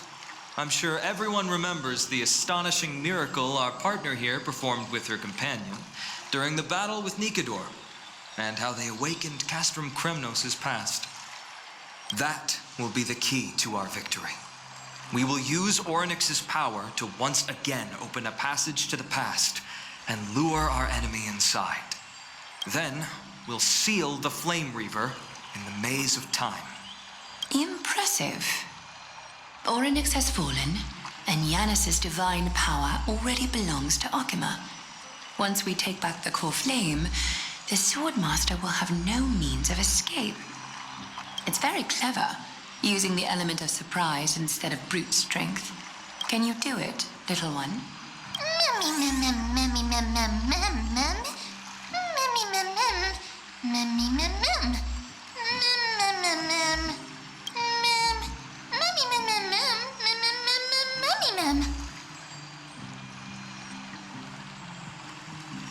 Oh, come on!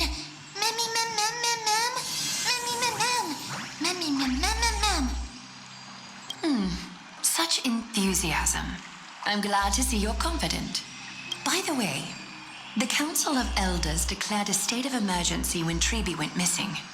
Kainos and her following have heard tell of the incident at the Grove and are galvanizing support in secret. I fear she'll make her move before the next assembly of the citizens. What are they plotting? That short-sighted politician likely believes the Chrysos heirs have outlived their usefulness and is making preparations for her next step. That ugly side of humanity is something we'll have to deal with eventually. But that's a problem for another day. I've sent Castorus ahead to the council with a message. She should be able to keep the situation under control for the time being. Finan, it is my hope that we can come to an understanding on this. We must take down the Flame Reaver in one go and retrieve the core flame. And in doing so, grant ourselves an advantage against the Council of Elders. Of course. You may count on me to lead the charge. I apologize for tasking you to spearhead the plan once again, but Akima is currently beset by enemies from within and without. The situation brooks no delay, and we have precious little time to confer and discuss the plan with you. That being said, you are the key to our success, and I shall respect any decision you make. I may not be as masterful as Trian when it comes to the Century Gate, but even I can open a nice big gate if I have enough time. As for whether we can take back the core flame, that will be up to Anaxa's capabilities. Based on what I know of him, he can do it. I'll be honest, we can't. But the Flame Reaver will have to step over my dead body if they wish to do you harm.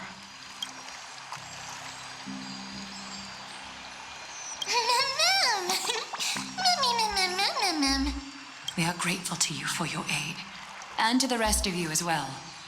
Now, let us be off to begin the hunt. May Cathaly sharpen our gaze and grant us victory over the enemy. You mean Mighty? He's dealing with a different problem. Don't worry, that man would never miss out on this fight.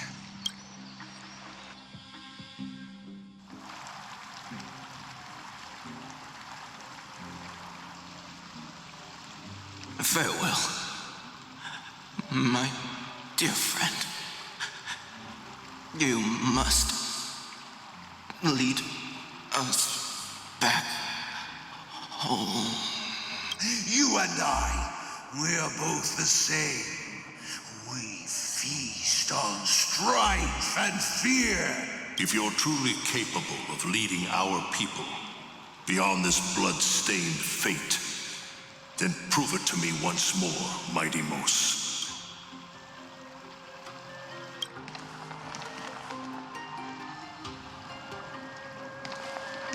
I knew you'd be here. I heard you're about to set off on an expedition. That's right. It's going to be a tough battle, and our destination turns out to be Castrum Kremnos. Is that why you're here? To pray to the dead Nikador? No, just the opposite. I'm here to tell you, you can entrust the front lines to us this time. You can't afford to lose your upcoming battle either.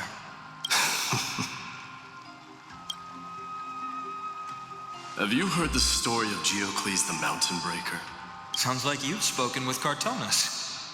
That's the name of the legendary mountain dweller, right? Let's have a chat before we go our separate ways. Cartonus told me that back in ancient times, the mountain dwellers lived in seclusion. They spent their days quarrying and gathering, living a simple and peaceful life away from strife. But Geocles was different. He resisted their traditional way of life, yearning for the world beyond the mountain. They're safe, but humdrum culture was like fetters around him.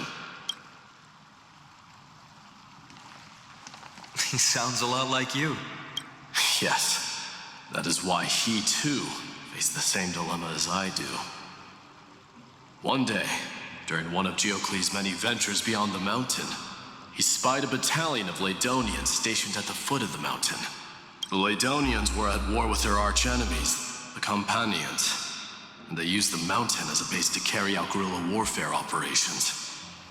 When Geocles, who had taught himself the common tongue, approached a soldier, he learned a shocking piece of news. The Ladonians were planning to plant mines and explosives all over the mountain, and then lure their enemies within. With danger lurking with every step, the mountain dwellers' homes were no longer safe. Geocles quickly returned to his village to bring the news to his people. But let me guess. They refused change and chose to put up with the situation instead. That's right. The mountain dwellers were fearful of even the smallest change to their lifestyle, let alone leaving their home.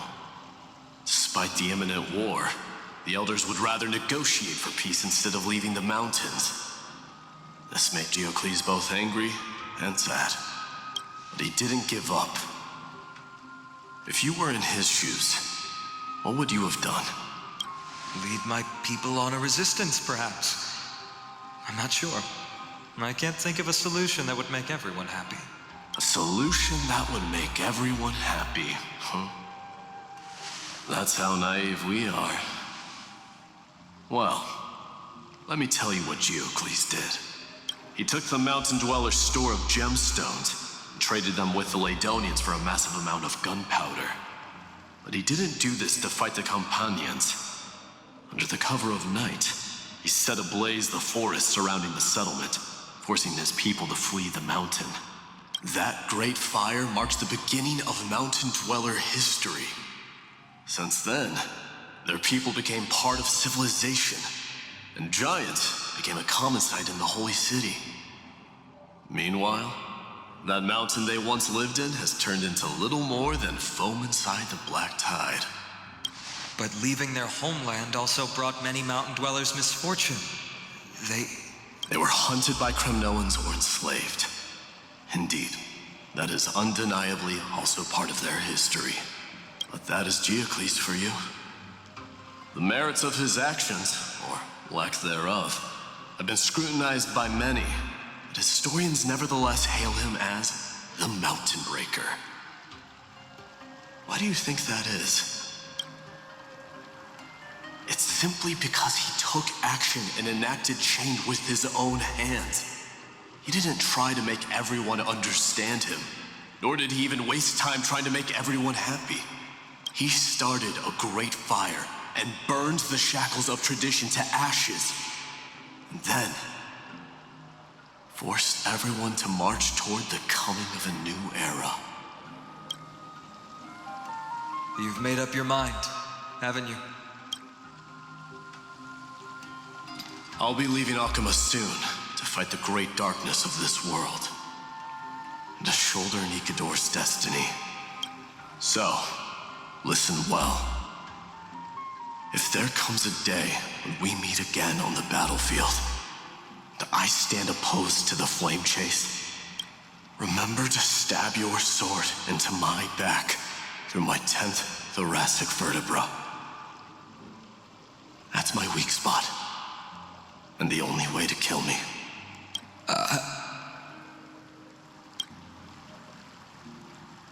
You have my word.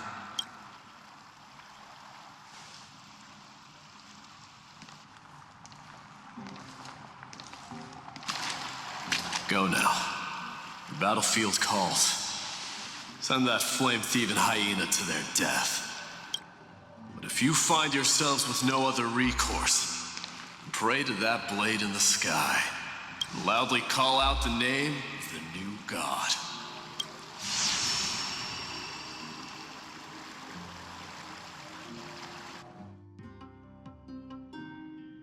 That's the sound of an all-out war. Not the kind of ruckus Professor Anaxa can raise on his own. Let's hurry. The battlefield is just ahead.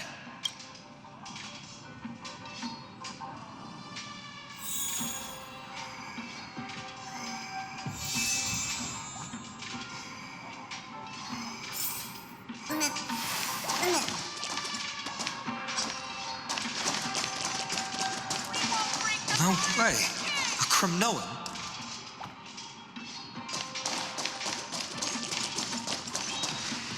I didn't think she'd manage to send the Kremnoans to assist. Brave warrior, what's the situation on the front line? Nakaman, why are you here? What? Didn't Aglaya tell you? We have been instructed to assist you in trapping the Flame Reaver. Aglaya, that vile usurper. I spit on her name. Hakim will be back soon. You'll be able to deal with you and that black road.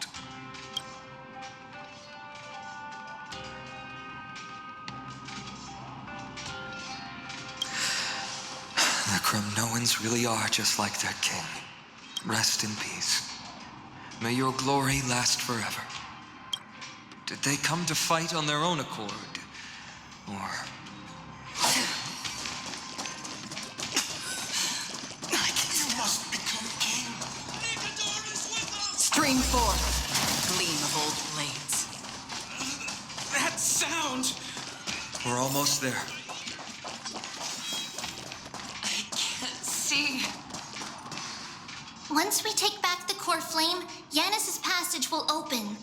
When that happens, you must evacuate immediately. Don't stay behind.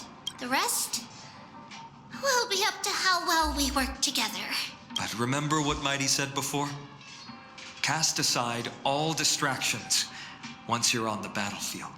Let's go, partner. Today, destiny shall stand with us.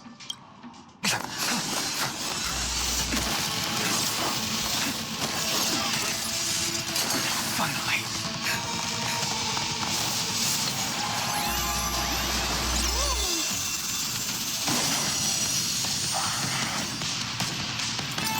In the memories of the dead! Executioner! You sure know how to keep a man waiting. Any later, and I fear the Titan would have sacrificed me.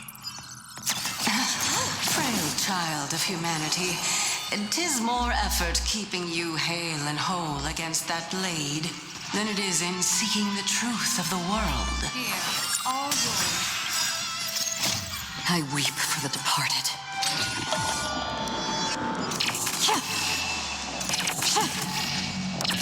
Dusk's reign, it too shall fall.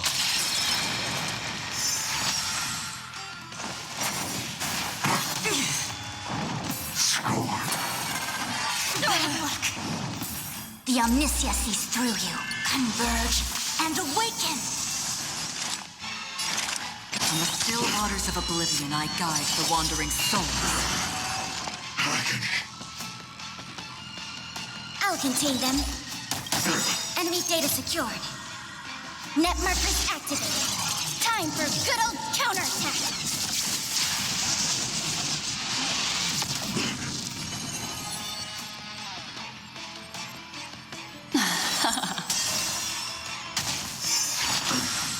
This world is a fallen leap. Return to the great tree. Mind your manners. All things in this world have their yet stratagems, constellations, or human creations. Commencing support. This happened. Enemy data secured. Net markers activated. Time for good old counterattack.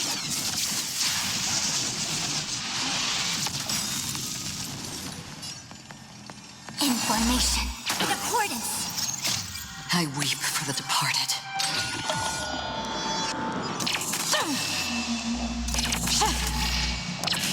Dusk's reign, it too shall fall. Enemy targets detected. Inputting commands. Whoa! Existence is fleeting as the dawn's dew, destined for oblivion. Here, all yours. Return to the great tree. They're trying to overwhelm us with numbers. Split up, take them out. Oh, what a spirited display, deliverer. Enemy data secure. Net markers activated. Time for good old counterattack. Memories are ever beneath the silent waters lies an endless abyss.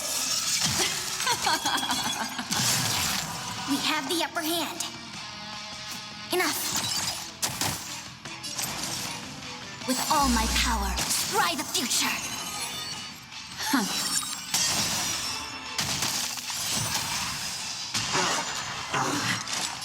On the still waters of oblivion, I guide the wandering souls. I weep for the departed.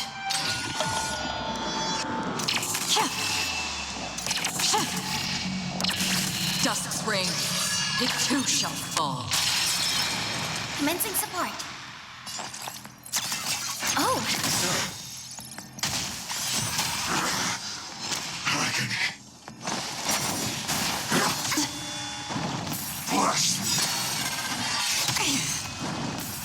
Enemy data secured. Net markers activated. Time for good old counterattack.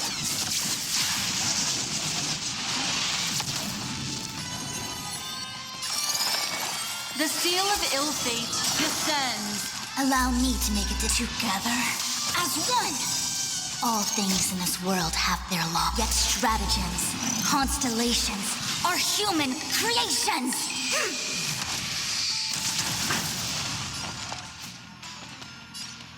I'll contain them.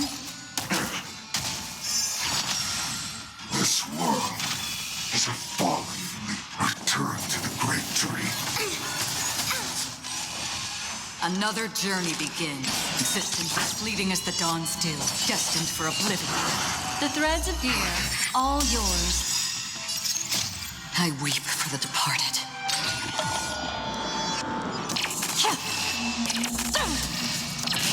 Dusk's reign, it too shall fall. Get ready, Croc.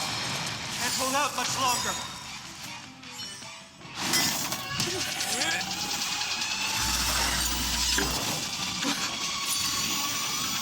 At long last.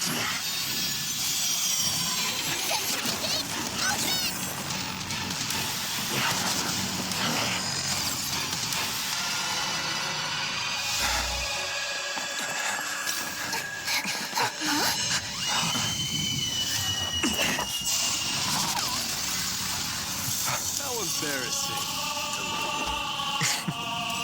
You didn't come down from the sky?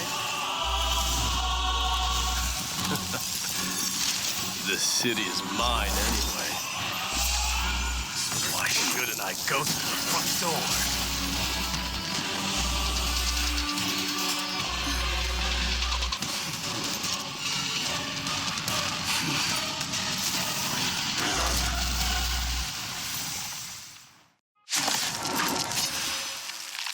Minion of the Black Tide, I, King of the Kremnoan Legion, will be your opponent today. Long time no see, Nikador.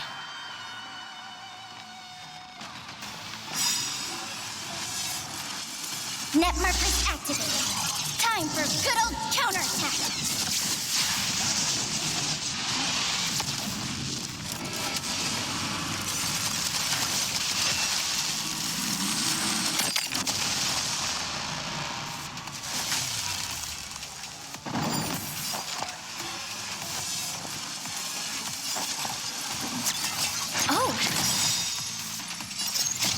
I weep for the departed.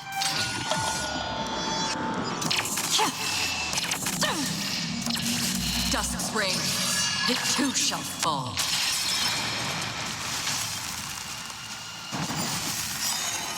Enemy data secured. Net markers activated. Time for good old counterattack.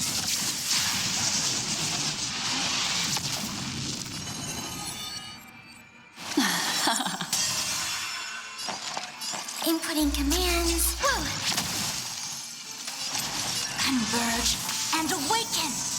Did you come here of your own volition? In the still waters of oblivion, I guide the wandering souls. What would you like to hunt? Such petty tricks.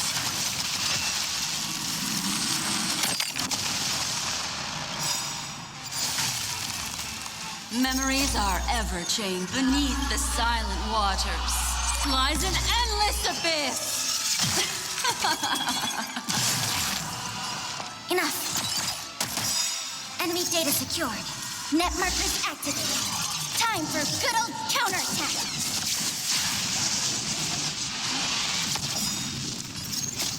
I weep for the departed.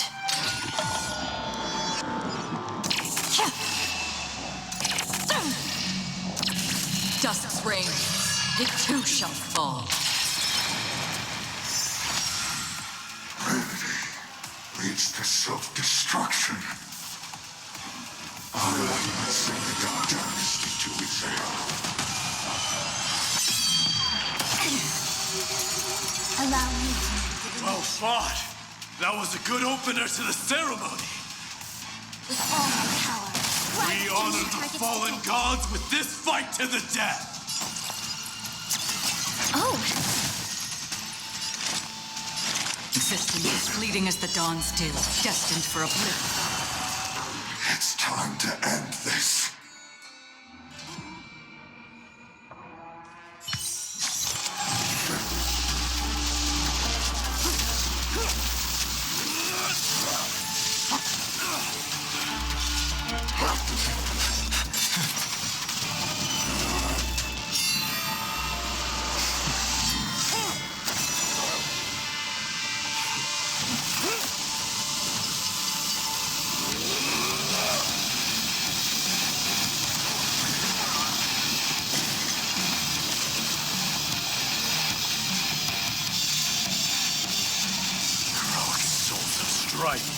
Heed my call. I am the Lance of Fury. The agony this world needs.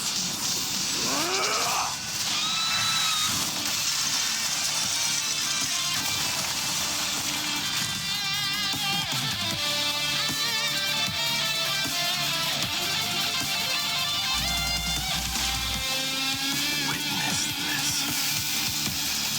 New God has come to Castrum Kronos.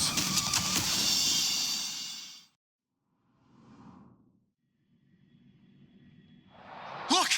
The warriors have returned! But are the rumors true? Has Ornyx fallen? It's as the Council of Elders said. We face a dangerous threat. Yet the Chrysos heirs are only inciting more chaos. They don't care about the people's safety. They really gave the core flame of strife to a Kremnoan at the end. What a noisy crowd. This doesn't feel right. It's probably because Orynyx is gone. Orynyx was a generous titan in the eyes of the people.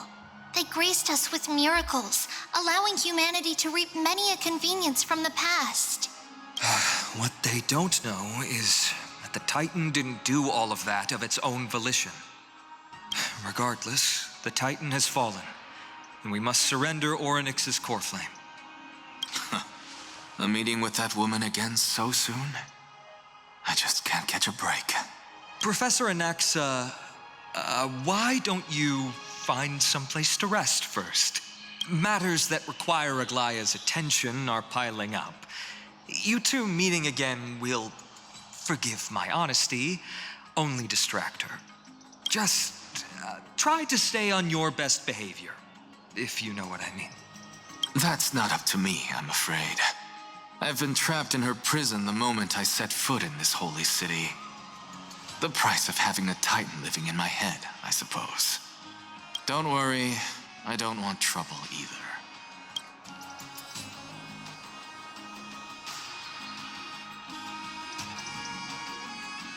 They have differences in ideology. All right, I suppose that's putting it lightly. Don't worry, you'll figure out the intricacies of these relationships sooner or later. I'm sure you don't need my help handling Orynyx's core flame. So I'll be off. I have some personal matters to attend to. It somehow feels like D has closed himself off even more after he completed his trial. Yeah, a lot has happened in the past few days. You've been lost in thought for a while now too, Treeby. Did Trinon bring news? Yes. She has found Trian. She was at the bottom of the valley outside the temple. But that's where the good news ends. I'm sorry.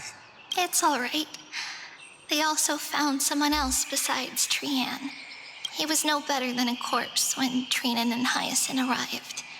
He had suffered more cuts than could be counted and leaped off a cliff from a great height, all to free Trian's body from the clutches of the black-robed swordmaster. What a brave soul. Do we know who he is? Yes, it's Krateros.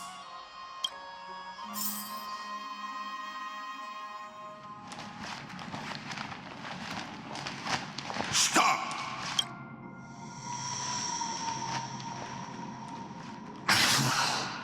If you want this girl dead, you'll have to kill me first. How ludicrous. Your body made of flesh and blood as it is will not survive more than a single strike from me. Better to die in battle than return even in glory. As a Kremnoan, I know not the fear of death. She's lost her divinity. I have no interest in an empty shell. But answer me this, child of strife. Why do you raise your shield for her? As the leader of the God Shield Brigade's elite, I protected the king against the Black Tide with this very shield. And I've done this over and over, hundreds and thousands of times. A pathetic killer like you could never understand the weight it bears. Pity and crumble like rusted iron. Good! Supreme glory shall be mine, as I indulge in the libations and incense offered by my descendants. Come, let us fight! For Kremnos, for my king, for Amphoreus!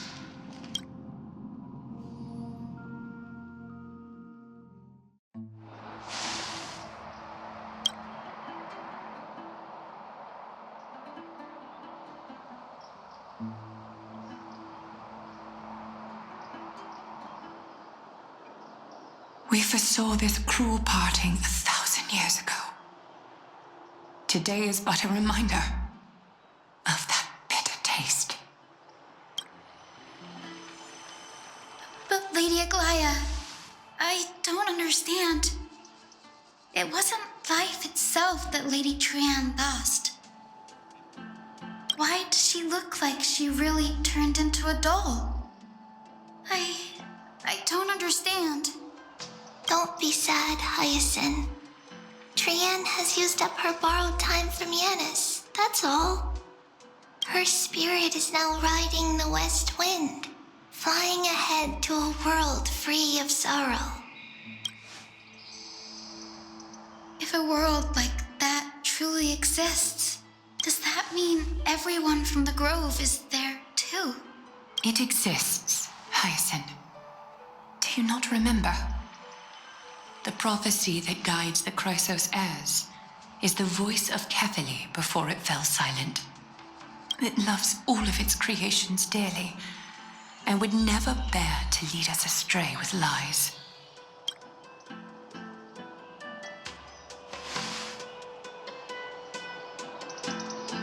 What about the Crimnoan veteran? How is he doing?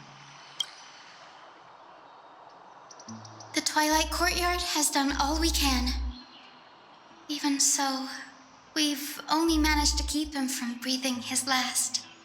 I had to use the Sky Priest's techniques to help him to walk again. But if light ever disappears from Akima for good... No. Let's hope that never happens.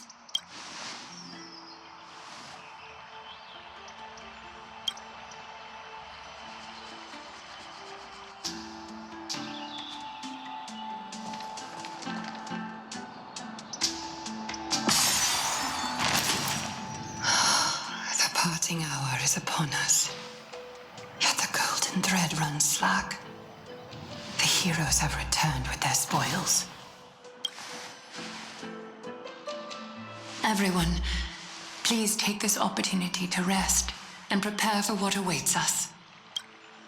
You've returned unscathed and brought tidings of triumph. Truly a moment worthy of celebration. It's incredible to think that we returned Nikador's core flame not so long ago. It wouldn't be an exaggeration to say that you and your friend's arrival has melted the glaciers of history.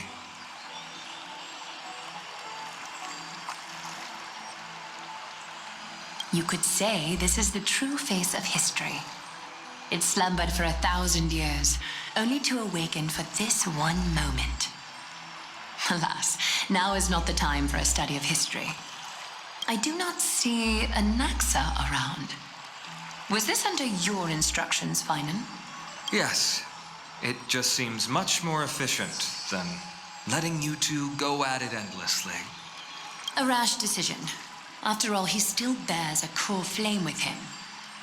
I do concur with your assessment of efficiency, though. Now, let us table the issue concerning him for the moment. The more urgent matter is the core flame of Orynyx. The Chrysos heirs had initially crafted a plan regarding the order to return the core flames. For titans like Orynyx and Circes, who harbor no intentions of harming humanity, our strategy entailed assuming their divinity only at the very end. But this unforeseen turn of events has thrown everything into disarray. If we don't return the core flames to the vortex of Genesis, and we leave the Titan's divine positions vacant, we can't even begin to imagine the disaster that would follow. But the most pressing issue at hand is that we haven't found the Chrysos heir capable of bearing Orynyx's divinity. Finan, Castrus, Mighty, and Hyacinth. Treepy and I devoted a millennium scouring the world, only to find these few people. Only a chosen few possess the capacity to assume divinity, the elite among the Chrysos heirs.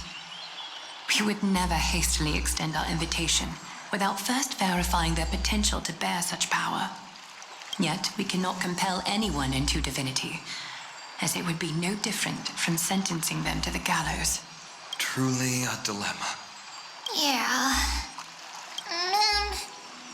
How about letting her give it a try?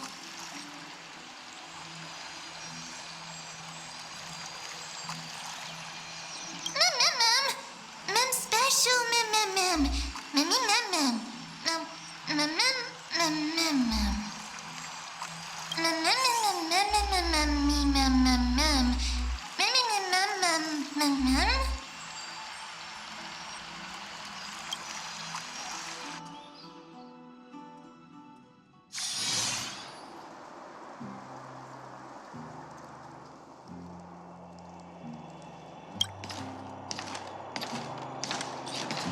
I see the Reaper has forsaken you too, teacher.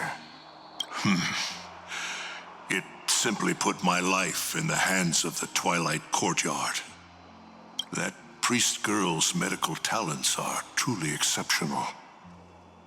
She might be far from the ordinary girl we envisioned. But this isn't about me, Mighty Mos. I saw it. You finally decided to embrace your own fate. Power of strife is stirring a tempest within me as we speak. My bones have turned into steel, and my blood is seething in a blaze.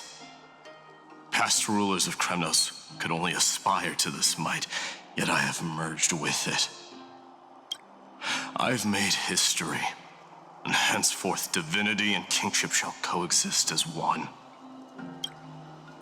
Indeed. You've realized the aspirations of every former king of Kremnos.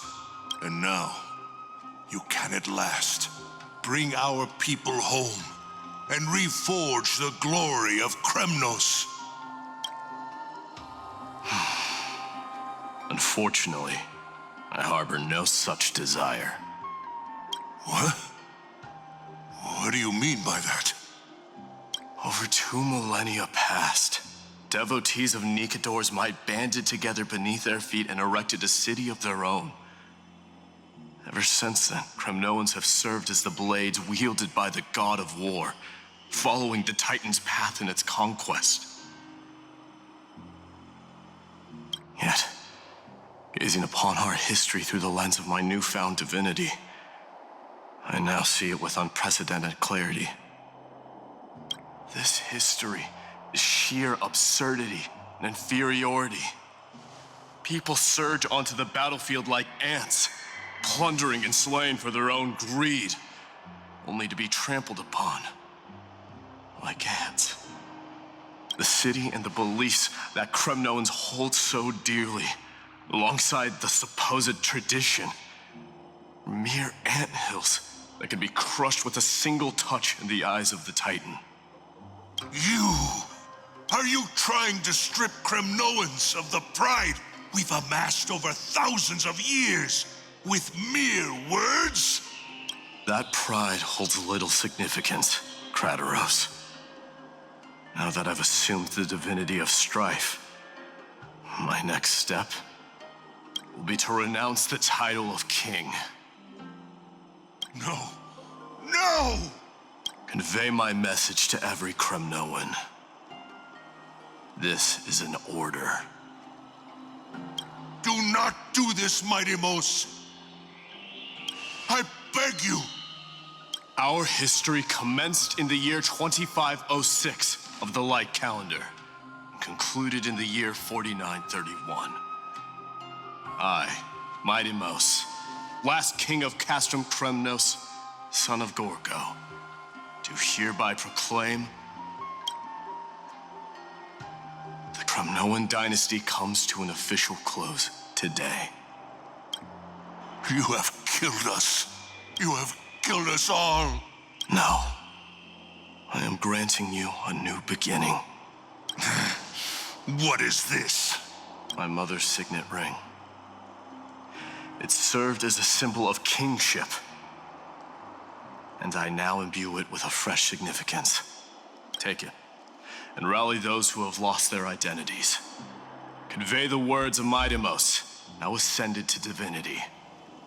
You no longer need to chase fleeting honors or face death on the battlefield as if it were your sole destination. However, you must adapt to fit into the city you once observed with indifferent eyes. A cruel fate awaits Amphoreus. No matter how illustrious a dynasty may seem, crumbles to rubble and gravel before formidable foes. Yet, you shall tread the only path out, one that leads to a brand new world at its end. Why task me with being your messenger? Why not explain all this to them yourself? Because only humans can guide the paths to be trodden by humans. It's not the lot of humans who crave the power of gods and spiral into madness for it, but humans who stand ready to raise their shields high to protect the lives behind them. I failed to save that child. That is irrelevant. As demigods, they have long been prepared for it. What truly matters is that you showed up there and shielded her. The one who persuaded Aglaya to set me free that night. Was that you, miHoYo? Yes. She's not one to easily make a concession. What did you offer her? I staked my mother's name to guarantee the integrity of your soul to her. And I promised her that I would dedicate all I have to the flame chase journey. And what is next, miHoYo? Where will you be headed now? To the place where I belong, to fulfill my promise. The madness that has plagued Nikador and the darkness that has consumed Amphoreus. It's now my turn to fight against it. There are some people to meet with before I leave. Let's go. And what is next? Where will you be headed now?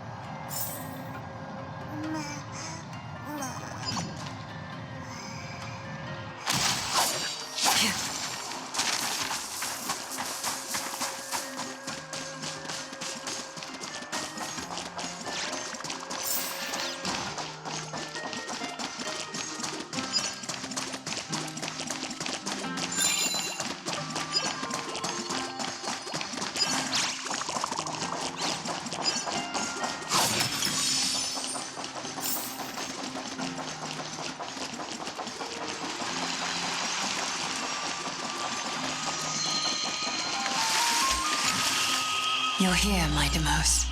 It seems that you are prepared. Yes.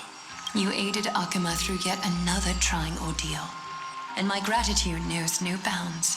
Isn't that exactly what you wanted? Not everything unfolds according to my plan.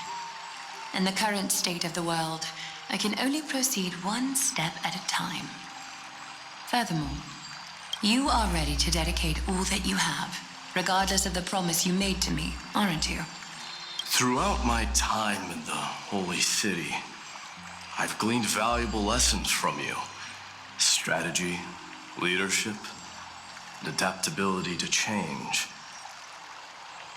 Yet, it's only recently that I've come to realize the truly remarkable quality you possess. And what is it? It's the magnetic allure in your presence. It draws people to gather around you willingly, to seek your guidance. They strive not to disappoint you, not due to fear of repercussions, but out of sincere alignment with your ideals. That is precisely what every ruler of Castrum Kremnos has been missing. I am truly honored to hear that. And now, miHoYo, you have risen as the most powerful demigod in the world. How do you intend to wield this newfound power? I shall see Nikador's aborted mission through to completion and become the strongest bulwark for Amphoreus to defend against the Black Tide. I will secure enough time for the flame chase journey until you manage to lead everyone to reach the miracle of Genesis. miHoYo, A new chapter awaits Amphoreus. Yet, the one who guides the people to the destination need not be you and I. Huh. What did you see after assuming Nestia's divinity? Despite the passage of 1,000 years, every word of that prophecy remains as vivid as ever. You shall have your final bath in warm and radiant gold. Just as cryptic as all the other prophecies. What's the reason for the laughter? I was just thinking, if an ordinary person encountered these words, they would probably stay away from the baths for the rest of their life.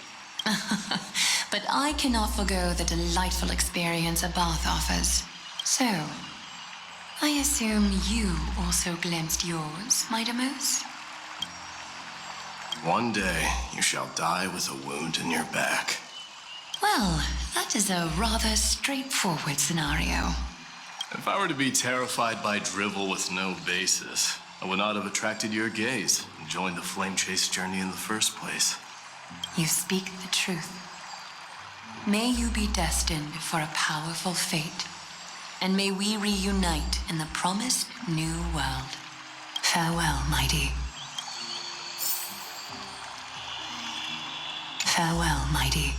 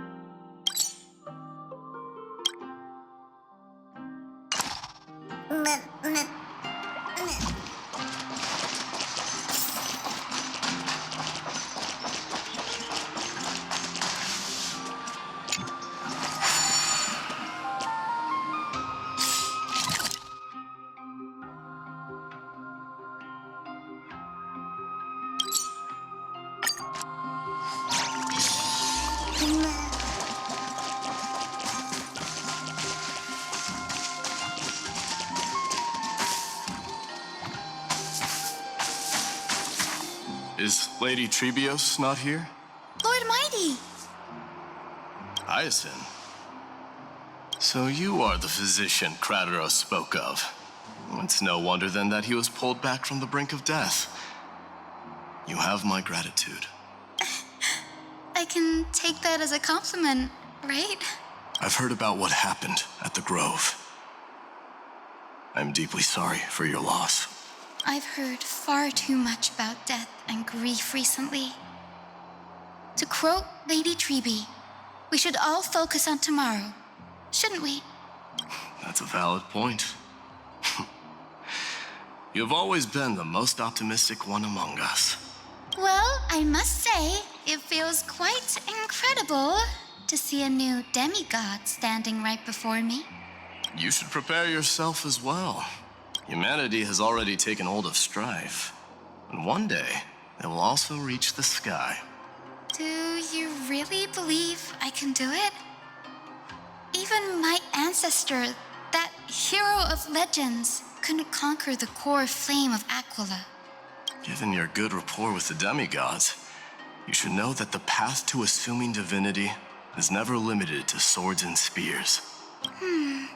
You've always been so perceptive, Lord Mighty. Rest assured, if fate has truly selected me, I'll be ready. Right. You are here looking for Lady Treby and Lady Trina, no? They're not around at the moment. Is there a message you'd like me to pass on to them? No need. I've already bid farewell to Aglaya. Meeting with the Oracle is simply a matter of courtesy. You've bid farewell? I'm heading back to Castrum Kremnos to fight against the Black Tide. In all likelihood, I will never again return to Akuma. Oh. On second thought, there is something that I'd like you to help me convey to them. I'm all ears, Lord Mighty. I'll make sure to convey every single word. Tell them that there is no longer a need to send scouts behind enemy lines.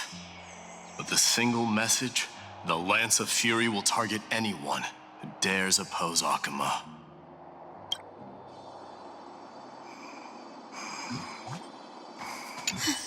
I'm all ears, Lord Mighty.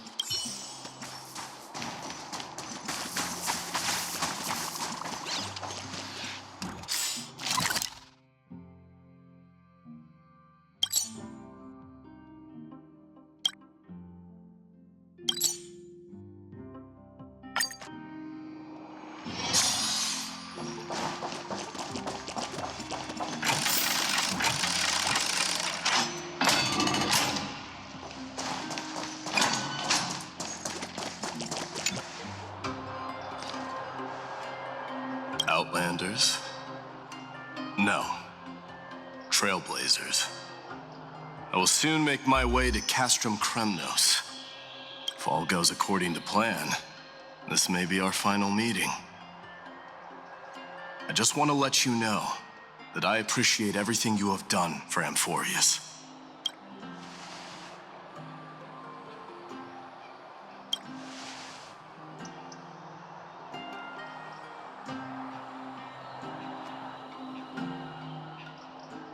That means a lot to me. May success accompany your trailblazing wherever it leads. How about you let me guess what's on your mind?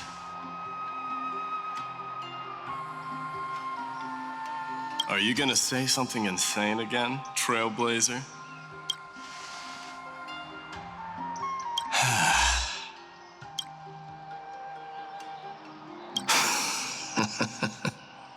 Now that I bear the divine within me, I can get the vague feeling that you have a great significance for the future of Amphoreus. With this departure, fear that I will never again return. Can I entrust you both to watch my back and to continue supporting the Flame Chase journey in my absence? You have my gratitude. Then, farewell. Yes.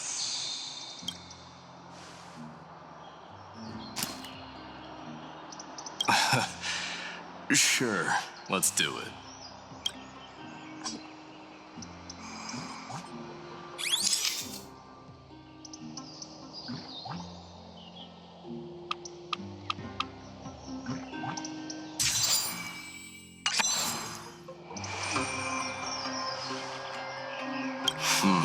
Well, feels peculiar, I suppose.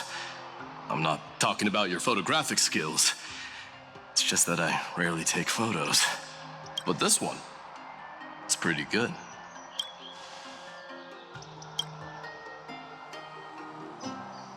I wish the same for you during your time in Amphoreus. I wish the same for you during your time.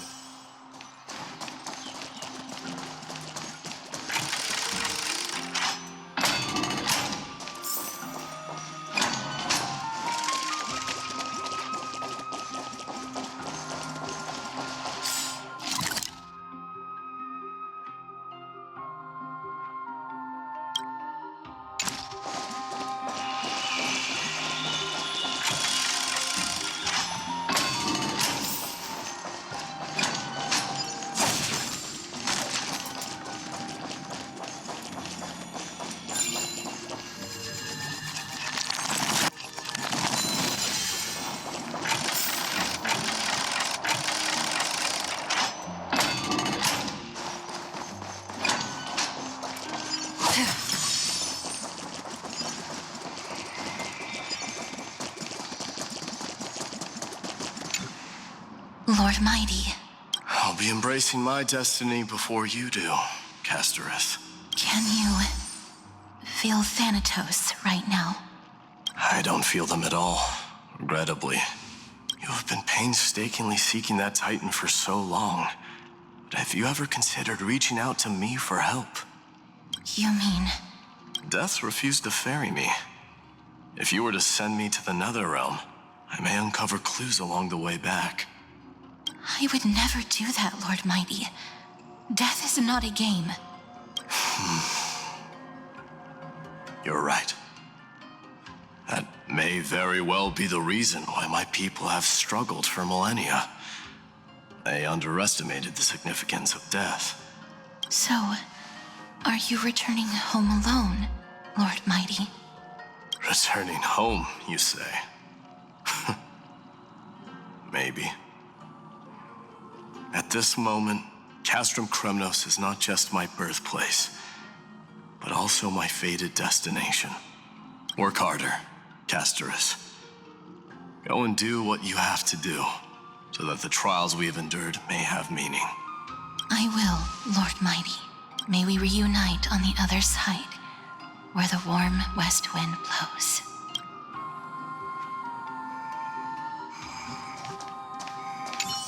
May we reunite on the...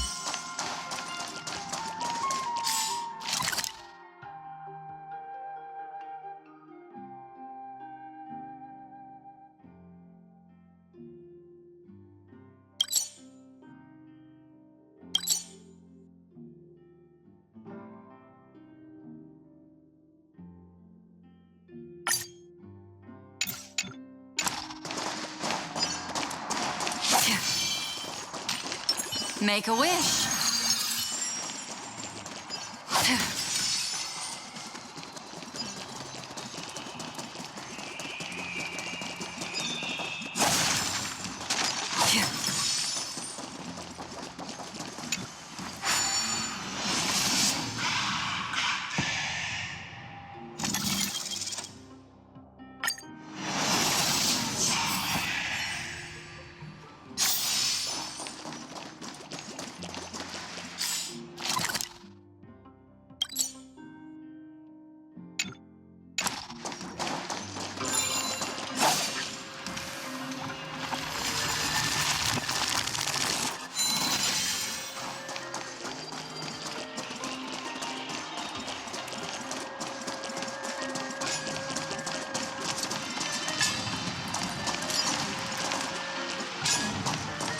King of Kremnos, without the signet ring, but looking more like a king now. I'm no longer the king, Grand Craftsman. Matters not the title. Surpassed all former kings your achievements have. I will honor your trust and liberate the world from the clutches of fear. Nevertheless, I must request that you continue to watch over Phynon, Artonis. I have a feeling that his fate will weigh heavier than all of ours combined. Keep Phynon in mind, I will. Return to your home, brave king.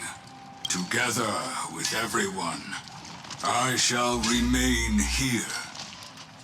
That thunder from Castrum Kremnos, we wait to hear.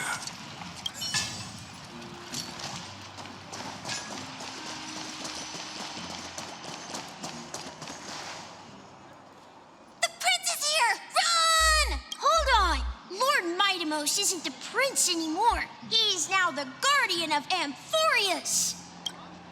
What's going on?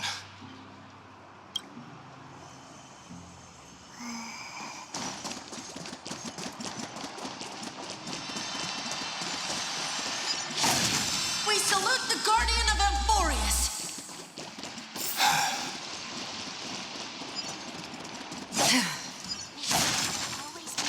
May glory be with you. It's been a while, Guardian. Farewell, savior of Kremnos. I should have known you were the mastermind behind this. Hey, don't go pointing fingers without cause. I swear I'm innocent this time. See those kids over there? They're the ones who brought everyone together. I admit, that took me by surprise. Were you seriously just going to sneak off without a word with me? Well, I was actually on my way to bid farewell to you, but ended up running into this. Oh, that's quite an honor, I suppose. We better not leave them waiting too long, don't you think? The road to Castrum Kremnos from here is long. Perhaps it wouldn't be a bad idea to take a moment and etch their faces in my memory one last time.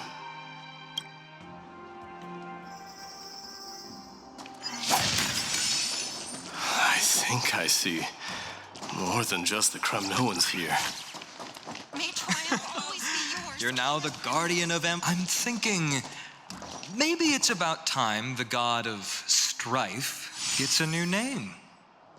How about the god of solidarity or preservation? Dong Hung mentioned that one to me. I recommend that you steer clear from any situation that calls for naming things. I suppose strife still fits you better.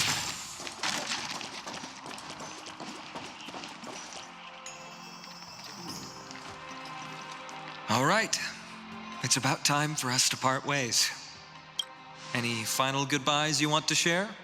This might be your last chance. Why so quiet? I thought divinity would wash away some of your sentiments. Do you truly feel as carefree as you seem? Or is this just a facade you wear? You know what? You sound just like Aglaia at this moment. But you're not off the mark. I just thought that putting on a nonchalant front for this occasion might help us preserve some dignity. I can see through your deception, even without the power of mind reading. Am I really that terrible at controlling my facial expressions? Well, with that said, thank you for aiding me in defeating my archenemy, miHoYo. No need to thank me. This triumph brings no delight, nor does it signify closure. You understand that more than me. Indeed. In the end, I still haven't unraveled the mystery behind that black-robed swordmaster. And I can't even ascertain their demise. Maybe I've never managed to cut off my destiny.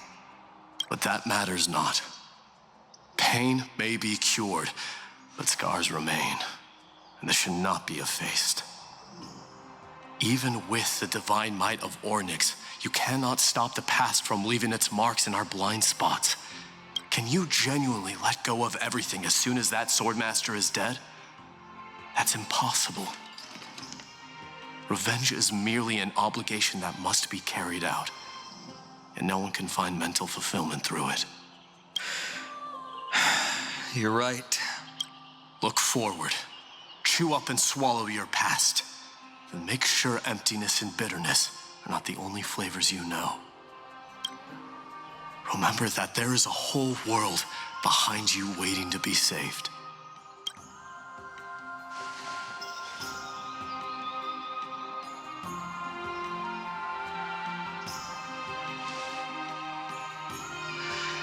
I will keep that in mind.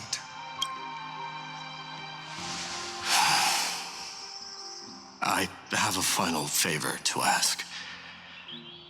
Please look after the Kremnoan warriors in my absence.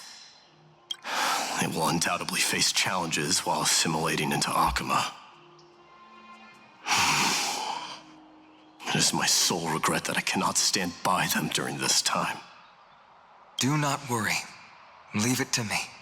And, while I'm at it, I'm going to find out if the Kremnoan language is really missing that many words. The Kremnoan philosophy can never be encapsulated in a mere dictionary. But if there's a chance in the next life, you should come visit my library.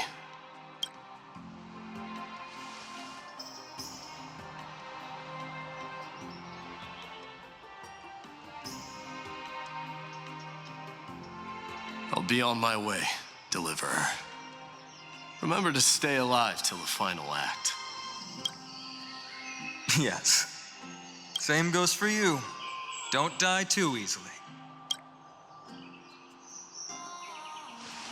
May triumph always be yours, miHoYo.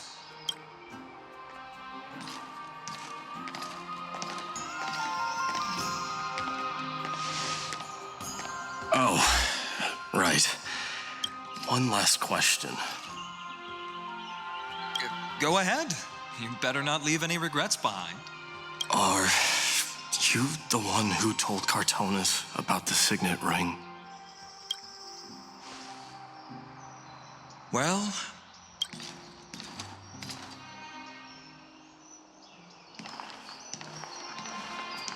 who knows?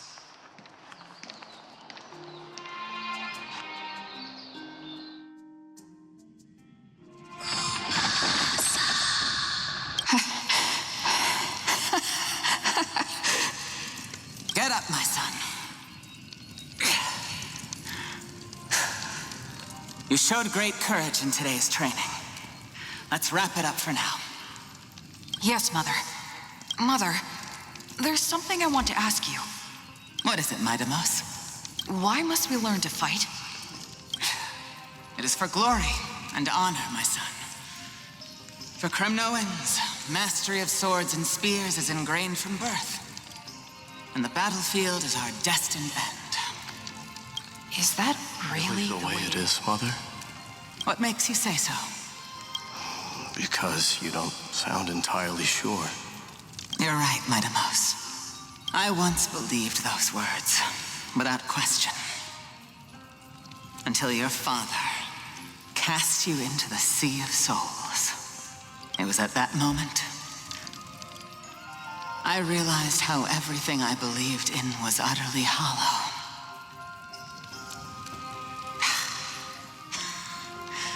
Perhaps the spirit of Kremnos had once existed. But as greed bloomed in the hearts of humanity over the years, such spirit had long faded alongside our glory. I no longer put my faith in any oath or doctrine. Now I have just one role. That of your mother, miHoYo. Your guardian. That dream always ends there. The journey back to Castrum Kremnos is proving to be longer than expected. Krateros said that shortly after my fall into the sea, my mother challenged my father to a duel. She died through father's treachery, and I never saw her face. Yet each night she would show up, waiting by the flickering firelight. I always anticipated the sequel to that dream, believing she had more words of wisdom or guidance to offer. But now, I think I finally come to understand. That is all she wished to tell me. And now, I too am left with but one role.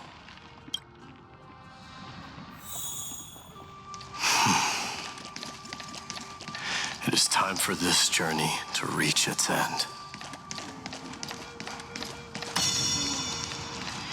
Look! miHoYo is back!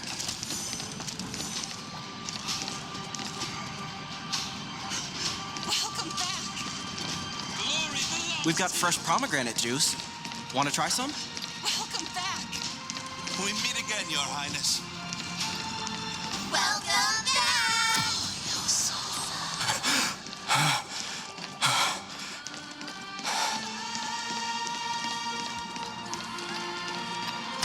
How was your training? Ooh, say, come and check out what I just wrote. miHoYo! Did you just come back from training? It's been a while. Welcome home, miHoYo. Have you found something?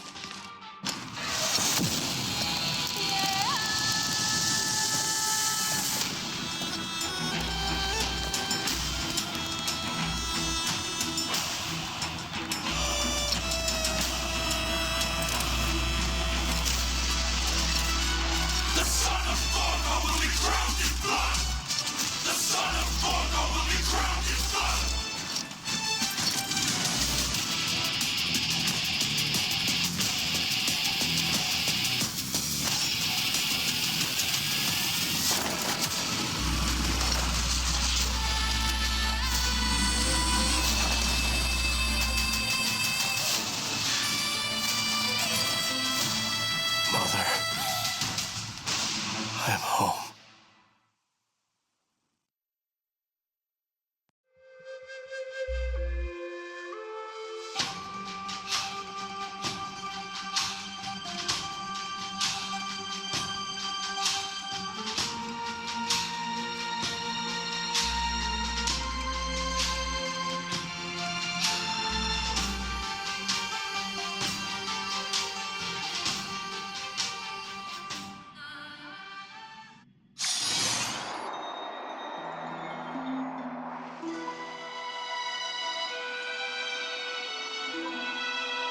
We smell sunlight and the wind of Akuma.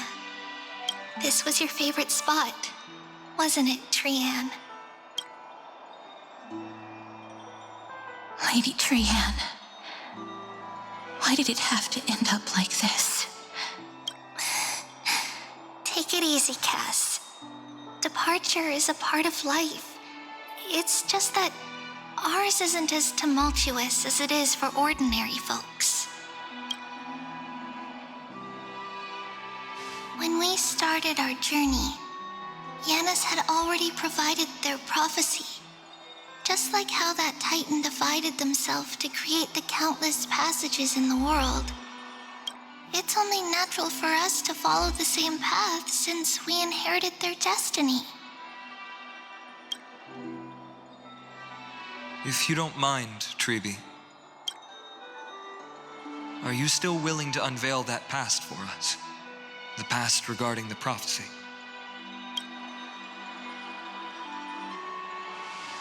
What do you seek to learn, Snowy?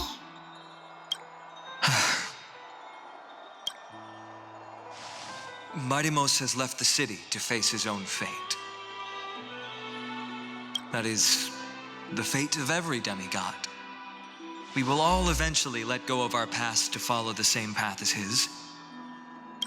So, what I want to know is, as Amphoreus' first demigod, what compelled you to take the first step on this journey? And what has sustained you to make it this far without looking back? Despite the fracturing of your body and the numerous departures you have endured.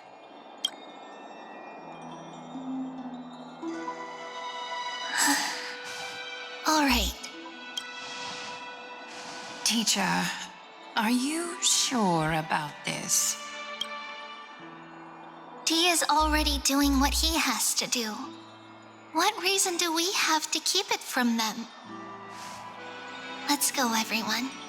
Let's go to the abyss of fate and see how it used to be.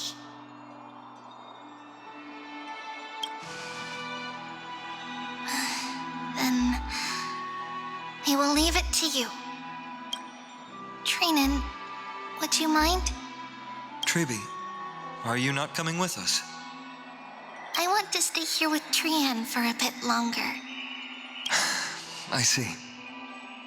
We'll be off then. Take care. Since you have made your decision, then let's proceed as you wish. See you later, teacher. Cass, are you not going with them? No. I'd prefer to remain here to accompany Lady Trian. She hated being alone. What's this? A little gift that I had hoped to deliver to her personally, though fate had other plans. Oh, so you saw us arguing that day? Yes. I figured Lady Trian would like it a lot, so I bought it. I see. Cass, you know, I recognized it immediately that day. It truly is an authentic piece from Yanisopolis. Then why? It's just that Trian had forgotten far more things than I. For example, she forgot that this glass object meant something unfortunate according to the traditions of our homeland. I'm sorry, Lady Treeby. Should I... No need to apologize, Cass. At that time, I simply didn't want her to be trapped by our past, especially considering how much time had passed since we left home. But now, it might just be the perfect gift for Trianne. All shall bid farewell to one, and that person alone will witness the miracle. While you and I have long accepted this absurd fate, they remain fresh and inexperienced. Teacher, don't let the weight of that cruel prophecy crush their spines. But it would be even more cruel if we allow them to ignorantly fall before the gates of the new world. They will eventually need to know the truth. We just need the right opportunity. This, to me, feels like the right opportunity.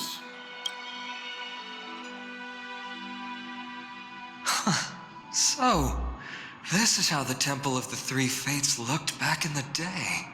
At this point, Ianisopolis still resides under Aquila's protection, yet it is already fated for decline, and only contains a beautiful facade. Is it because Amphoreus has entered Arabellica? Yes, strife remains distant from this part of Amphoreus right now. But in 5 years' time, at the same entry hour, this temple will become the source of another war. Then, where are you at this time? Right over there. Why does she look somewhat different? It's because we don't quite recall how we used to look. Oh, my apologies. Please don't. We should be the ones apologizing. Come, everyone. It's time to witness our last conversation with Orynyx.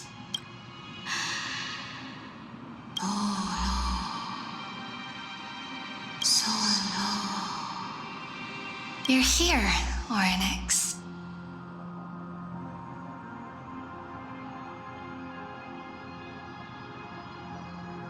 This is our memory, so your senses are also aligned with the Trebios of that moment.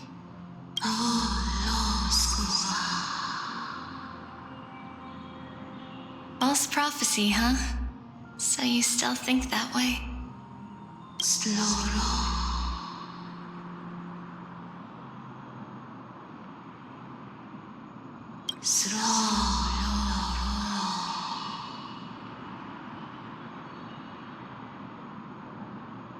But the black tide has already arrived, and Yanis remains in slumber.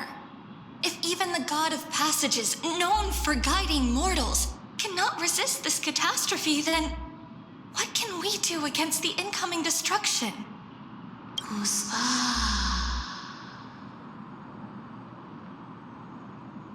Those chosen by fate would never have their family taken from them.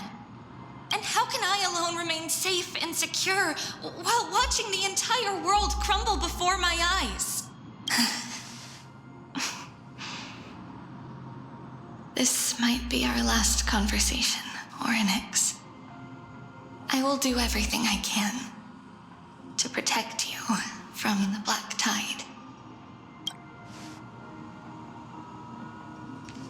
The family she just mentioned. It's our mother. She fell from the spot into the valley a long time ago. It was during a grand ceremony held to seek Yanis's guidance, but things took an unexpected turn. It was Kefali who responded instead. Did something go wrong with the ceremony? Yes, but those two occurrences were in fact unrelated. Kefali's response was simply a coincidence. On that frosty night with treachery abound, as the holy maiden of Yanisopolis met her demise, the world-bearing titan also fell in another corner of the world. Let's keep up with her. This story, she should be the one to tell it. That thing ahead. It's the altar of Talantin. But that's not our destination. We're heading to the left. This place used to be passable.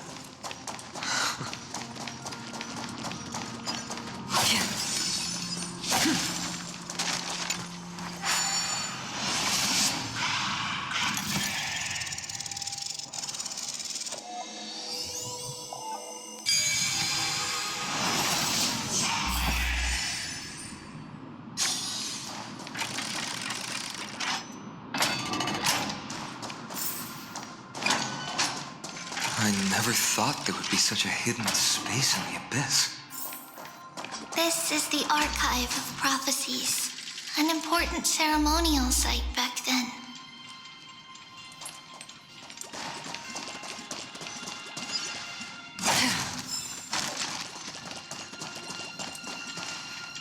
Is this Giannis's maze that Trinon used for divination in the past? Not only that, it also serves as a lock. Our childhood abode lies sealed within. This is the largest puzzle I've ever laid eyes on. And it even acts as a door lock. Should have expected something like this in the homeland of puzzles, I suppose. So, how are we going to solve it? Just follow the designated path and let the stone ball fall into the pool twice. Seems pretty straightforward. Even Mighty might be able to complete it in a single try.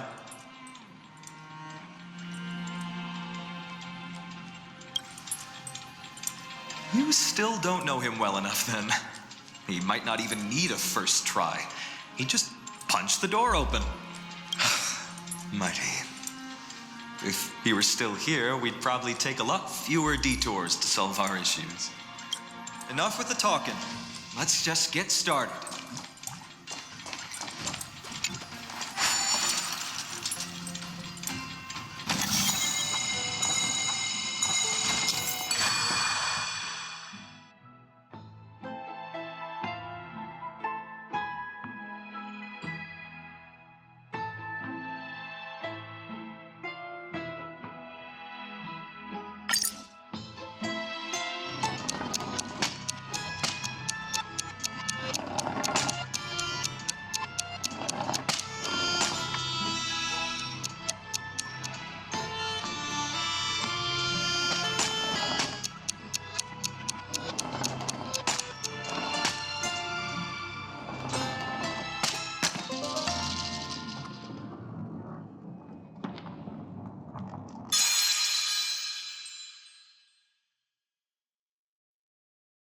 Impressive. You too have the makings of a high priest now.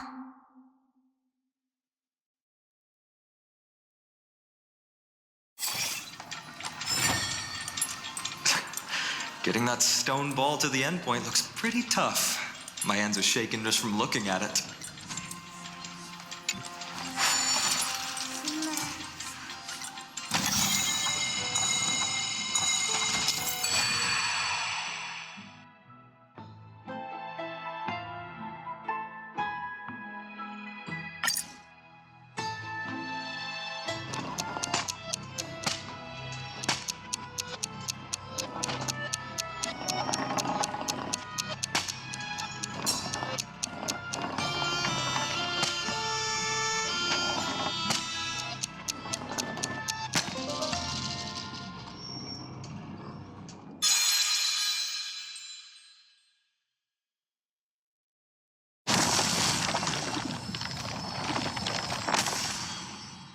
The secret door is open. Go inside, and you'll see the place where we grew up.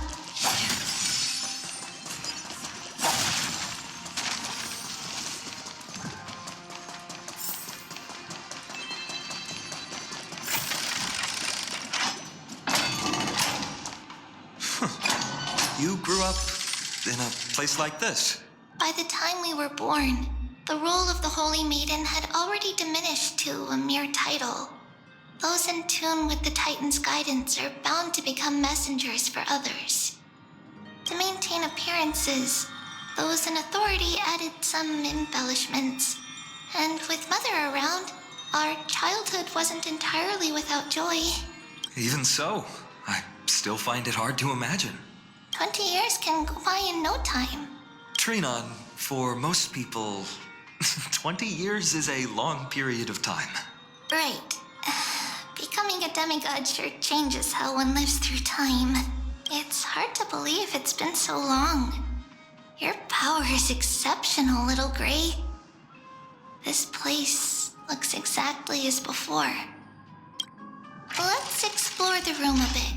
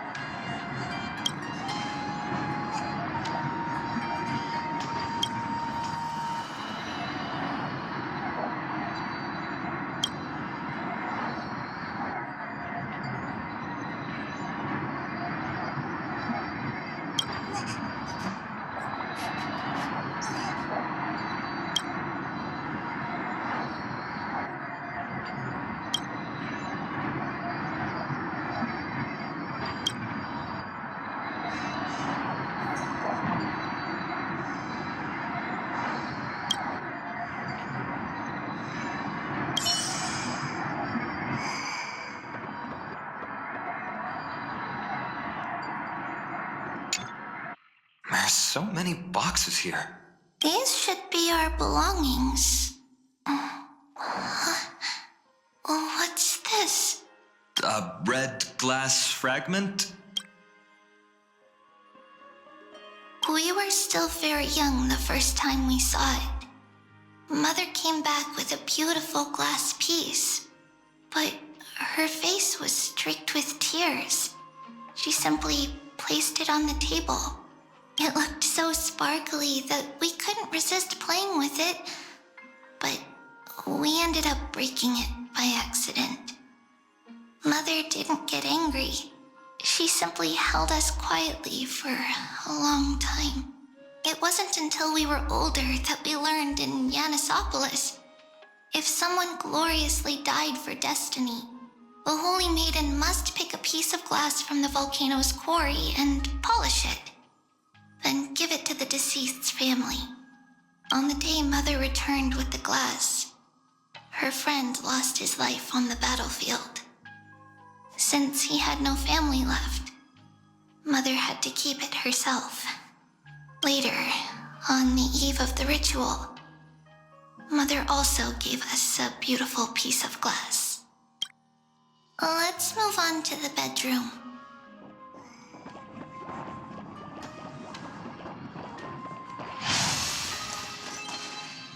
It's Trebios. Just as expected. It's time to get going after all. Mama, are you going to that ritual tomorrow? That's right, my sweet girl. What's the matter? I wish I could go too. I have something to ask Yanis. Oh. What do you want to ask? I want to know how to chase the black tide away. Ah, I see. Unfortunately, it's a secret ritual, and only I can preside over it. If you want me to consult the Titan on your behalf, you'll have to promise me something. What is it? Be a good girl and go to sleep now. And whatever you dream of, don't be afraid. Just sleep through the night until morning comes. Until the next time Aquila opens their eyes. Can you do that for me, sweetie? That's it? Of course I can! Trebios is the most amazing Holy Maiden of Yanis! Well, little Holy Maiden. But why, Mama? Because this ritual might take a long time. How long? Tomorrow, my sweet child. I'll be back tomorrow. If not tomorrow, then the next tomorrow. If not, the tomorrow after that. But if I still haven't returned for a very long time, that means the ritual has succeeded.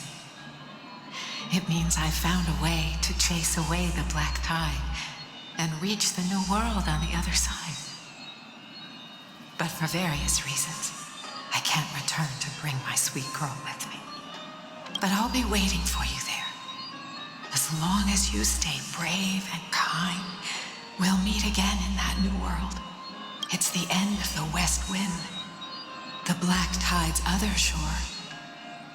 A radiant sea of flowers, blessed and protected by the gods.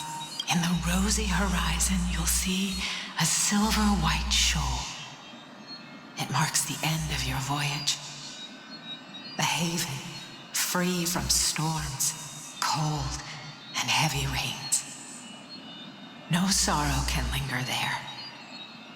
That is where I'll be, waiting for you. Wow, that sounds just like the island from my dream.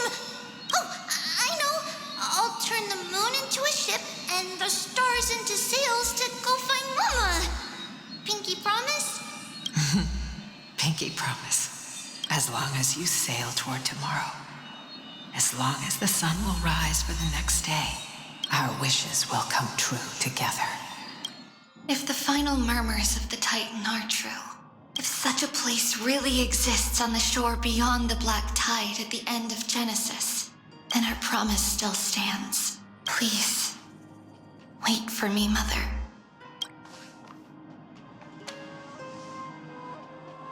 After those 10 years of darkness, when Aquila opened their eyes for the last time, we finally set off.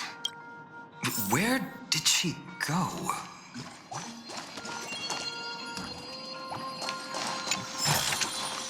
Seek, and you will find. This way. Now, we'll go through this shelf. But how? With Yanis's power?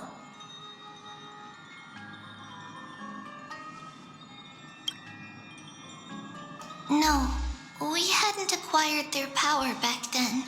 So this obstacle, it was simply a mirage? Yes, the answer is right on the shelf. Go ahead and give it a try.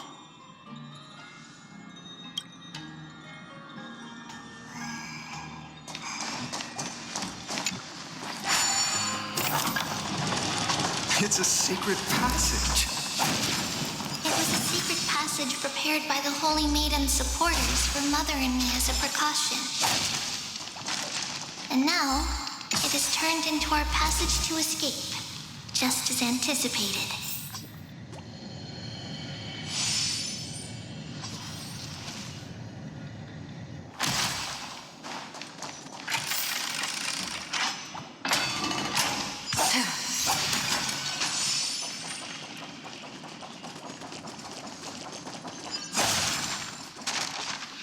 The path to the temple was in quite a state. Did someone do it on purpose? No surprise at all. Some people caught on to what we were planning and tried to intercept us, while others were willing to clear the way for the Holy Maiden. I can't move it. I can't cling over it either.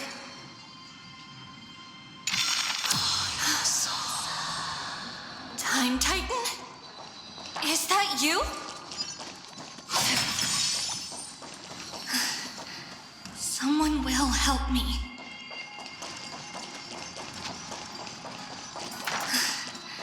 Someone will help me.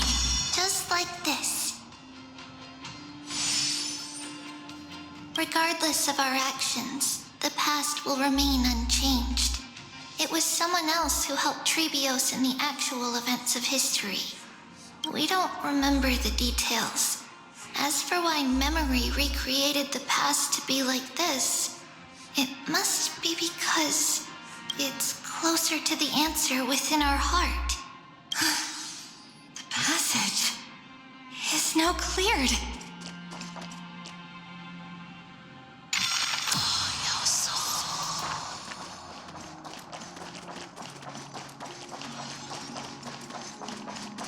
Stream forth, gleam bold blades.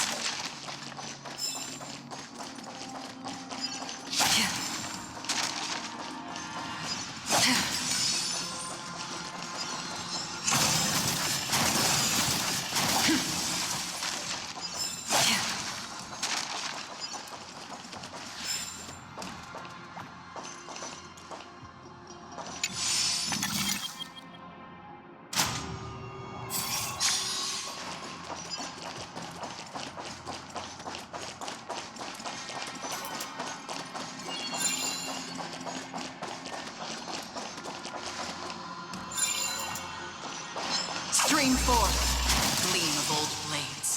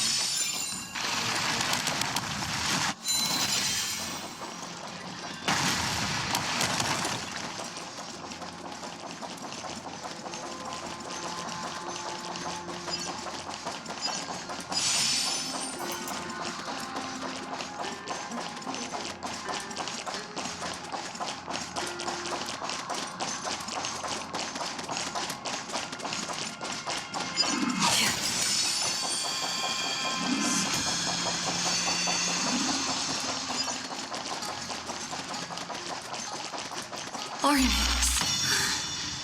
Thank you, nameless god.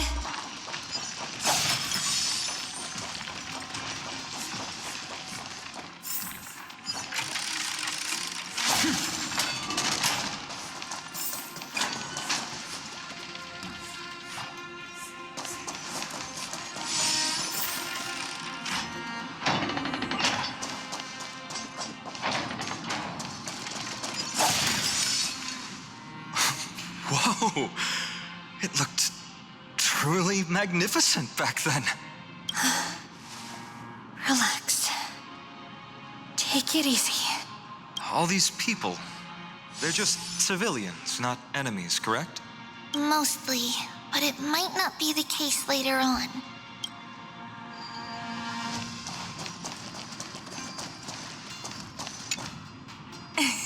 Hey, little ones. How did you sneak in here? Please keep it down. You had to be really sneaky to get in here. Okay. But what did you sneak in here for? I heard there's a lovely holy maiden living in the temple, and I want to meet her. I couldn't stop her, so I had to think of a way to sneak her in. Oh, really? I was here to meet the Holy Maiden as well, but the guard said she had to go somewhere far away today.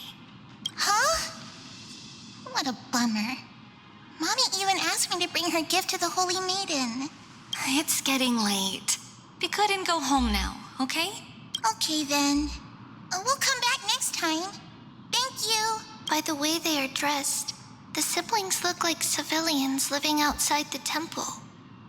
Mother mentioned that when she was a holy maiden, she caught a girl sneaking into the temple to steal the tributes. Stealing from the temple was punishable by death. But that poor girl had no family and just wanted something to eat. So Mother took her outside and even gave her some food. Perhaps these two children are the descendants of that girl from back then.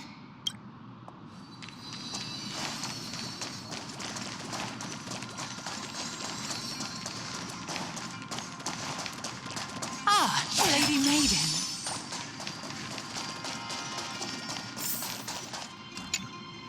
Lady Maiden, you need to dress warmer. It's pretty cold out. Let me get you a blanket. No need to trouble yourself.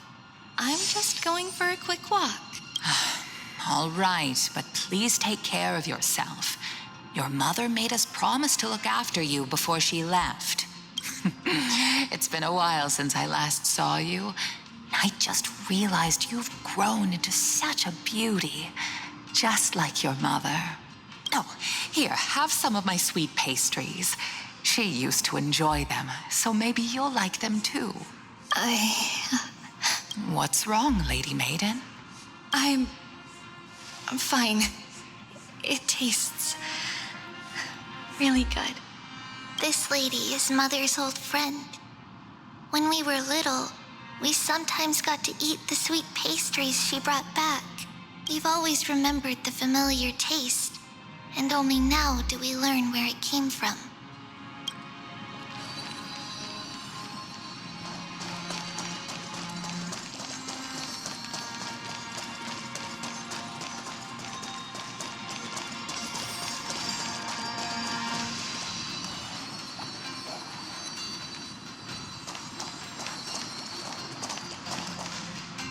Apologies, Lady Maiden, but the Yanis vault is under maintenance today. Perfect. That way, no one will disturb me while I'm talking to Mother. All right then. May Yanis guide your path. The Yanis vault? It's where Yanis's heart lies and the core flame is kept. Just enter on the left. It's also the place where Trailblaze was born.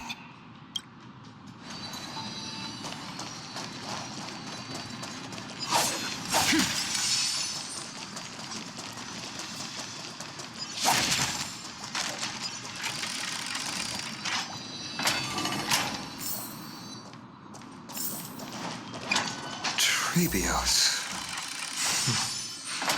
What does that name actually mean? The one with 3 lives. Mother believed our birth was blessed by the 3 titans of fate. She named us thus to express her gratitude. Looking at how things have unfolded, fate might have had a role in it.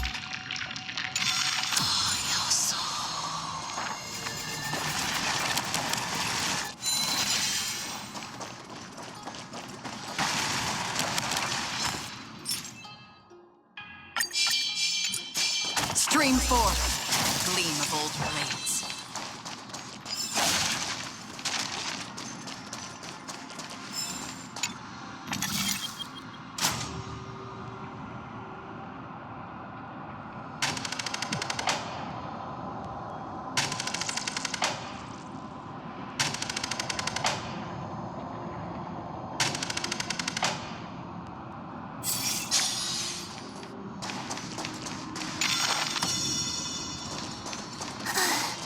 Finally, Diana's vault is right ahead.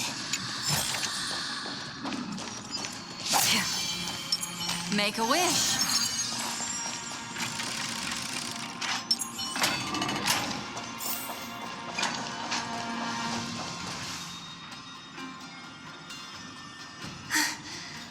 At long last.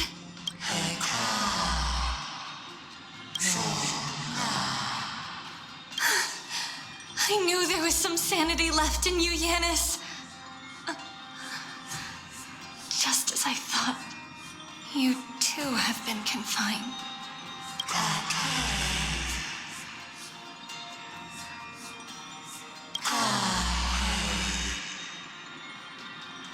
No, Yanis. I've come here to take on your fate.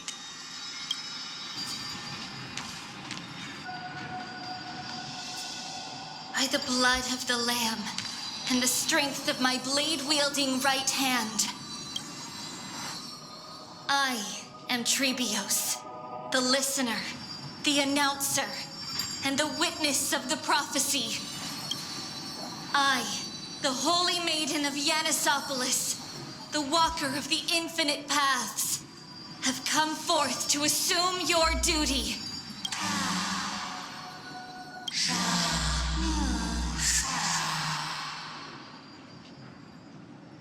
Just as I wished.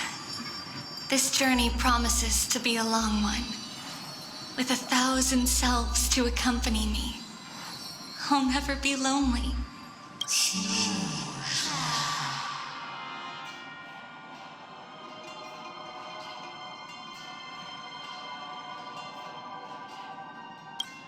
No matter.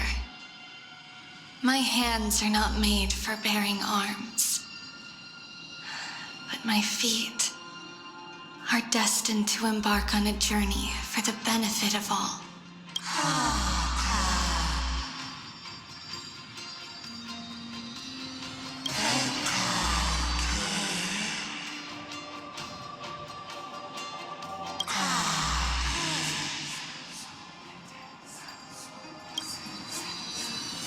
Without a doubt, Titan.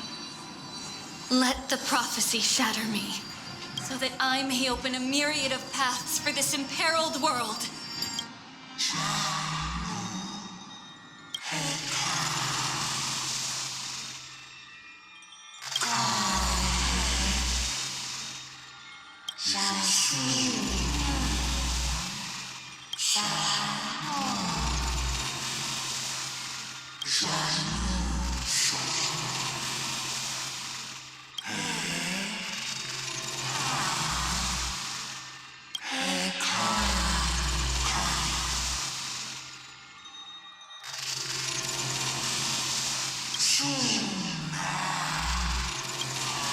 I understand, Canis.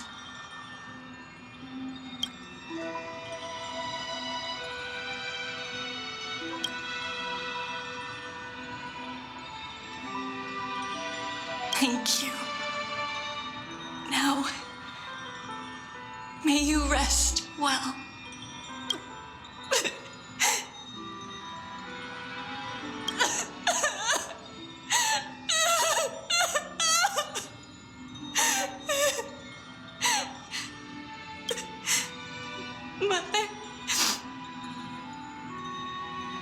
you see that? I have assumed my duty and stand ready to set out. We will step over the gods' corpses and wander among humanity. And thus, we shall sweep apart Amphoreus' pitch-dark fog. May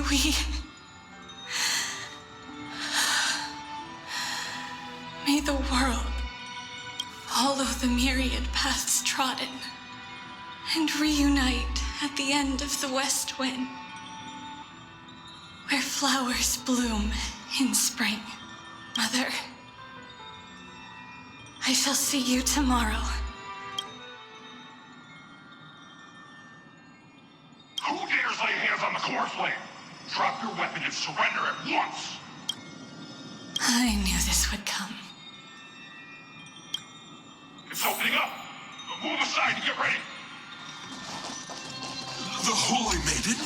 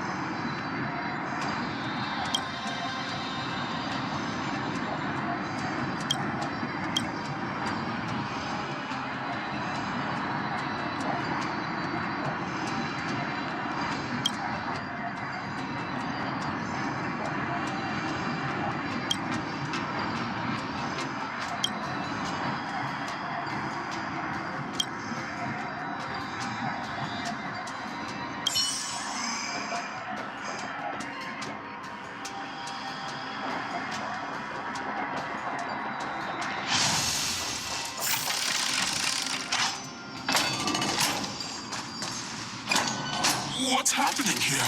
Lady Maiden, where's the thief who stole the core flame? Look at what she's holding, you buffoon! She is the thief! Take your positions and ready your arms! We're taking back the core flame! Bring it on! What? Come forth, loyal guards. At least do it properly. Pierce me in the chest. What are you scheming? This is your last chance. If anyone wants to earn a promotion and rise through the ranks, I'm right here. You all know who I am. Go ahead. However, if there's still any loyalty within you, step aside for the Holy Maiden. Otherwise, by the decree of the Holy City's Codex, anyone who dares to harm the Holy Maiden shall face execution! Captain, what should we do?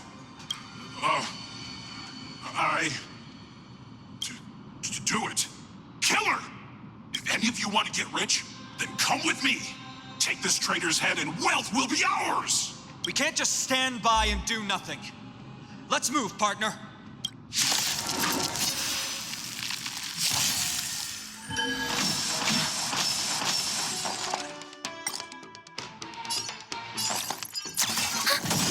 Enemy data secure. Net markers activated. Time for a good old counterattack. Destiny is apparent. I weep for the departed. It too shall fall.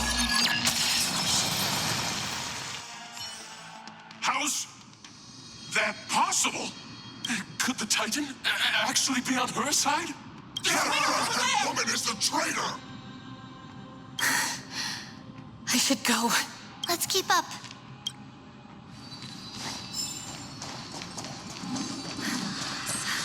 The path is opening up for me. Oh, Yanis, protect me.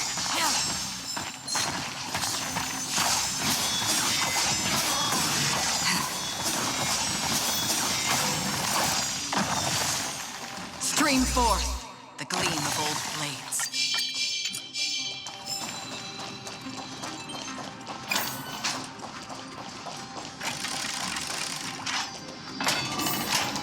The main path is like that, guarded. Stream forth. What do I do?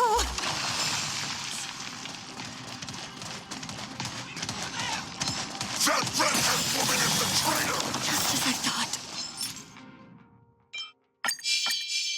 Inside! Stream forth. Gleam of old blades.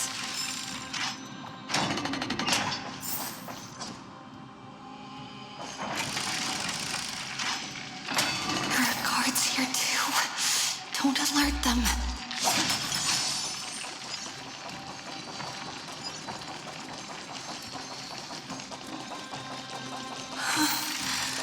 Long last.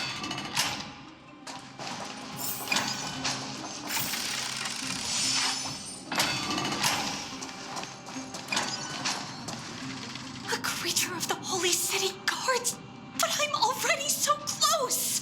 This should be the last fight. We have to help her get through. But I don't get it. This has been puzzling me for a while now. Who has been aiding Trailblaze in her escape?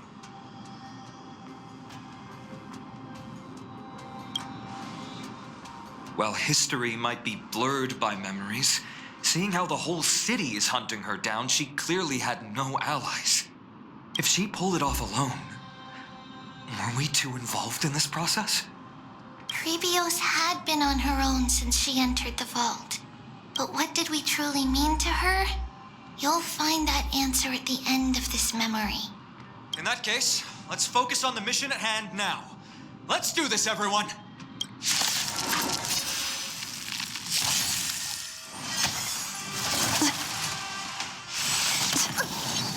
Do we still have the upper hand? Enemy data secure. Net markers activate. Time for a good old counterattack. Destiny isn't chosen. I weep for the departed. It too shall fall.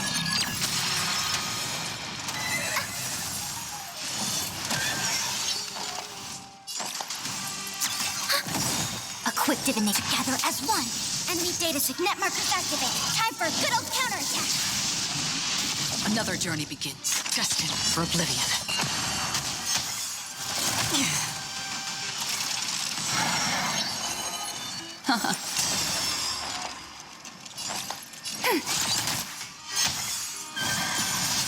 Mind your manners.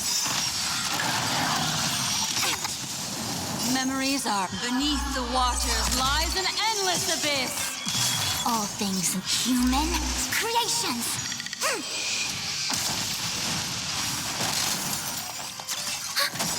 Enemy data secure. Net markers activate. Time for a good old counterattack. I weep for the departed. It too shall fall.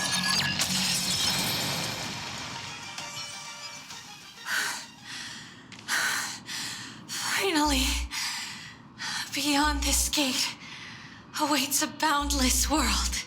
This is where my journey begins. God of passages, can you see me? I will complete the path that you started. No response after all. Yanis, may you have a good dream. I can't stay here much longer. It's time to leave. Well, looks like this is the end of the memory. Not yet. The question that has been puzzling you. She's about to reveal the answer.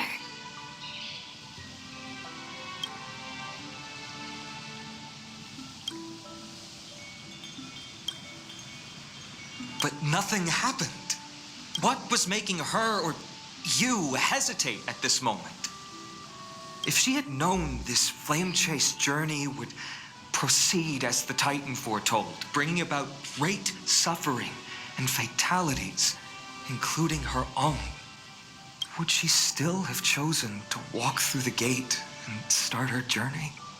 I think the answer is already within you. And you've made your own decision. What? You can hear us? Not really. She can neither see nor hear us. Yet she knew that one day, someone would return to unveil this dust-covered memory. We can never know for sure who helped us back then.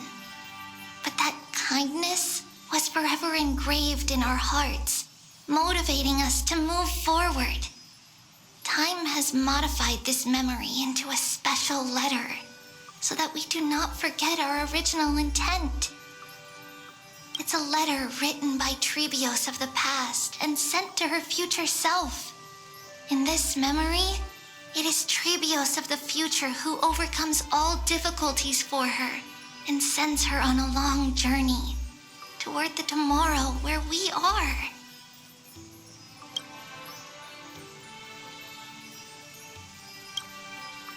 Yes, you'll remember it all. And then find your way back to the gate where everything began. Here, I will set sail toward the distant horizon. Here, you have traveled far on your way home. Such is the maxim that unveils Trebios' fate. You shall shatter into 1,000 fragments and wither on the soil of foreign lands. So, if you ever feel lost, return to this place. I'll keep this memory here for you. Or for me, to embrace it again. Worry not. The loss is something we've grown used to. Our resolve and our pledge are what Trebios will never forget. Each one of us has never failed to remember. Losses are a constant on the flame chase journey, among which even life itself holds little value. The hot blood of the sacrificial lamb will not be spilled in vain, like my mother and I. The libations poured are guaranteed to bear fruit, just as my blade-wielding right hand is not a hollow formality. Surmount the myriad passages of Yanis, and we will once again ride the west wind and let the wings carry us far away. So, this is your answer? That's right. In the name of the three fates, I stand by my answer with no regrets. Now, with or without the gods' blessing, I run towards the world's agony. If I can truly pierce through the utter darkness, we will meet again at the end of the west wind, where flowers bloom in spring.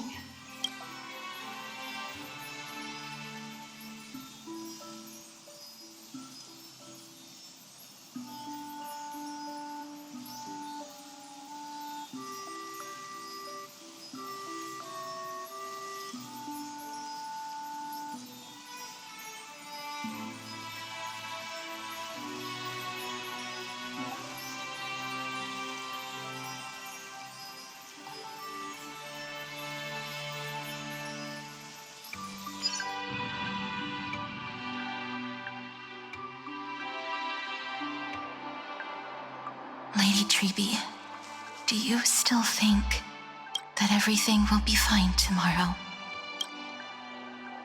Yeah, that's what Trianne would say as well. With all due respect, Lady Trebi, you know perfectly well that see you tomorrow is nothing but a white lie. I hope your toughness is not a mask hiding a lonely heart. Cass, that's not a lie. See you tomorrow is the greatest prophecy in the world. Prophecy? Listen, in every corner of this land, every heartbeat carries a prayer for that prophecy to come true. It may be that only a few heroes will bring tomorrow to the new world, but the prophecy of leading everyone to tomorrow belongs to all in Amphoreus. But not everyone has the chance to see tomorrow. How can such words be called a prophecy? Because people believe it will come true, and they are trying hard to hold on to that belief. Even as the world teeters on the brink of collapse, everyone is pressing forward, longing to reach farther and move toward tomorrow. And that is why a holy maiden exists to lead the world toward tomorrow, and why Yanisopolis' prophecy unfolds as passages. Fate is not about the outcome, but the journey. It's not the flowers that bloom at the end of the road, but rather the paths that lead beyond the gate, where people tread toward the sea of flowers. So, Cass, if anything is troubling you, just set it aside for tomorrow. There's no difference between demigods and mortals. The troubles we encounter can only be resolved by our future selves. Reflect through the long night. Wait for the dawn as you think. Then set off at daybreak. The hesitant part of us will be left behind in the dark, while the determined side of us will know no fear. Because that's how Trivios has journeyed so far to spread the prophecy. Beckoning the morning sun and the tomorrow it promises to bring. We will now continue the journey and face our destiny. We will step over the gods' corpses and wander among humanity. And thus, we shall sweep apart Amphoreus' pitch-dark fog. And at the end, all will reach that silver-white shoal. That end of the journey, that new world and new tomorrow. It is a haven free from storms, cold, and heavy rains. No sorrow can linger there. We've made a promise to meet again at the end of the west wind, where flowers bloom in spring. See you tomorrow, Brienne. See you tomorrow.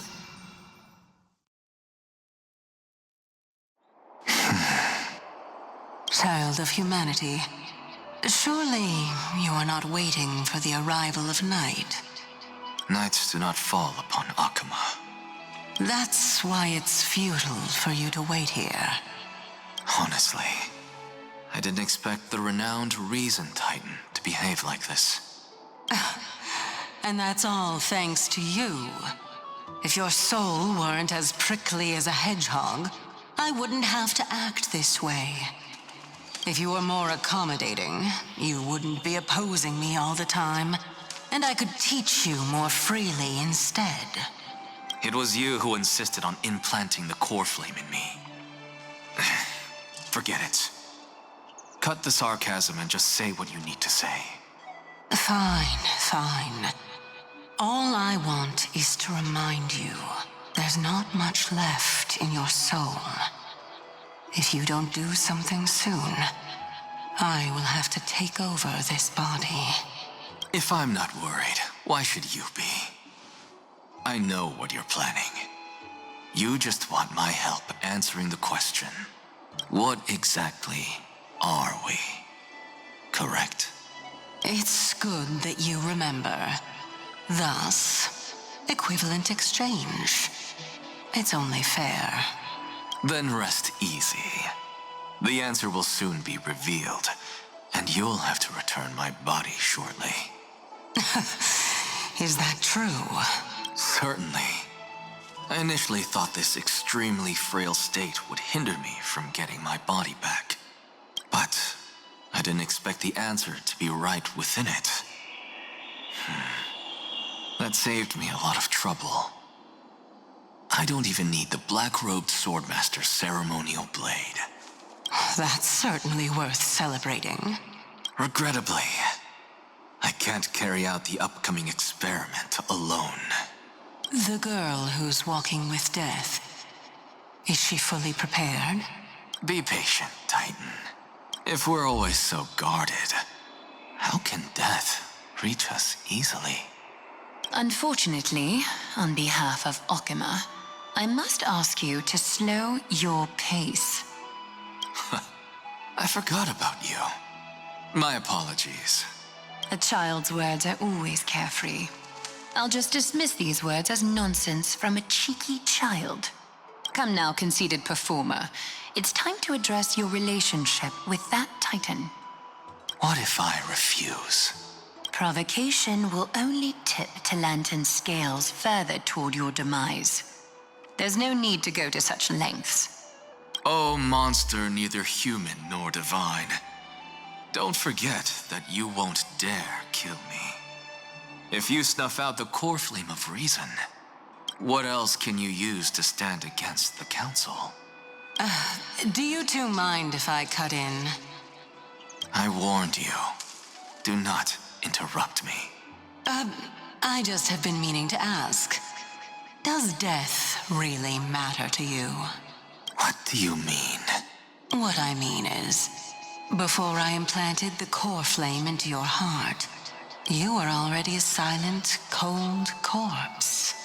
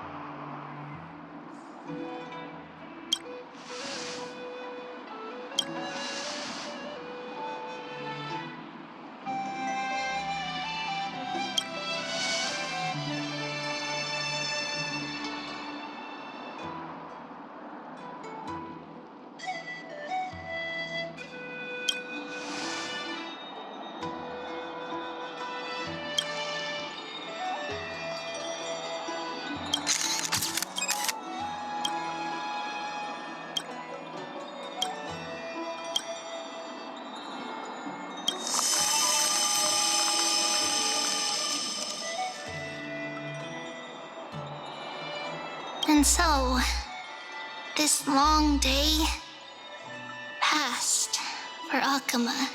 Some people arrived, and some left forever. Just like every other day of this journey, where we, stumbling, move forward.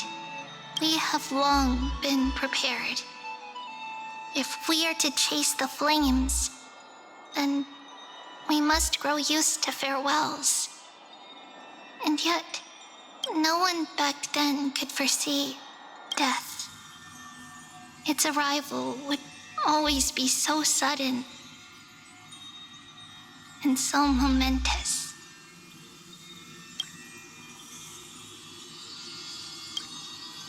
Even little Gray, coming from beyond the sky,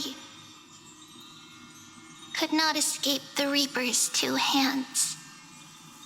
And what people gained and lost in that trial of death was far heavier than life itself. Just like the destiny that the prophecy revealed for Cass, at the end of the Sea of Flowers, the souls of the living shall warm thy fingertips. And after an embrace, there shall be eternal separation.